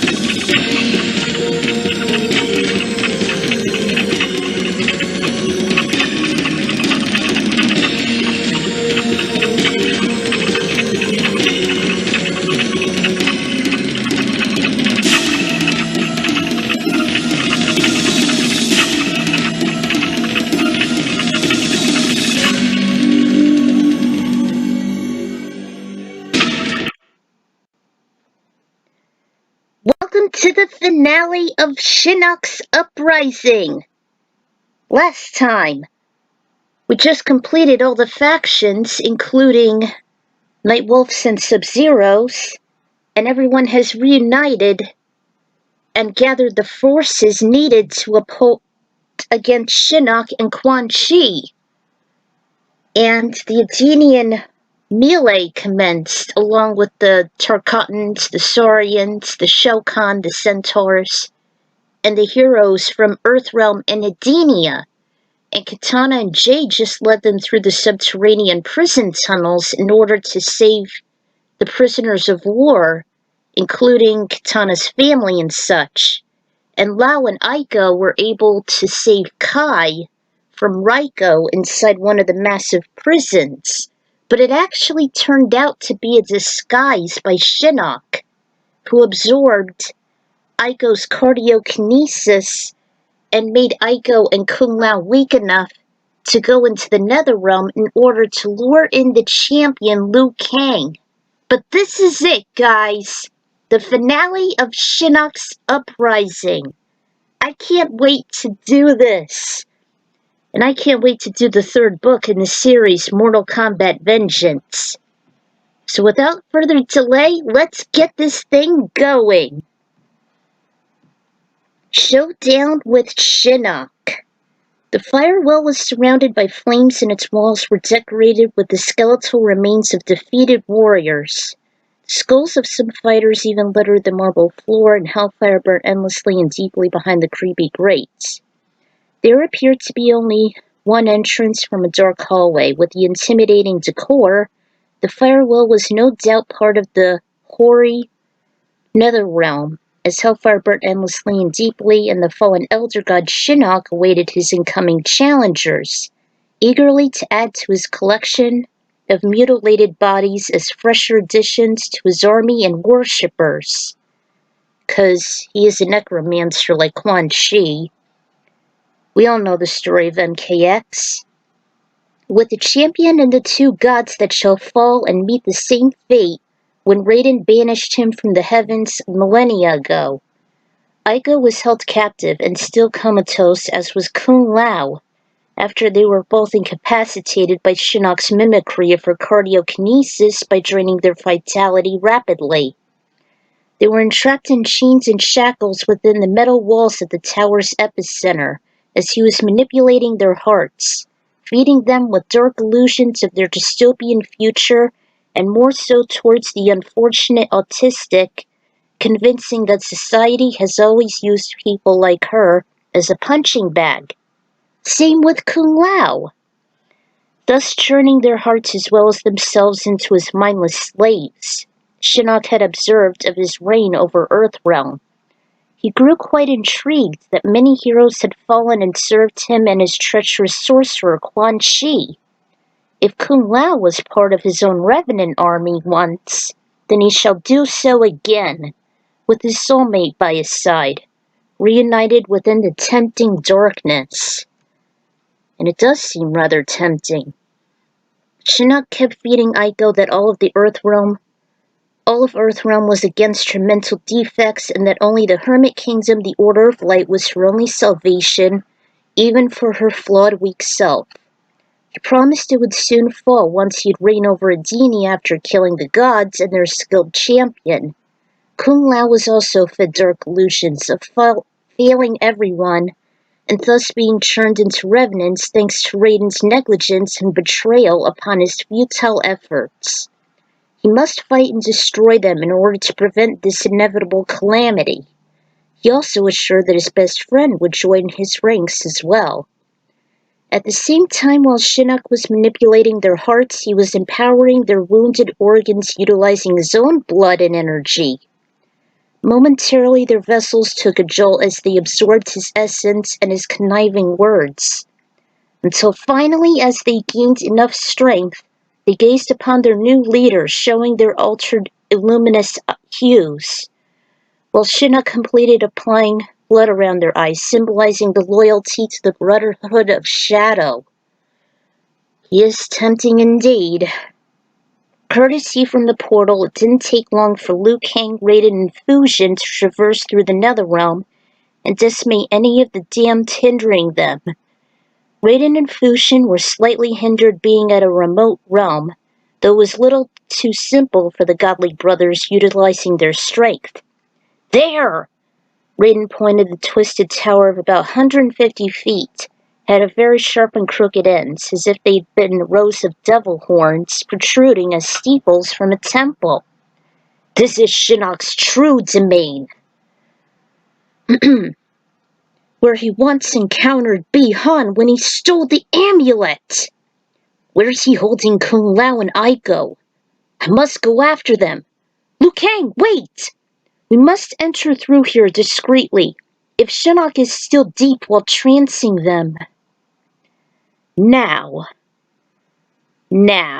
you know what you must do, my pawns. Kung Lao and Aiko walked up to their new ruler and made a kowtow. Shinnok took out his precious amulet, knowing that victory was within his airlocked grasp. Kung Lao! Aiko! The Shaolin monk ran into the well from the opaque hall. He was nearly out of breath, his heart reaching his throat upon his desperation and the horrid climate. He was cut short by force as he witnessed his friends face him with their eerie and nerve-wracking looks. Their eyes glowed as bright as the surrounding flames amongst the dark blood surrounding them. Shinnok rose a hand, halting the duo. What have you done to them? Given what they always wanted. Their heart's desires was to exact revenge on the rigid, cruel societies that has betrayed them. I just fulfilled their true destinies, and they were willing to extinguish the light within themselves. All I needed was to give them a little beat. No! Let them go! If it's me you want to dissuade the champion and rule all realms, I'm here! Take me instead! What do you want with them? The elder gods had enlisted the puny gods and angels to fight for them. I was casted aside by Earth's guardian, that wretched lightning god. But, unlike him, I gave these unfortunate souls a higher purpose. Once Edenia and Earthrealm are in my power, I will be infinite! Hearing some familiar screaming gibberish, Shinnok was knocked off his feet by an air tackle. He rose with a tad of effort, though he was gleeful to see his arch-nemesis face to face after what seemed to be an eternity. Kung Lao and Aiko do not belong to you, Shinnok. Or do they? The demonic elder god snickered and waved a hand. This is actually from MK10. Remove the shadow from the light. The shadow grows. The legacy of life is death, Raiden. My followers accept this and live on. You have robbed them of their freedoms, as you did with mine. Now, just like everyone in this treacherous world, always suffering the same terrible fate as I. They fight for me. As if on cue, as if Shinnok communicated in telepathy in Lao's and Aiko's minds, they ran into the fray. The cardiokinetic activated her empowered abilities onto Liu Kang and Raiden, stunning them, while the Oriental charged with his hat drawn. He made an aerial kick with his hat, leaving a nasty gash in Liu's chest. Without a choice, he unleashed his pyrokinesis, but Lao teleported and sicked him from behind. He threw his fatal hat, wanting to decapitate Liu's head like he did with Raiko, but it was immediately caught in a strong grip as Lao was blown a few feet away. To their surprise, it was Fusion. Stop! You two don't have to fight each other. Shinnok has manipulated Lao's and Aiko's hearts. He's been feeding their dark desires, exacting his revenge onto the gods. To take all realms by force. He's been masquerading. He was hit by Shinnok's umbrokinesis while he reached in his heart, disabling both his and Raiden's vitality. Fusion spoke to Liu in Mandarin, and he obliged. Well, He's an elder god. He should know a lot of languages. While Shinnok was still distracted absorbing the gods, Lu performed a direct bicycle kick onto his chest. His last kick was more direct and forceful, which caused the golden amulet. No! Lu was about to reach for the magnificent relic that was until Kung Lao teleported just centimeters away from it. He snatched it up and spin-kicked Lu onto his chest. Master! His voice was altered with a two-tone, and he threw it back to the warlord's clutches. He sneered and commanded Aiko to attack Lu's heart. With the gods still weary, Shinnok used his telekinesis to draw him closer. Meanwhile, at the Edenian prison, the team met up with Katana and Jade, still shell-shocked on the disappearance of the quintet. What happened? Where's Liu Kang and the others? Raiden said that Kung Lao and Aiko were dragged into the Netherrealm by Shinnok. Yes, and Raiden opened a portal there, leading him, the Wind God, and Liu to his twisted palace. Everyone grew just as stupefied as the women. The Special Forces agent broke the tense silence. Well, I managed to open a portal into Earthrealm, escorting the prisoners. That set the Edenian princess at ease, knowing his family's safe. Her family's safe. Nightwolf, can you help form a portal with a generator leading straight to it? All he did was sulk. I'm afraid it's not possible. That made the heroes more irritable. Why not? The Netherrealm can only lead to the immense and eternal darkness that could absorb light, and even time. It's literally hell. Technology was never able to reach that far. It's a spiritual plane, only existing for corrupt souls, unless a deity like a god or elder god would crack it. His mind then flashed back to the lecture he had with Raiden, back when his base was dry and active before Khan's invasion lost Earthrealm's stability, thus destroying it. And I'm sure you heard all this before in Defenders of the Realm. Trap, one that's captured many a mortal. Relying too much on machinery and not enough on gut instincts. You're a shaman. You've got great inner tools. Why don't you forget about that and try this? Nightwolf sulked for a short while until it dawned on him. This all started in Egypt. Maybe it's time I check it out for myself. His mind returned to the present and faced to the Edenian. Katana, you have a close bond with Liu Kang. Maybe with your help we can access where he is upon metaphysics. She obliged. Here, take this. The shaman handed over the tomahawk empowered by his ancestors, which ignited in a neon green light. It was warm on contact. With this, we shall see Lu's predicament as we can focus onto him, of his trials and tribulations, our memories and our loyalty to him. Katana reached without hesitation. Both of her and Nightwolf's hands held onto it like a precious memo. Now, focus your thoughts onto him. They closed their eyes and images of him appeared in their minds. They saw the firewall as bright and clear as day. Lu was struggling against Shinnok's hold. Lu! I know where he is! He's fighting Shinnok! And we're losing him! Everyone muttered in strange tones. Everyone! We must focus our energies onto the champion. We can still help him, indirectly, and give him some of our own strength. As long as we can focus onto Liu Kang and our memories and strong bonds onto him, maybe he'll stand a chance. Heroes did just that. He conjured more of his spiritual energy, charging the tomahawk like a battery. Remembering what they'd done a couple years ago at the balcony before he fought Shao Kahn, accepting Jade and Johnny, Nightwolf urged them. And now, attempt to focus on your duty at the moment. All on the champion, on his well-being. Think of him as someone you care deeply for.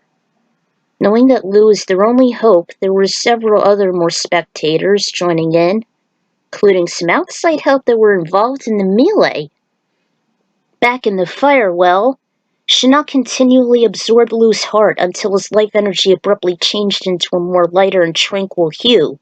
Upon the drainage, the Overlord began to have visions as he read the monk's heart of all the peaceful and positive moments throughout his life, including his cooperative victory over Shao Kahn thanks to Kung Lao, the brief reunion of his brother Chan after decimating Shang Tsung, to the White Lotus Society welcoming Aiko to his rare and heartfelt moments with Katana. All those memories even flashed before Liu Kang's eyes aside from his whole life, which made Shinnok cringe and back away. Liu fell on all fours. What? What's going on? What is happening to his heart? The same radiance restored the monk's strength little by little. Kung Lao and Aiko, however, remained completely unaffected by Nightwolf's spiritual schemes. They closed in on him. Raiden beat the former monk to the bolt, conjuring a tiny zap in his heart. Lao's body grinded to a halt and quivered before he lost consciousness. Aiko followed suit with little to no contact. What? Brother, what's going on? Raiden attempted to recollect his senses and retain the new intel. It's Nightwolf. He's a shaman. The opposite of darkness and death is the positivity of life and light. Of course. Now, Liu Kang, attack him while he's still vulnerable. I will detoxify Kung Lao and Aiko at the Jinsei chamber. Hurry! Nodded while the Guardian warped the two comatose mortals back to their home domain. Shinnok was knocked off his feet after Liu landed a flying kick onto him. He squirmed away and conjured an enchanted staff to appear. The ancient golden scepter known as the Amulet Staff, or the Staff of Shinnok, was the only weapon of the fallen Elder God. The demon stated this amulet staff was used to amplify the already great power of the amulet, in which he placed onto its tip. The amplification of the amulet's powers increased to the point of pure and virtually unlimited power, omnipotence even. The Staff of Shinnok was another treasure considered as sacred by the Brotherhood of Shadow, since it was created solely by the evil Elder God himself. Without any fear nor dread, Liu Kang took the fight. Meanwhile, at the Temple of Elements, Scorpion was successful in disabling traps courtesy of his spear, teleportation, and his fiery breath. Since he had no one to fight, his wrath wasn't consuming him as much and never dissuading him from the mission. Kwai was also decent on activating the defense mechanisms, though he wasn't as sensitive as Hanzo. Instead, he pretty much functioned as brute strength in close combat, while Scorpion was the distant sweeper. I wish they would work well together more. At long last, they reached a spacious chasm consisting of dark gray walls, which stretched into the abyss. The crisp air and enormous height made their skin shiver, even the cryomancers. Sub-Zero remained on his guard while Scorpion continued to follow the skinny pillar connecting to a small platform suspended aloft. There was apparently nowhere else to go. The amulet! You need to relieve it here! For some odd reason, the Wraith hesitated after he drew it from his vest. His partner shouted, Hanzo! We must restore the amulet! I know you must be tempted to usurp it, but it's the only way to save our realm and our families! Scorpion still gazed upon the majestic item, desiring to use it for himself. As if reading his mind, Kwai stormed and tackled him to make the amulet fly out of their grasp. The two ninjas were petrified they lost it forever. Yet, somehow it remained intact, as if that small platform was a magnet to it when it guided the relic safely, and it left it hovering. The amulet rotated freely on that exact location, being imbued by a neon magenta aura. Still it stopped and darkened. The amulet has been returned. Shinnok should be vulnerable now. Scorpion was just speechless before they heard a boom of thunder which nearly shook the vast chamber. Shinnok kept on using his telekinesis to draw the opponent for close combat, while he whacked Liu Kang with his staff and at times drained his heart energy courtesy of Aiko. The monk did put up a promising fight, however his stamina can only last very long. How can I defeat an elder god? He was still hunched over when Shinnok stomped toward him and grabbed him by the neck. He raised him off his feet while his free hand conjured his staff, even saying a phrase Liu was all too familiar with. Your soul is mine! The staff illuminated its ornamental carvings as green as the numerous souls. He held the scepter as he began to absorb the heart of the heroic champion, till something happened. The scepter flickered, then darkened, and the gravitational pull was useless. Shinnok was alarmed, even when he tried a few more attempts. Yet his weapon never illuminated again. He realized what had happened as for the first time, he expressed grief. You are powerless, Shinnok! Raiden roared as he stepped toward the duo. All this time you have been fooled by an exact duplicate. You may have assimilated Aiko's cardiokinesis, but that was only in your possession. Without the real amulet that Quan Chi kept on his bosom, your conquest is finally over. You are finished! Shinnok still remained paralyzed as Liu Kang wound up with a screech. Never! He stuck out a hand only to have it be whacked away by Liu's infernal rage, punching the living essence out of him, making him back away to a certain massive drop. Liu let out a large war cry that can even deafen mortal ears. He hurled his arms back only to be knocked away by Fujin. Not this time, champion! Nodded to Raiden, who performed his own finishing move, conjuring as much energy as he can possibly muster, in which the gigawatts electrocuted Shinnok's body, making it light up like the sacred Jinsei fountain, before the magnitude tossed Shinnok down the well. As he was hollering while flailing his arms, Fujin descended inside a funnel and forced him down blindly fast by an elbow. Massive metallic spikes impaled all over Shinnok's body. He went silent instantly, as did the entire well, even while Fujin was still floating above the murderous blades. He barely saw Shinnok's body go limp. His head rolled to the side, his corpse shrunk into a skeleton, while still wearing the colorful robes and hat, and the duplicate shattered into pieces. Raiden and Liu couldn't help but grin at their long-awaited victory, till their joy was broken by Fujin's funnel.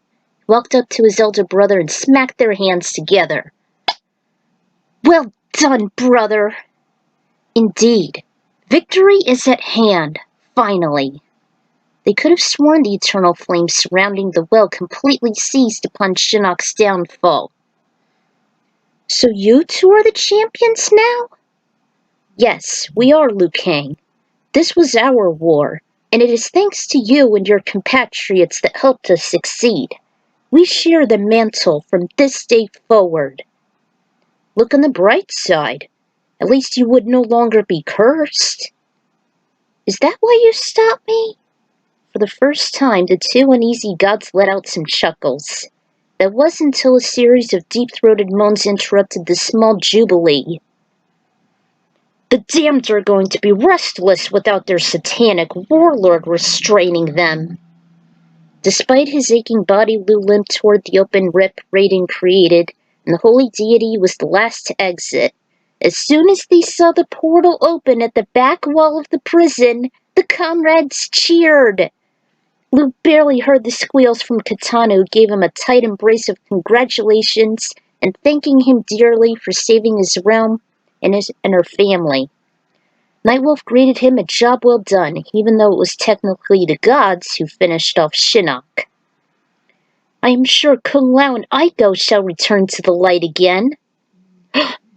Kung Lao and Aiko! I need to get to the Jinsei chamber! Within Raiden's sacred sky temple, Kung Lao and Aiko were still motionless as they were recuperating at the heart of the fountain. It still maintained its purity and white essence since it was never tainted by Shinnok. He only invaded the heavens and Edenia, leaving Earthrealm untouched.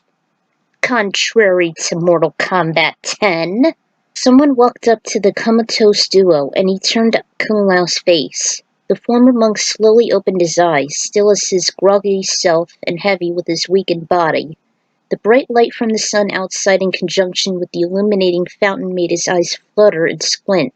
His vision was blurry, making out a distorted body with a long ponytail. Momentarily, he knew it was only his mentor, Fujin. Is it over? Have we won against Shinnok? We did defeat Shinnok, and sealed him into the Netherrealm with a restored amulet stationed in Earthrealm. It is done. Kung Lao rose up slowly, and his head cleared for a little while. He looked over, noticing his loved one still unconscious. Suddenly in came Raiden, whom his eyes saw and recognized almost instantly. Raiden. Shinnok. He made us. He made you. Only see the darkness within your hearts. That's all. An experienced and prudent god who fought off the evil overlord twice, he knew how his manipulation and corruption worked. The conversation recalling Lu's thrall managed to stir Aiko awake as they heard a few groans. Her head tilted and her eyes opened slowly. Her voice was softened but not muffled. The first thing she saw was amongst the heavenly glow was the thunder god. Raiden? He helped her up. It was terrible. We were controlled by Shinnok. He used us, feeding us with fears, being vulnerable, powerless, neglected, and turning us into those revenants I saw. It is all in the past now. Shinnok has been defeated, and he shall no longer invade the other realms. His chances on churning you both into the undead and the damned are long gone from this day forward. You have now changed your unfortunate fate. At least for another millennia or so. For the next several hours, Kung Lao and Aiko remained in the Jinsei for detoxification from Shinnok's influence and recovered from it. Liu Kang and soon Johnny Cage met up with the duo. The monk forgave the doomed duo, though Lao wasn't whole. Hey, you alright? Physically. Later on, all the heroes returned to Earthrealm at long last. The monks were thrilled to see them thrive against the hellish Elder God, knowing that their home in Edenia are finally safe.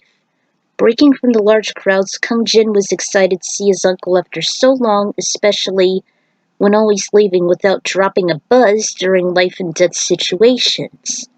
Katana reunited with her family who had vowed to restore all of Edenia and unite with the different tribes under a conjured union.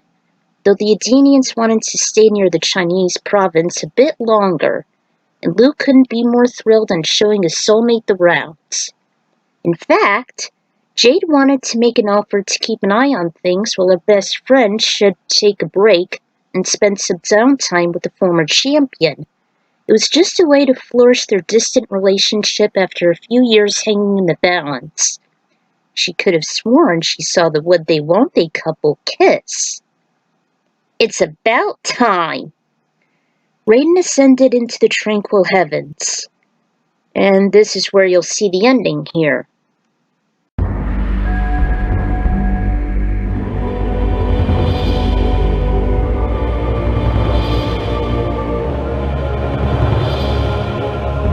Raiden, for many ages you have protected the Earth realm from the forces of evil. You have earned your place among us. With your ascension into the pantheon of elder gods, you must choose your successor as the new protector of Earth. With the aid of Earth's mortals, I have once again managed to defeat Shinnok and his minions. I choose Fujin. He will guide the mortals of Earth as they move into the next millennia.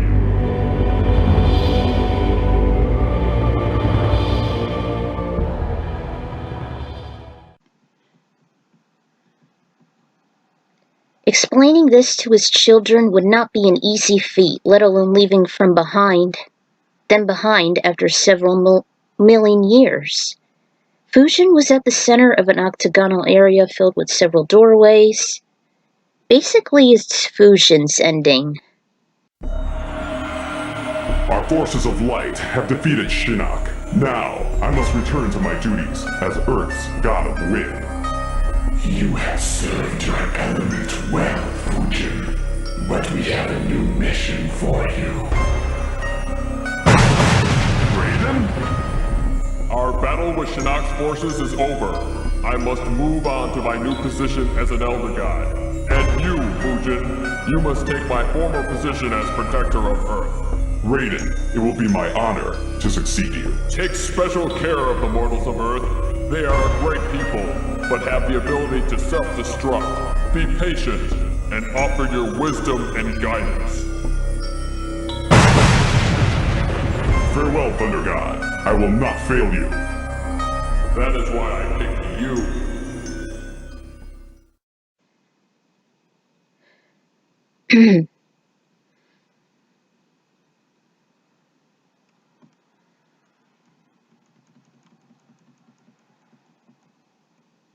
Finally.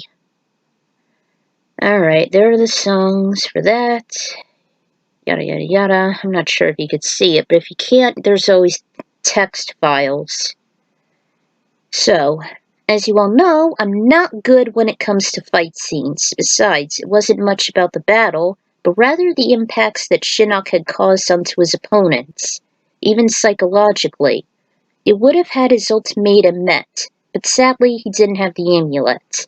It's almost like those scripted final battles like Mother Brain and Super Metroid. I really wanted a better outcome than the one he had in the NetherRealm games. Didn't really like the idea of sealing Shinnok in his own amulet either, like catching a wounded Pokemon until it is released and goes haywire. No wonder NetherRealm decided to reset everything in MK11 and 12. No different than in Sonic 06. Also, I had to cut out Reptile's lair, didn't find much use for it, especially since there was a better version in Shaolin Monks. Oh, that reminds me, I had to get rid of the stragglers, which I will later. At least I didn't screw up in the Firewell's location, and I couldn't wait to show the scary fatality at the bottom of the well.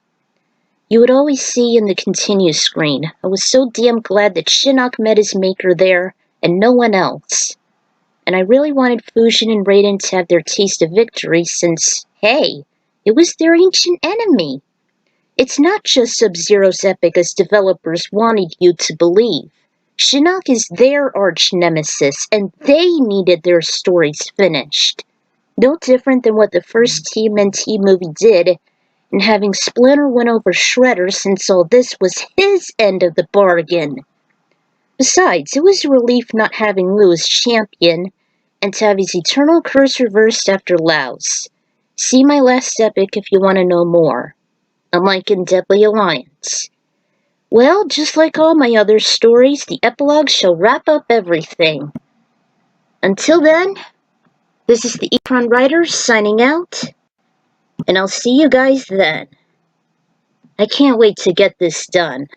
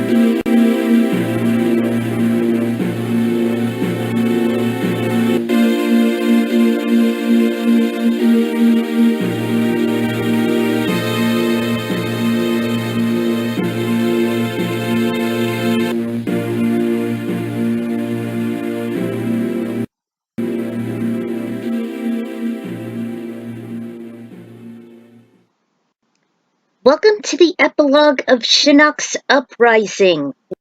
We just defeated Shinnok, and Edenia, Earthrealm, and the Heavens are being restored.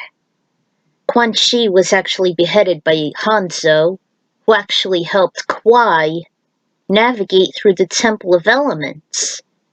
And they restored Shinnok's real amulet, not the fake, the real amulet at the Temple of Elements, sealing Shinnok's fate in the Netherrealm on a permanent basis.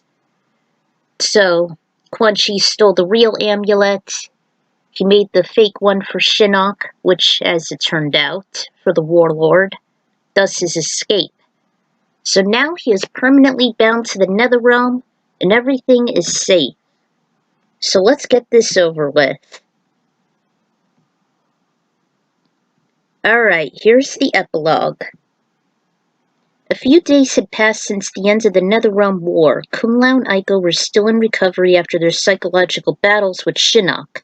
Although Liu Kang and others offered them forgiveness and moral support, she was the one who recuperated the fastest. She found herself in a deep conversation involving her dystopian future with Sonya and Johnny, who were unsure what to do with theirs, especially involving the shaded former celebrity who got his death handed to him during Khan's invasion. What should we do with him? Aiko asked as she was trekking with the couple over a red bridge covering a tiny brook. The trip stopped and the women faced him. I'm sure he wouldn't want to go... Johnny just wrinkled his face in contempt. I'm sure he wouldn't want to go back into the heavens again, losing everyone he knows. And losing you. Well, why don't you live with us, amongst the Shaolin? I'm sure no one else would believe in resurrection, those in Hollywood anyway, as it's all like trickery or smokes and mirrors. I mean, Nightwolf left his clan to make a new, better life. So did I. I would, but I probably won't fit in. Unless maybe if I would consider Bollywood or something. I mean, if Bruce Lee can adjust for a short while, so can I. Unless you would want to take a ride on the wild side and join the Special Forces. An epiphany struck Aiko as she had another flashback of the advent involving the Revenants. There were several combat kids bound together by their losses by the two hellspawns that defeated them. Aiko told both Sonya and Johnny they were parents in her devastated timeline, and raised a blonde daughter named Cassie. However, they soon divorced since they were both obsessed over their distant positions in the Special Forces. As for Jax, he had a daughter as well named Jackie, but forgot who the mom was, although there were rumors on him going through a downward spiral from alcoholism on account of her death. She also feared the same might happen to Cage if Cassie happens to be born, and her parents being separated. I think we could work things out. I've seen too many sci-fi movies to know how time travel dictates. When was our daughter born anyway? About 25 years ago, in my time. And Aiko said she came back in time by 16 years. I never knew this could happen for real. Then again, what else has Bill and Ted done? We could figure something out. We? You mean you would give us a try? I don't know. Well, don't you think it's best to know the repercussions ahead of time instead of dreading over them? Yeah. What about Jax? Yeah, what about Jax? I used to fall for him once I lost you. He's been a good help as a moral supporter for me, as was Katana during your absence, before Khan's invasion. I still don't know why Raiden didn't summon you. Me neither. So, would you join the Special Forces then? Yeah, I guess. Better than being abused and agitated by those greedy corporate bosses of Hollywood. Better than succumbing to being a prisoner in their own devices. Maybe I'll consider Bollywood part-time. For the first time since the end of the first tournament, both Sonia and Johnny looked at each other and smiled. Just then a chirp interrupted their tender moment. Jax! What a surprise! Is Earth safe from that battle with the fallen god? You mean Elder God Shinnok. Yeah. You need to come to headquarters. It's urgent. On my way. Might as well take your chopper again. Sonia and Johnny mentioned Aiko Bai as they climbed into the Black Hawk, the same one after the agent failed to catch up to Jarek. And if I'm correct, this should play the ending here.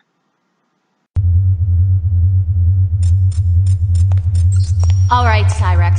All systems are go. Are you sure you want to go through with this? If this fails, we won't be able to recover your main processor. We'll lose you for good. After experiencing the flashbacks in my fight against Shinnok, I realize that my existence is unnecessary unless I can fully recover my human psyche. We must continue with the process. Alright then, I'll begin the scanning process. Sonia, you hit the regeneration switch on my cue. All set, Jax. Ready on your go.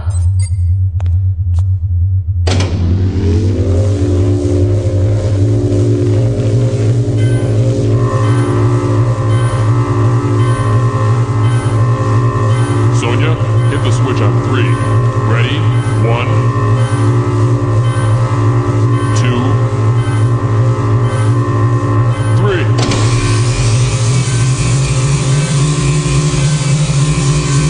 Okay, power down now.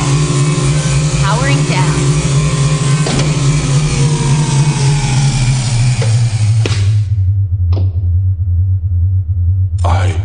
I am human. I feel life once again, and I remember everything.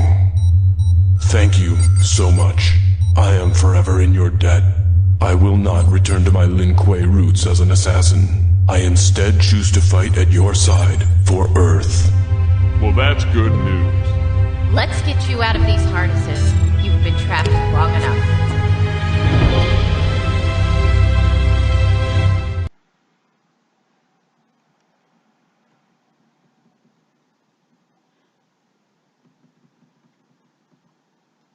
You guys saw that, right?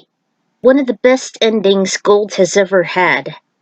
But nothing could compare to the next one. In the Rebeltadinian throne room, Nightwolf was immersed in a pep talk with the royals. Sindel and Asgarth unveiled on the sudden invasion. I was naive, Nightwolf. There was this new realm called Trish, and the refugees offered me an enchanted opal, thus shattering into a portal from the Netherrealm and allowing Shinnok and his generals to escape. Sindel, you do realize that there are only 6 realms in existence? Yes, I know now. Raiden informed me there were only 6 of them created, ever since the one being was separated as he warred with the Elder Gods. One being? As in the Great Spirit? If you want to put it bluntly. Suddenly their ears perked up as they heard malicious snarls coming from underneath the floor. What's going on down there? The Tarkatan Baraka, reunited in the prison. They seriously jeopardized the mission, always being reckless and bloodthirsty, rushing into the palace without any strategy. They are a very difficult race to maintain. Jay laid out the meat and potatoes and what transpired. Kitana was here, but she met up with her twisted sister Melina. I still can't believe I used to work with that disgusting hybrid. And there's the ending.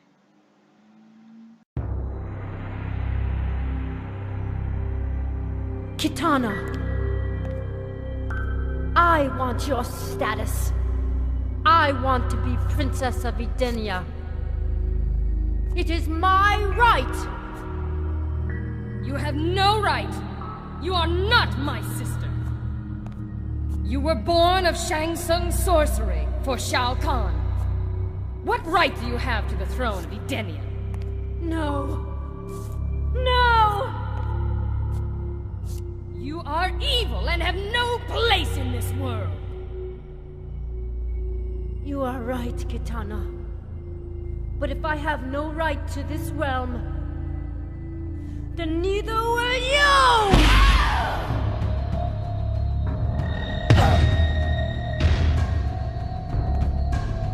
You will die, sister. And I will take this realm for myself! Never!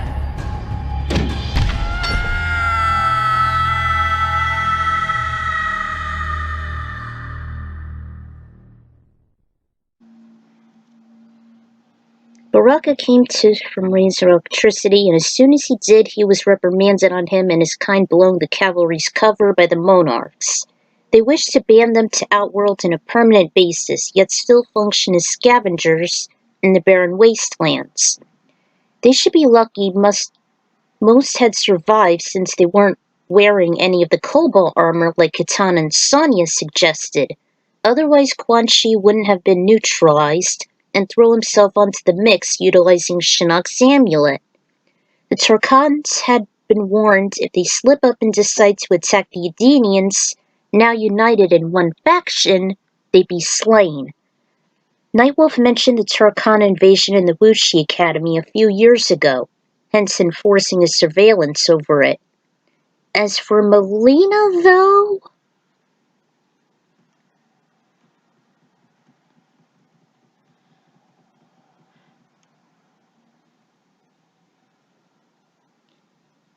Kitana stated she finally got rid of her twisted sister again, and she was on her way to make a peace treaty which was abruptly halted by the assault onto the palace, though she wished the deadly drop would be reverted to its original cell instead of being a slaughter pit. Shiva assured the Turkans shall clean up the place before being exiled, while Kitana should only worry about finishing the truce between her kind and their bitter, bloody rivals. So, where is Kitana now? With Liu Kang? No. She actually went to the distant Shokan city of Kuitan, just to make up for the peace treaty that was abruptly halted by Shinnok's invasion. Back at the Wuxi Academy, Kitana stated to Liu she shall settle the score between the warring Shokan centaurs. At times the monk stuck with Kung Lao while he shown Kai around. Turned out the rookie was still alive and carried by one of the wounded Edenians escaping to Earthrealm. Kai stated if it weren't for Kung Lao and that young lady, he probably wouldn't have stayed alive. He owed them both his life, and after saving Kai from certain death, Liu couldn't appreciate them more, especially since Shinnok was about to turn them into undead slaves by leaving the prisoners for dead. But we saw Kai at the prison. So Shang Tsung's not the only enemy that can disguise himself. I guess he can't underestimate an elder god, especially those more powerful than Master Raiden. Lao then saw Kung Jin run up to his beloved distant uncle. He couldn't be happier to see him, though the reunion still didn't assure the distressed combatant. He took him to the massive portal that just opened up. All the monks remained still as they watched the Edenians alive and well march into it. Where are they going? They are returning home. The kid would certainly miss seeing the exotic humanoids of Edenia. He was so fascinated and enthralled with the refugees and wished if he were to grow up and become a member of the White Lotus, he'd explore those other realms and encounter the Edenians once more. Kung Lao was still in a fog until the beastly form of a familiar Shokan broke it. Kung Jin, there is some unfinished business that I must attend to. He actually managed to reach up to a hanging dark emerald cloak in which he covered himself with, then spotted a fallen thick tree branch in which he used as a cane, while being hunched over and moving like a crippled elder. He immersed himself with the Edenians and went through the portal. Inside a distant settlement at the city of Kuitan,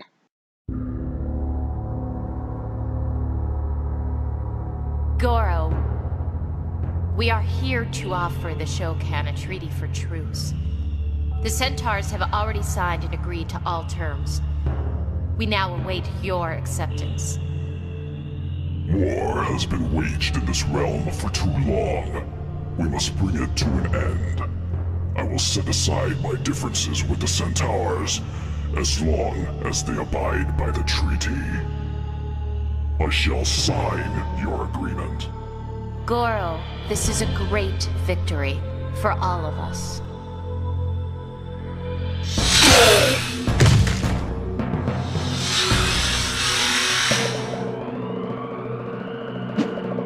Kung Lao, we are at a moment of peace. How could you attack now?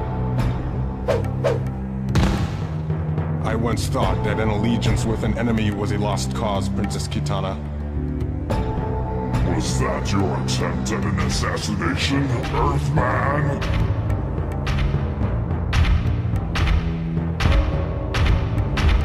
No, that was a ceremonial strike of revenge for my ancestor that you killed in Mortal Kombat so many years ago.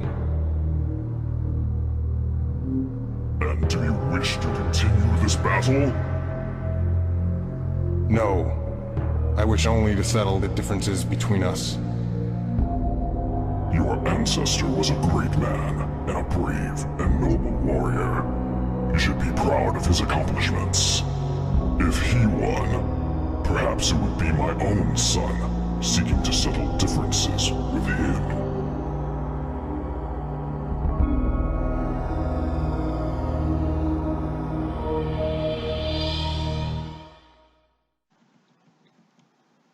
That was the best ending ever. Hands down. This is one of the reasons I love MK4 Gold. Anyway, at the Lin Kuei headquarters, Sub-Zero was out defending Edenia. Smoke in his gray ninja attire and intact base confessed he had disobeyed orders protecting the base. He recalled the brutal scrimmages with Oniro. He then decided to venture to the Appalachian Mountains, and sure enough, he had exactly what he had suspected, the Sacred Dragon Medallion. He slowly took it out of the ancient engraving. Kwai's eyes went as wide as he remembered those fatal past combats.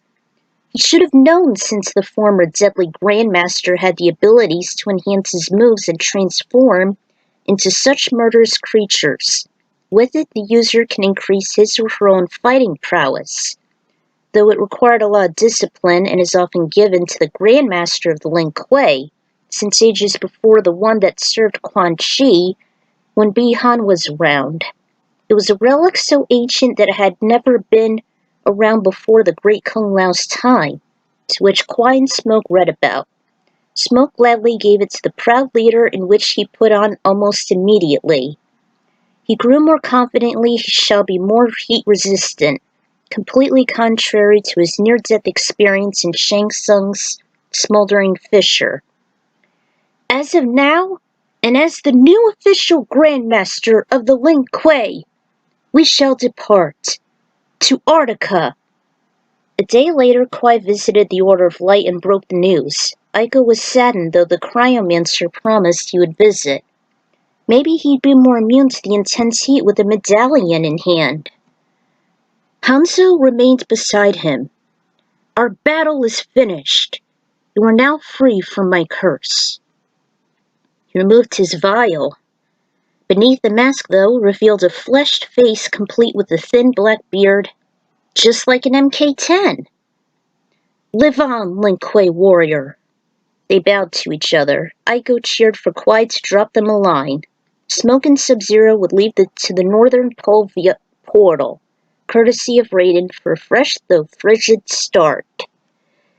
It was unfortunate that Kitana received word that the Saurians had to fight themselves, but it was for the best since many Satirans still support her benevolent cause. It wasn't long that during the uproar, Sizoth was killed, actually.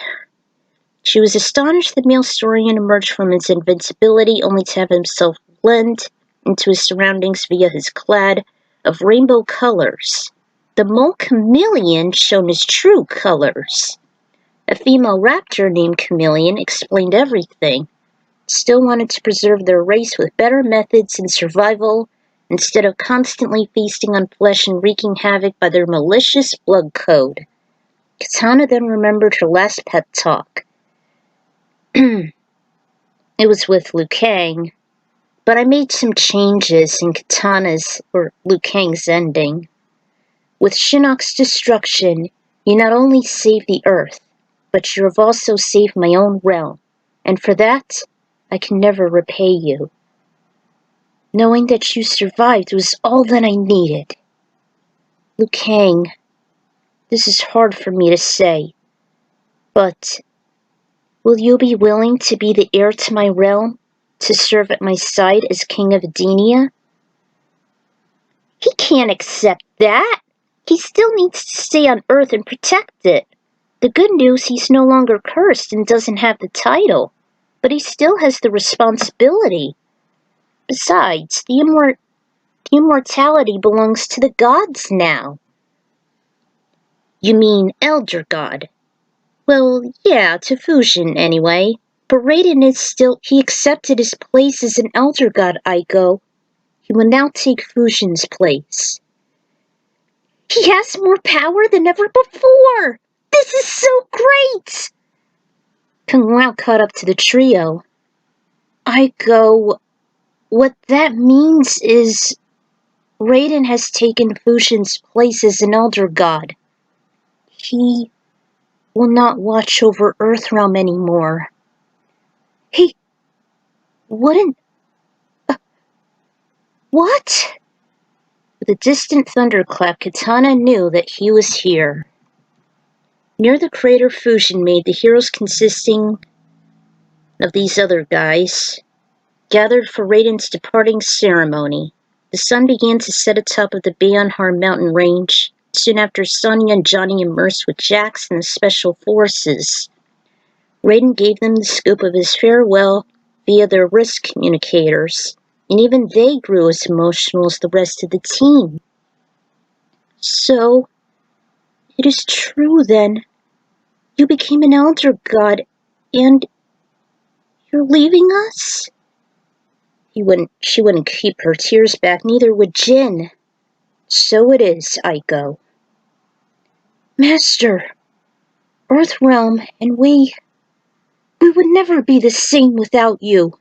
You have been like a father to all of us. Even to me, my people, to Kung Lao. Cowboy sulked. I guess you do deserve a well-earned break. We will all miss you. Liu Kang was right. Indeed he was, Kitana. Please take care of him. And Edenia. Face the group. I must leave now. My kid brother Fusion shall take my place as the guardian of Earth. I love you all, my fine warriors. Do not grieve for me, and remember me when you make the usual offerings at the sacred dragon grotto.